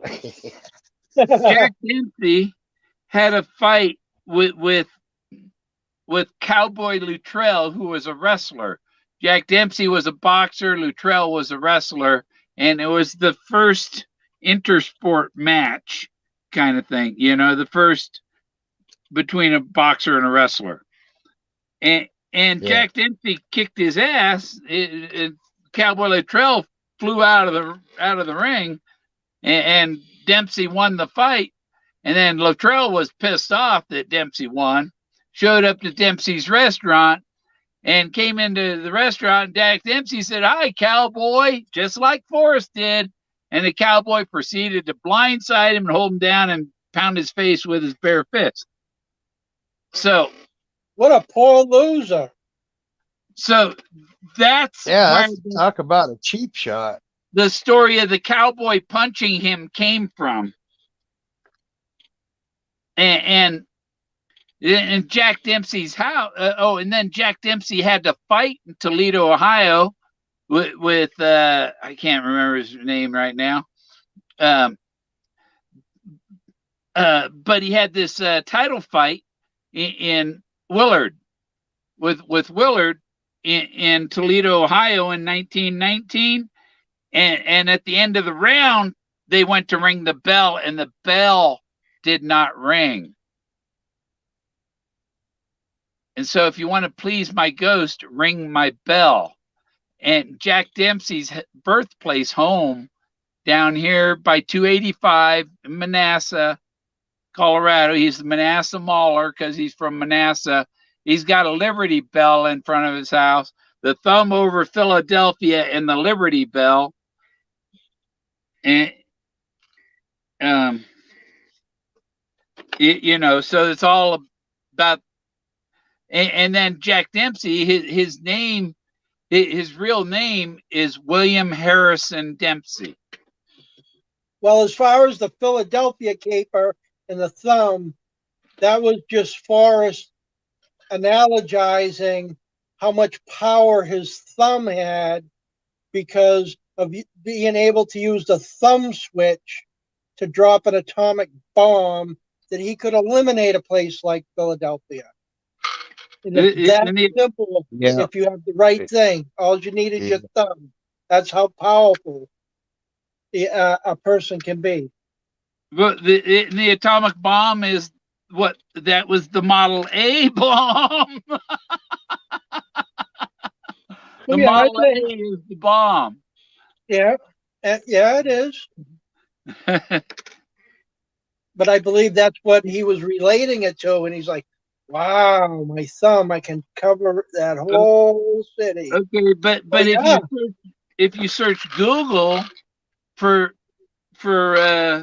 Philadelphia and thumb, comes up the Benjamin Franklin thumb portrait. It's in the Philadelphia Museum of Art.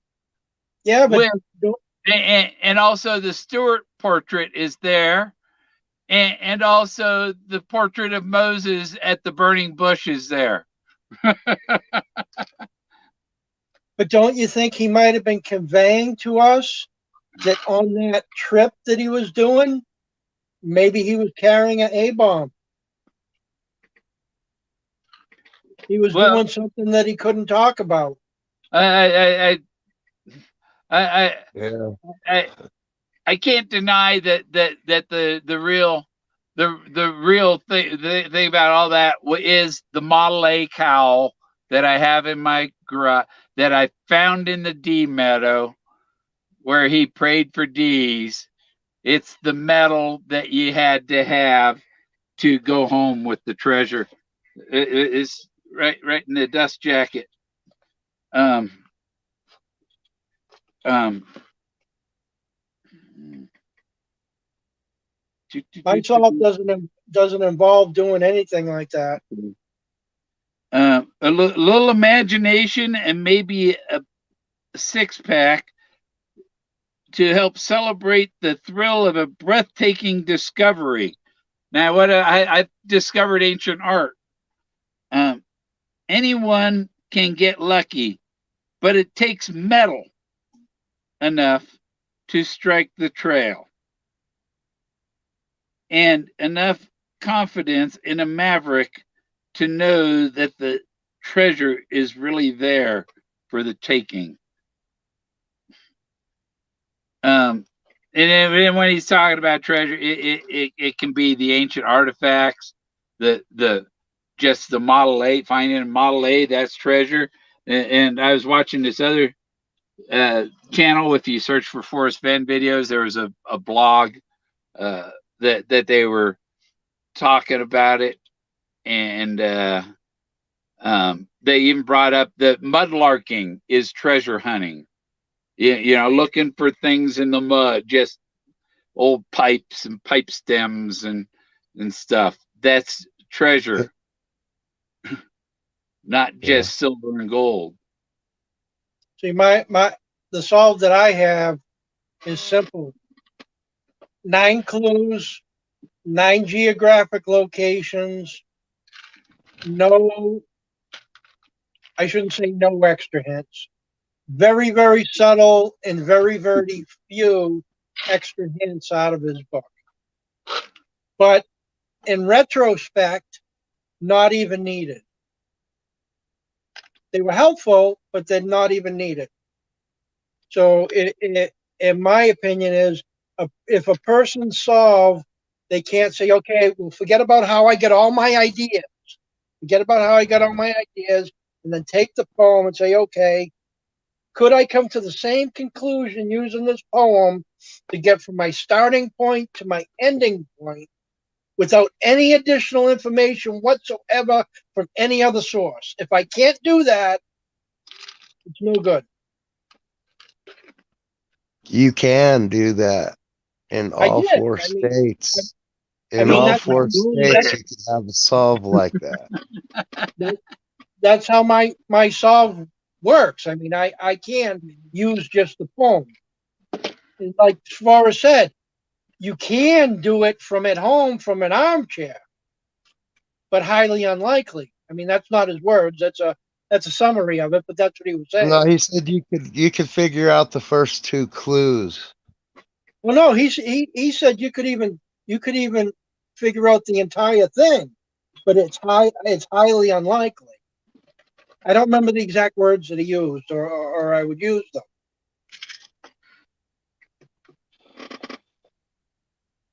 Yeah. So I don't know, I but give he those but kinds of Forrest, things actually, and I use let's those not as a test. yeah. Let's not forget though, Forrest also accused everyone of being a charlatan to a degree. Do you know what a charlatan is? Yeah, Well, I mean, he's listen, guilty too.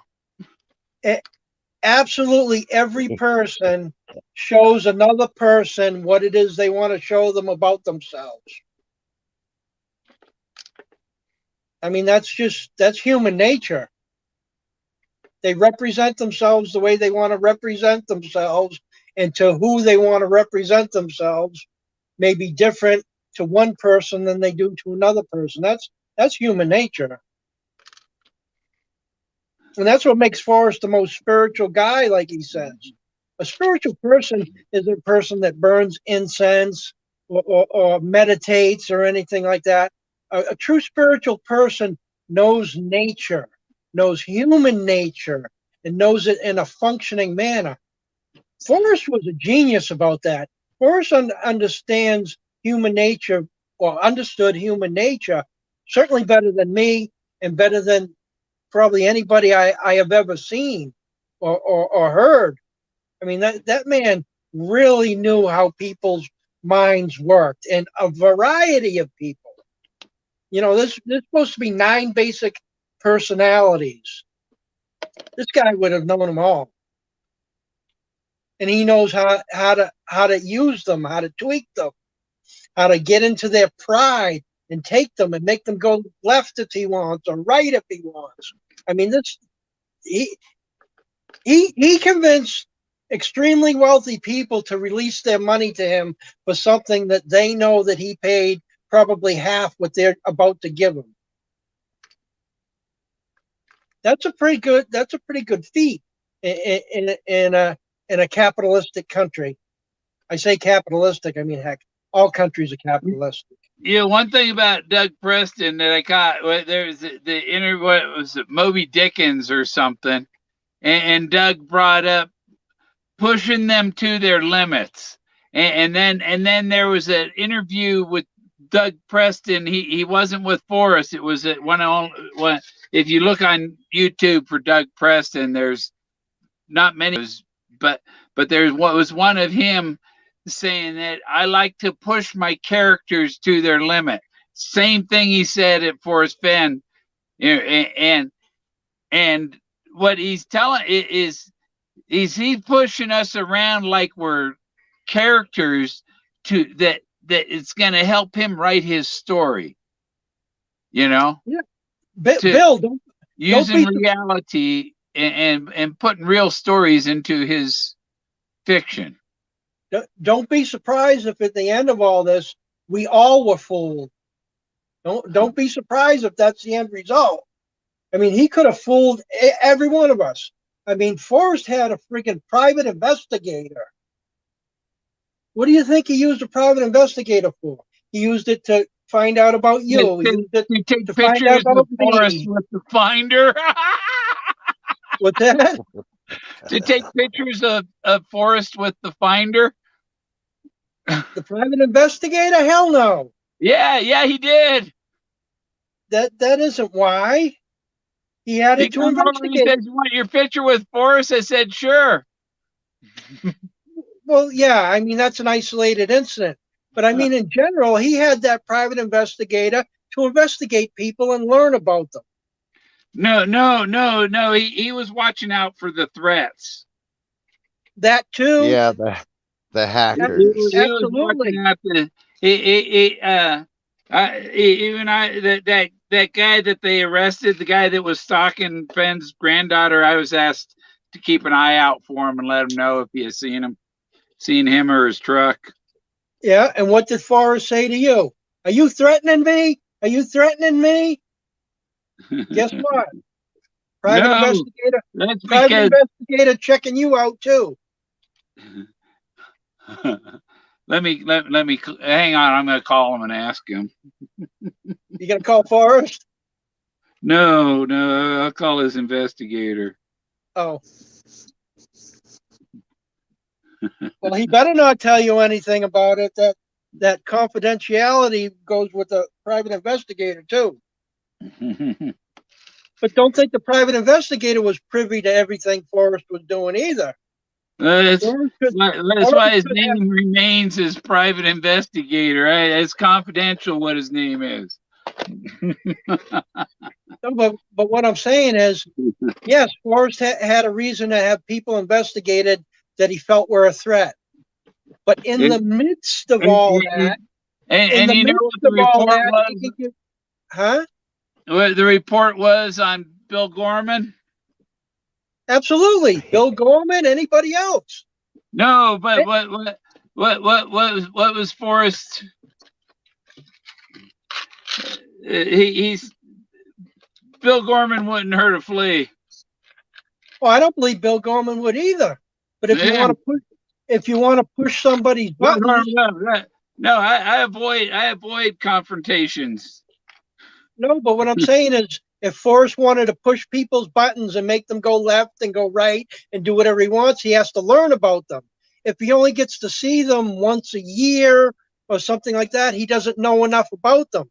If he has contact with them, if he gets a lot of emails, he can learn about them and he can figure out what the person's like and he can learn how to manipulate them. And like I said, don't be surprised if in the end we all weren't tricked by him and he made us go exactly where he wanted us to go. Yeah. If you were in contact with them.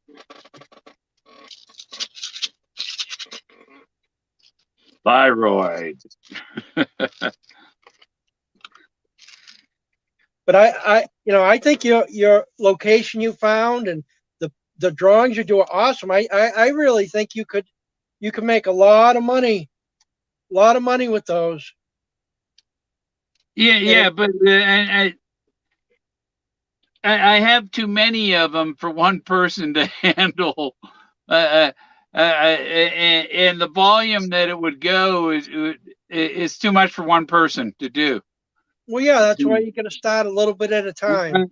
I'm fighting to get the printer to cooperate with me. You know, I can't just tell it to. I got over 20,000 of the art things. Uh-huh. Yeah, that So, art is too advanced for your printer, Bill. yeah. Oh, I They have told me stuff that has freaked out my printer. It start breaking up and dividing a picture into pieces. I'm like, what the heck is going on here? well, they told me that or I watched one of the videos about the uh, ink chip software and stuff, and they said that there's a class action lawsuit against Epson for if you put a competitor's refilled ink cartridge in their printer, that it sabotages the printer. Yeah, that's pretty bogus to do that to people. And I'm hoping that's not what happened. Why I got this one, it's just blue, and I just put the yellow cartridge in. There should have been more green, maybe, but it just that light blue. I don't know why. How many colors do you have in your printer? 4? Yeah, the yellows, cyan, magenta, and black. Uh-huh. Does it tell you when it's low on the colors? No, because if you refill your ink cartridges, you have to go chipless, and actually the chips only know on average this will print this much.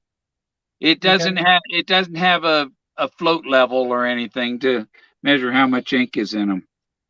Ah, no wonder why when I've had it tell me that the black was empty and it wasn't. Yeah. That's why. If you're just using regular paper, it's no problem, you know. But like this, the Glass. the ultra high quality glossy, and it's, I don't know if you can see now. You can't. It's a canvas Yeah. texture. Uh-huh. Yeah, Yeah. I've those done aren't. some of the photo stuff, but I don't like using colors because I don't want to buy the colored ink. It's expensive. Yeah, yeah, that's Is why.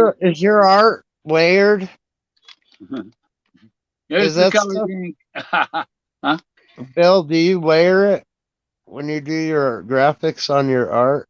Do Are I? they in layers or is it one panel? It's just one. I tell it to print, and it's supposed to use all the colors, but it seems to be having trouble using more than one right color right now. And I don't Yeah. know if it's because it knows that I changed the firmware on it and they sabotage it or what. Um, well, nah. See, I use this What are they collagen saying too. in the chat? This stuff's good for your joints. Yeah, there's another bot in there, Bill. Let me see. Did the guys that you handed the wrenches out take care of that Oh, sucker? there we go. Boom. Yeah, I still don't have any dots showing up on the side of my screen.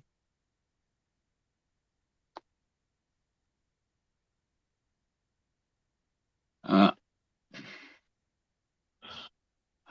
Bow and uh, Arrow asked Bill, "What's your thoughts on the Reddit guy? try Do you think refreshing it the was page. Jack leaving breadcrumbs for people?" Yeah, I think it was a breadcrumb for the fake ending. I think it was planned all along that June 5th of 2020 was going to be the end date because that only was one of only two June 5ths that occurred on a Friday during the chase. So it had to happen on 2015 or 2020. And it was 2020 was the one that it was going to happen on. And so there was plenty of time to Remove know in it. advance and plan in advance and have comments put on Reddits and have people check GPSs and really try to promote and and back up this fake ending. I don't mean to have that. Because Yeah, if 9 Mile Home But is the this. actual solve for Forrest Oh, Poem, it is the lamest thing in the world. Absolutely lame. And I don't believe that Forrest put together something so lame.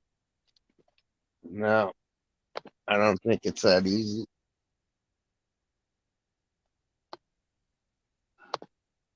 oh, come on.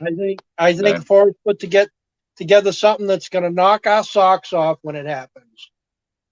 We're going to smack ourselves on our foreheads and say, "Oh, don't! Yeah, Why I'll didn't I tell you do what that?" it was. I'll tell you what it was.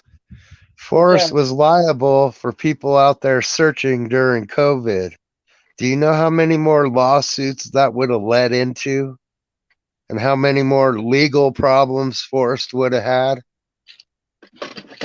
All, I all, believe you're all, right. I believe when we get the full story, it is going to knock our socks off. I believe so. I don't think Forrest did anything small in his life. I don't I think he mean, did anything to get sued it's for. already in court. I mean, it was already in court. Don't you think one of those judges said, "Hey, Forrest, come on, man. It's time, bro. It's time. It's time to end this." Well, no, because first of No, all, Jack he, was letting him know. he did nothing to endanger anybody. Absolutely nothing.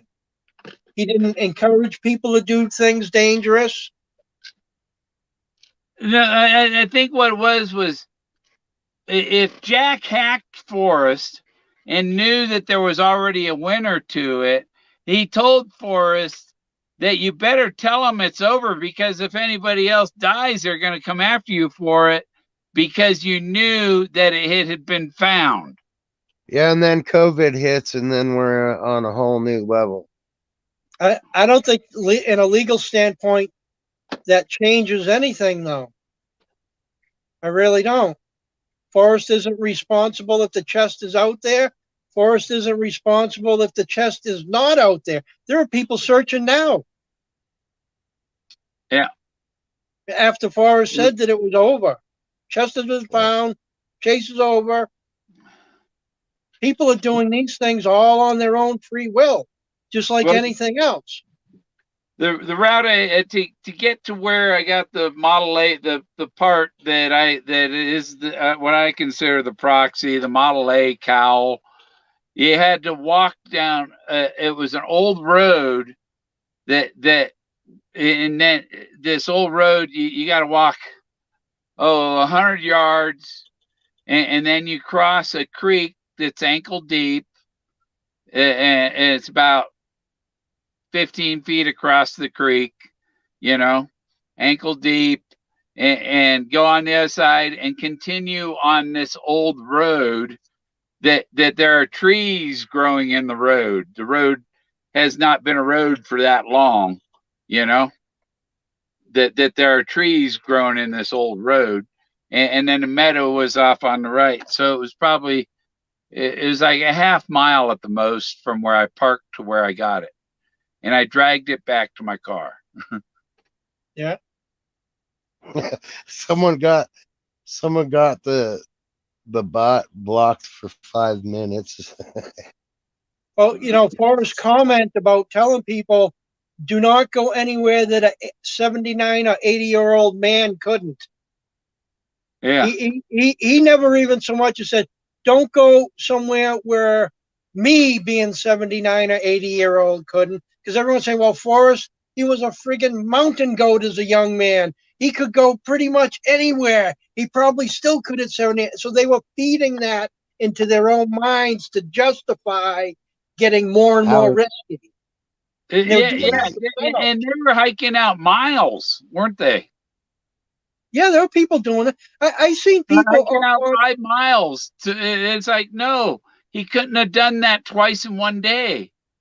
I seen people on forums, and I'm not going to mention the names of the forums, but I seen people on forums promoting and trying to get people to go into raging rivers up to their friggin' neck.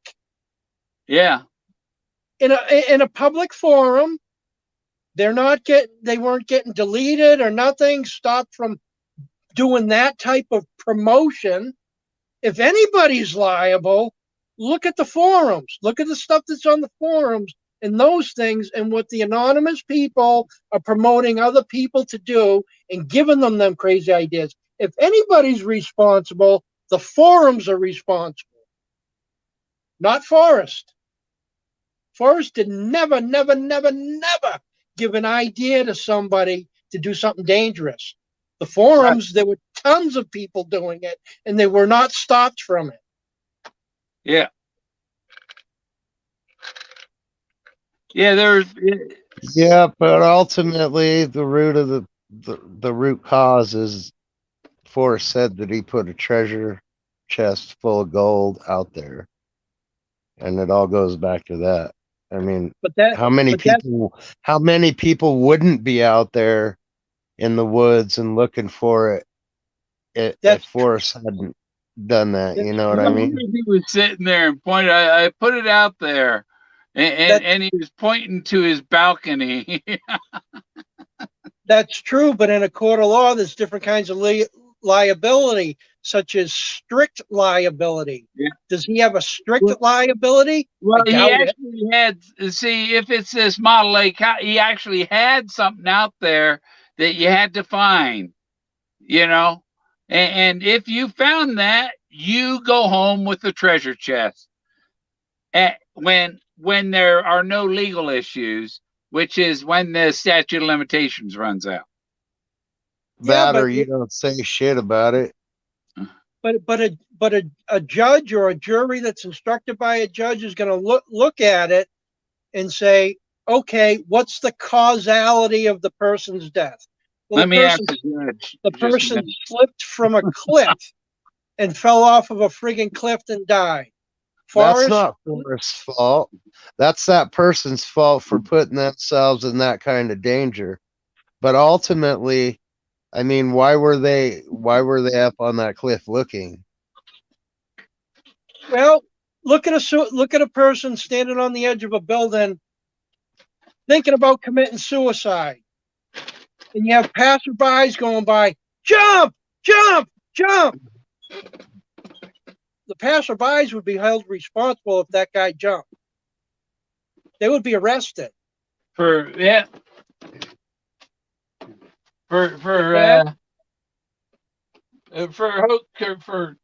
coaxing him on. Absolutely. Well, that's the same exact thing with the forums. Same exact thing with the forums, getting people to go and do extremely risky stuff.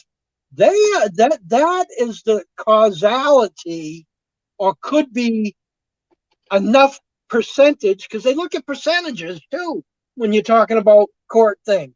They say, well, okay, we can say that was a 50% percentage over there. Well, we need some witness testimony. Well, this guy, he already did these kinds of risky behaviors on a regular behavior, so the coaxing doesn't mean as much. But this other guy, he never did such risky things. But his wife told him that, I really believe this person, and this person telling me I got to go across this river up to my neck of raging water, and he goes out there and he fucking drowns. The person that encouraged him is the one that would get in trouble, or have a liability issue there. Definitely not Forrest, but that individual that coaxed him, and the place where he did it, the forum. That's all I'm trying to say. I'm trying to say that people want to point their finger at Forrest and say Forrest is responsible. Well, no, I don't think people really even understand the law. I'm not a lawyer, nor do I play one on the internet. Yeah, anytime you try to say somebody's responsible for your actions, for your going out in sub-zero weather in waders and a rubber raft. Now, Forrest isn't responsible for somebody's stupidity, Yeah, So, okay, he ended up dead, but that was a stupid thing to do. But how did this guy decide to do that? Was it all on his own? Was it somebody giving him some crazy ideas? He was from Florida. Confirmation bias. What sub-zero is like. I don't know. I've seen too many things on the forums encouraging people to do things that you could call a person stupid. You could just call them naive. But to encourage somebody to do such a dangerous friggin' thing, I would never encourage anybody to get in a Walmart raft and get on one of them rivers in the wintertime. Yeah, I don't think Forrest would do that either. Not at 79 or 80. I know Forrest wouldn't do it, but I also know that there are people out in the forums that would. I have a raft, but mine is Zodiac. Mine is Zodiac rated, You have a Zodiac? No, it's a Sevlor, same brand but mine is the 12-foot, heavy duty raft. Oh yeah, a Zodiac is 6 or 8 chambers on it. Yeah, if it's like a Zodiac's a serious boat. A friend of mine. It has a mount for an outboard for a trolling motor. Or you can put an outboard motor on it. Yeah, the Coast Guards use Zodiac boats. Yeah, you can put there's a wood floor. There's a floor you can put in this boat and everything. But I've retired it. I want to get one of them plastic kayaks. You don't have to pump it up with. You don't have to patch leaks. Yeah, a friend of mine, his dad was a vice president for Zodiac, selling Zodiac boats. Yeah. And they had a film that they would show them run a boat into the rocks and have it bounce away from the rocks. And Uh-huh. we used to go out in the small boats as kids, and oh my goodness, those things are rugged. I mean, we had the patch kits and everything, and so we could see how the material was.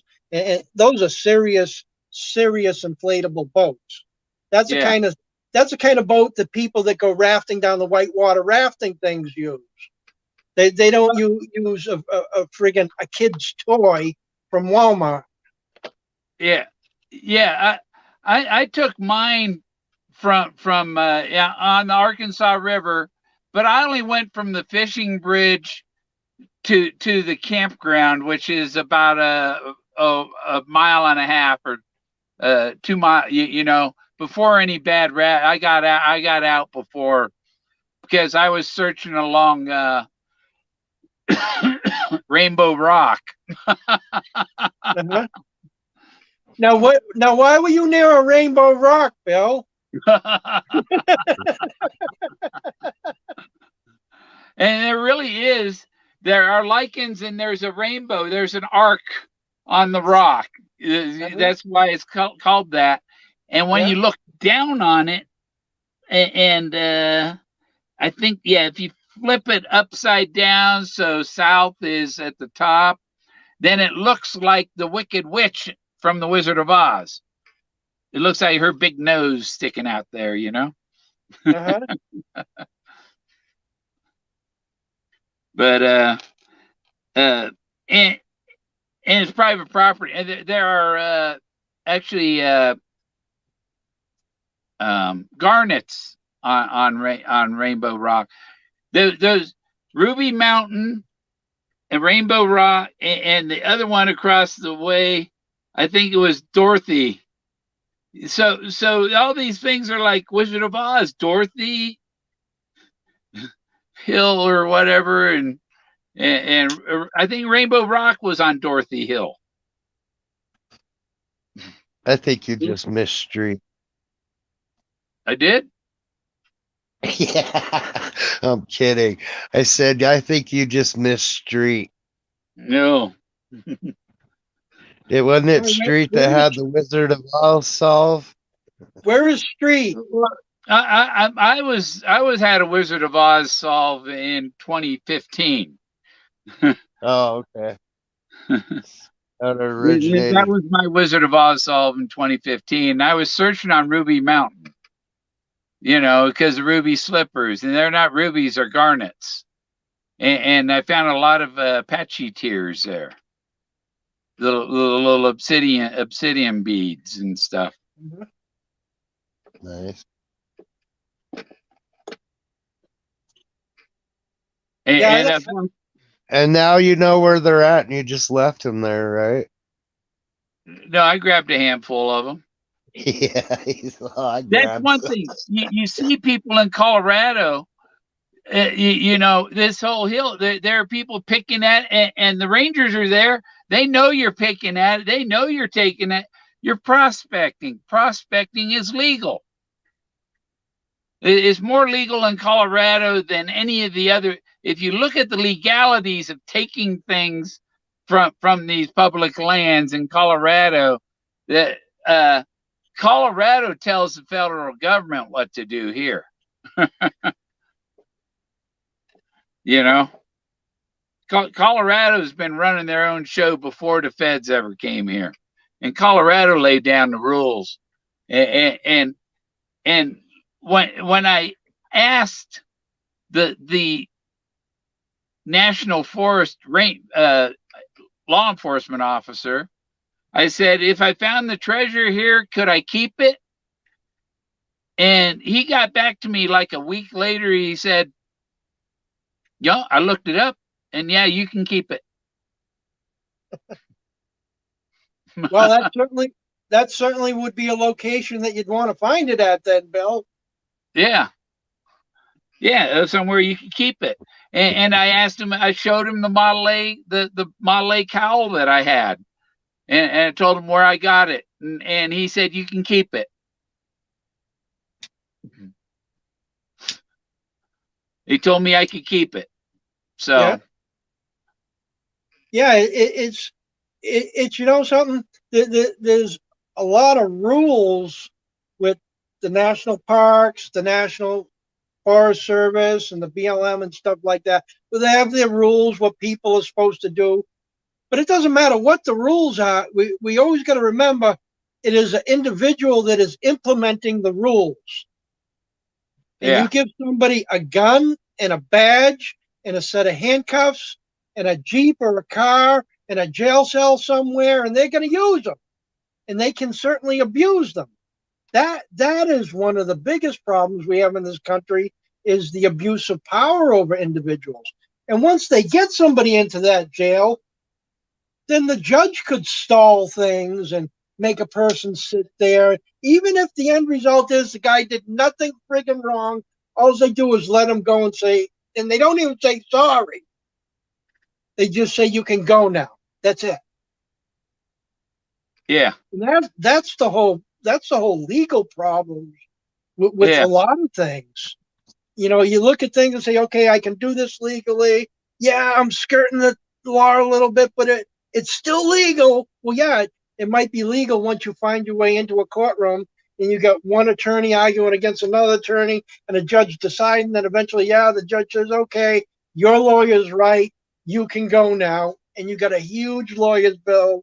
You've been sitting in jail for 6 months or whatever the situation.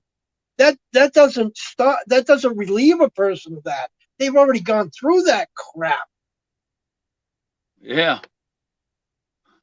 So Um, I err on the sides of caution on a lot of situations. Say, you know something? Yeah, that's legal. I can go do that, but I really shouldn't.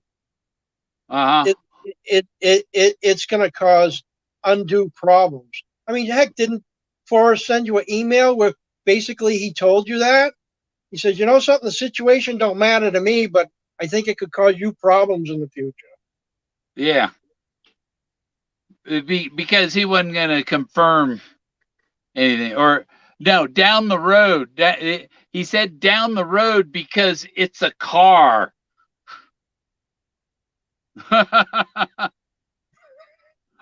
Yeah, but he's still down the road meant in the future. No, no, because it's Forrest. That's not what he was being covert and putting out code words. Well, if you look at Down that, the at road everything, was referring to the car, you really but think that about that? in the future, but down the road was like you, you know You that seen a car has something to do with being going down the road. so you Take it seen in the canyon down the road. you took that as a double entendre also? Yeah, yeah, Okay. because down the road had something to do with because that's a car. If it was a set of golf clubs, you know, it could it might send you on the wrong course. Or when you get to the next tee, when you get to the next tee, Bill, it's not my problem, but when you get to the next tee, you might be unhappy, Yeah, yeah, and you don't yeah. know. I think you're taking the wrong course if you go So, that way. so you don't know if you're going to the green at the mini golf course or the McDonald's to get something to eat and get a cup of tea. Yeah. He gets you Well, totally, he gets you you can go totally to Strawberry scrambled up Fields there. to buy my tea. Well, I like a good cup of tea, a good cup of black tea with some sugar and milk in it. Yeah. Didn't you? Oh, yeah. You're back east. Not currently. Oh, okay. Um, there's a movie, Man from the East. It's a spaghetti western. I And think I've seen that. seen that pop up. And It, the man of the East was the son of Bull Schmidt. is it an old Western? Yeah, it's the 60s. 60? Yeah. Is it a Terrence Hill or Bud Spencer Yeah, one? it's a Terrence Hill movie. That's why I seen it pop up. Those guys are awesome. I like their Yeah. movies. And he could shoot from the hip. No, you just point it and shoot. And after that, I tried it with a mouse and I hit the mouse shooting from the hip with my BB gun. Uh-huh. I nailed I him. did that. And the mouse I rolled and he did was that by to the a step grasshopper. and he got on the edge of the step and off the step like the guy off the balcony, you know? But I I did used that with a grasshopper once. I blew his ass off yeah. mid-flight. I, It was I the did a bad. luckiest shot I've ever seen. I did a, When I I was did a a bad kid, thing when I was a kid. I shot my neighbor because he came into my territory down my end of the street, and I told him, "Go down your own end of your street. This is our end of the street." And he wouldn't go. So I got a BB gun that my dad had in the cellar, and I brought it out, and I pointed at him, and he was in the street. It was a little private way. He's in the street jumping up and down. He's like, "You can't hit me!" And I pulled the trigger, and I got him right there.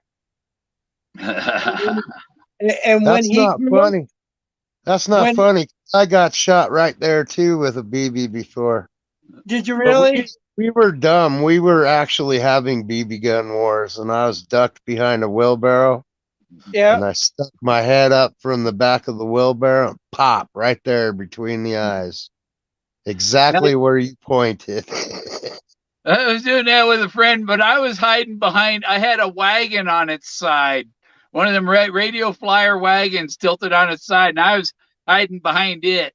And it was like a hill slope behind the house, and there was an opening in the wall for the basement under the house, and he was inside there, pointing his gun around, and I kept shooting him in the knuckles. Oh my goodness, that had to hurt.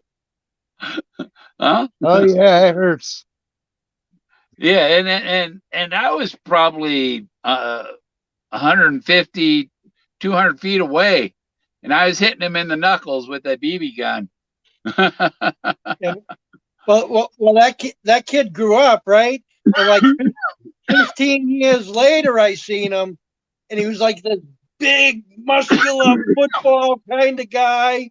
I mean, muscular, not just big. But I was like, oh shit, now I got to deal with this. But he forgot all about it, and he was like, it don't matter. It was stupid kid things between the two of us. I'm like, good. I'm glad you feel that way. What we do for target practice is his friend of mine. He had dog and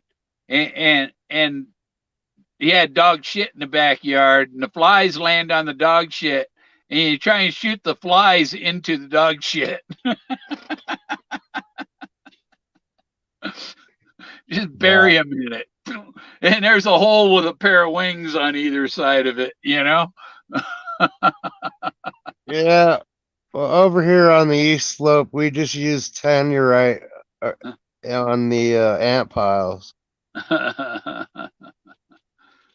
Send them up into the atmosphere. Well, I was in Florida, and I rode my bike over to this Mexican restaurant a couple blocks away, and there's trees in the island that I could, I locked my bike up to a tree in the parking lot, yeah, on the island. But there's dirt around, in these little islands with the tree in it.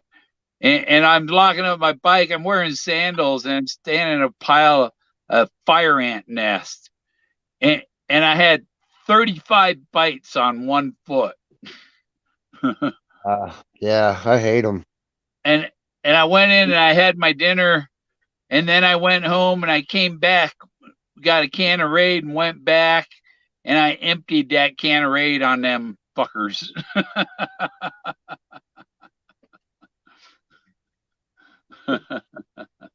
Yep.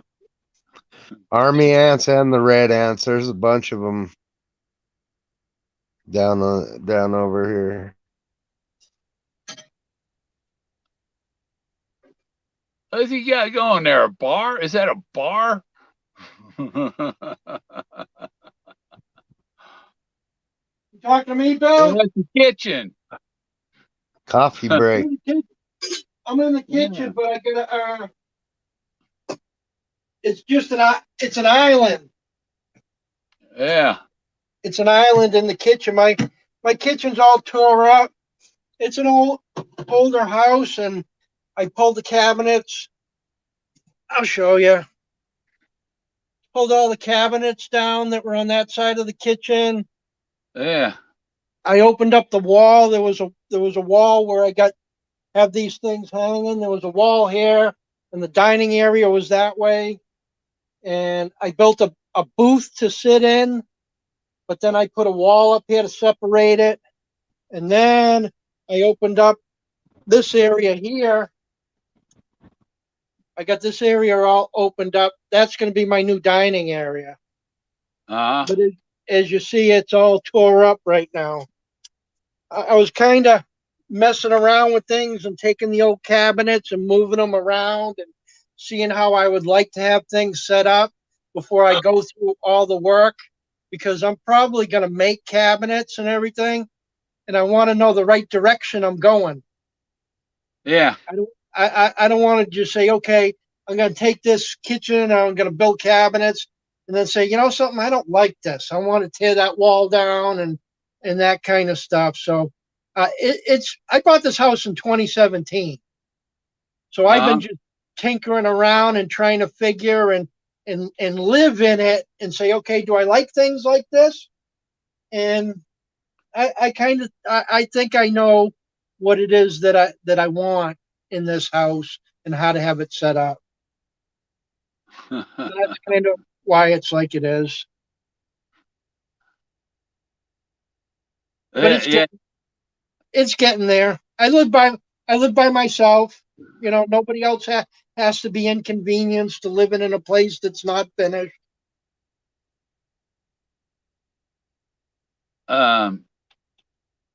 Yeah, you notice Forrest, his house ain't been put up for sold. Shiloh's just kind of living in the guest house, kind of caretaking for something else that's coming. Well, yeah, that's not normal. Yeah. That's not normal what's going on. I mean, yes, estates can take some time, but I highly doubt that there's any disputes going on, because that's what takes time with the states, is when there's disputes and bickerings and challenges. But there was never anything like that shown in the court records, that there's any kind of disputes going on. No. And in the estate stuff, it said, you know, the house was in a trust, so it wasn't even part of the estate. Oh, the house is in a trust. Yeah. Oh, yeah. Yeah. In Forrest and Peggy's name. Yeah, that's not abnormal. Well, I think people were speculating either yesterday or the other day, and I've had it cross my mind in the past too, that maybe that house is going to become a museum. Yeah. And that's a sensible thing. I think they need to put an F-100 on a 100-foot pole out right over the top of it.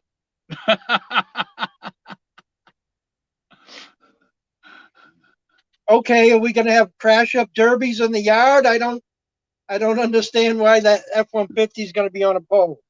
An F-100. Okay, because it's like it's flying over. So just for the fun of it. Because it was Forrest Fenn's house. He was a F-100 pilot, and you know, it'd be great. And I think Bo Arrow it didn't sink into my thick skull when you kept saying F-100. I'm still thinking of a Ford pickup truck. No, it's not a Ford pickup. It's a fighter jet. Yeah. have a Yeah. fighter jet up there. And it'll be great to do. What's that? Go up and sit inside the cockpit and sit up there and smoke the bong in the middle of the night. Well, it's going to take more than a pole. It's going to have to be a real tower type building to get up there. um, no, you just use a winch.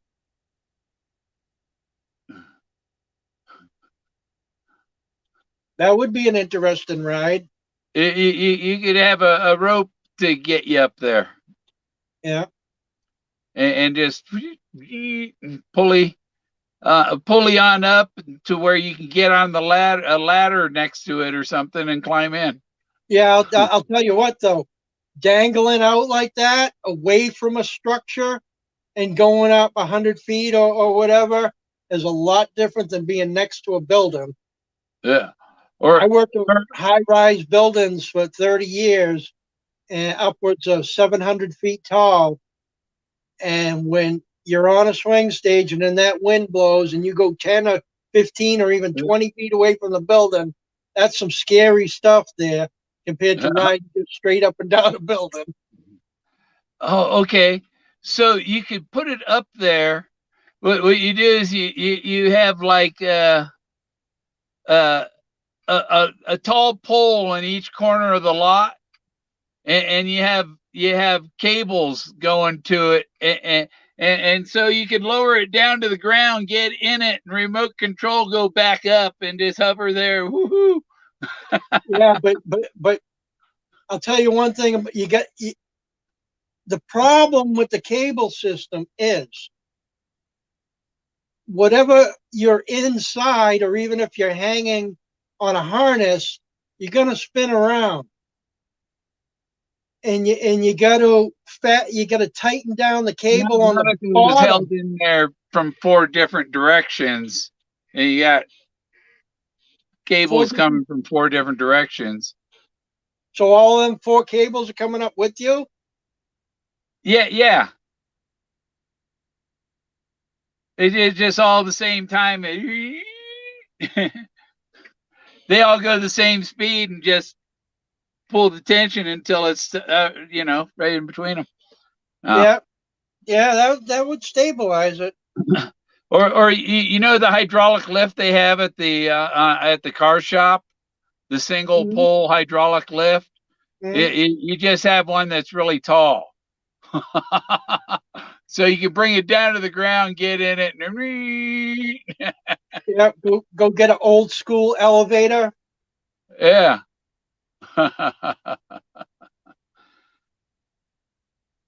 You see, you're starting to think like a stoner. Who is?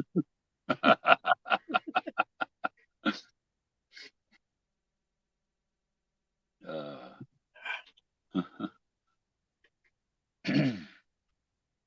okay.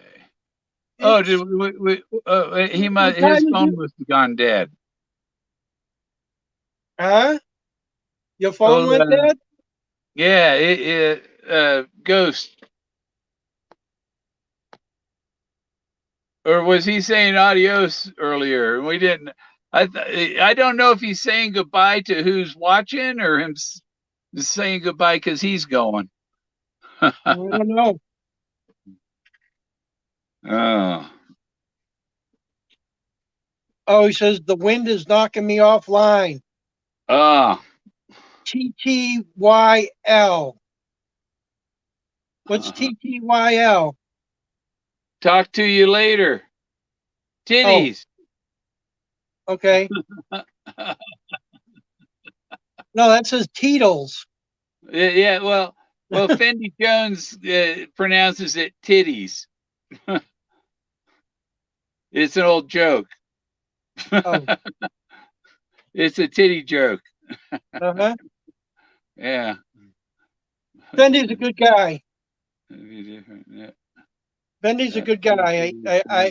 I couldn't believe hearing Greg talking crap about Fendi. I don't understand why he was mad with him, but I've never seen Fendi even be offensive to anybody. No. Um,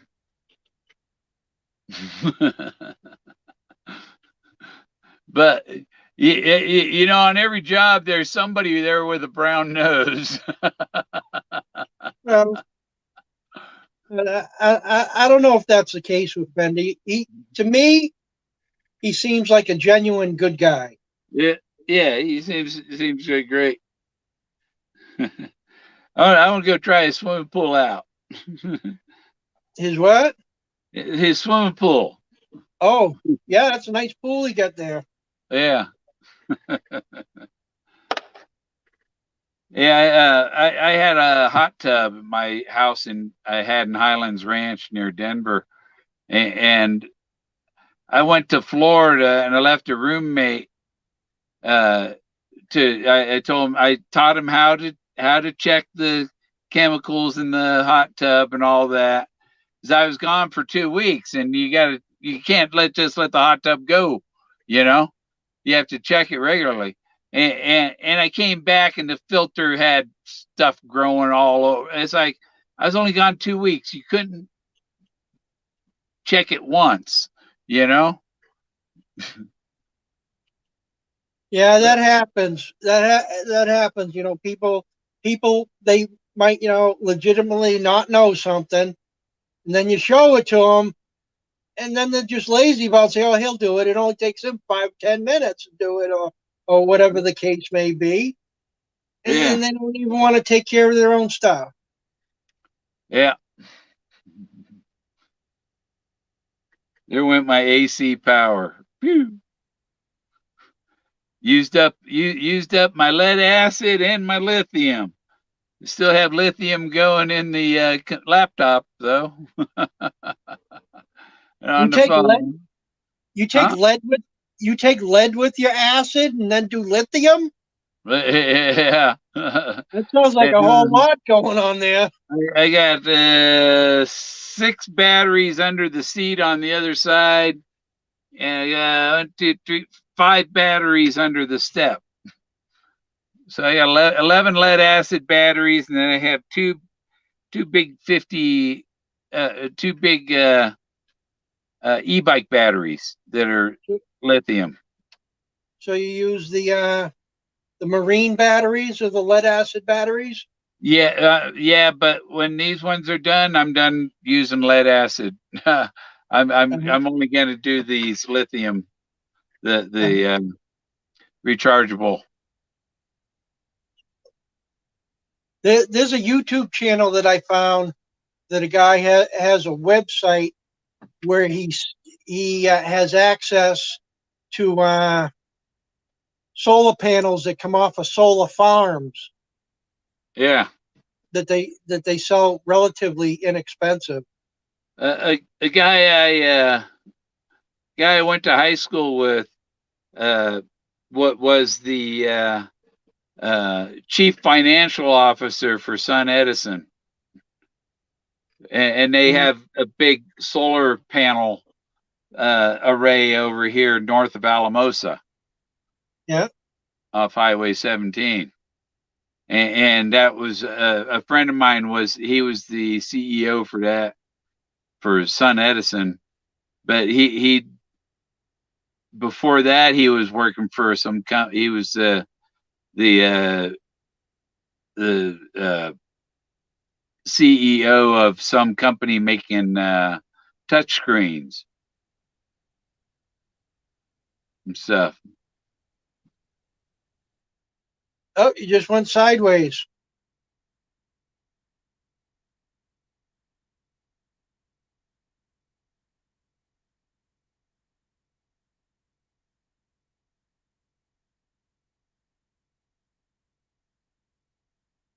Bill went sideways. Wonder if his electricity all went out.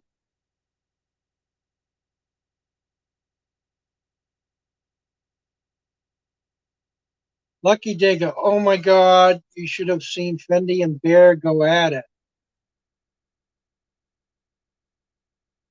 Huh. I'm guessing that was on Bear's channel.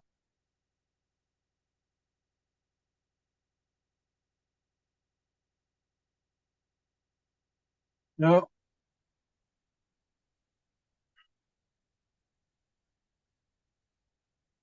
I think Bill's all done.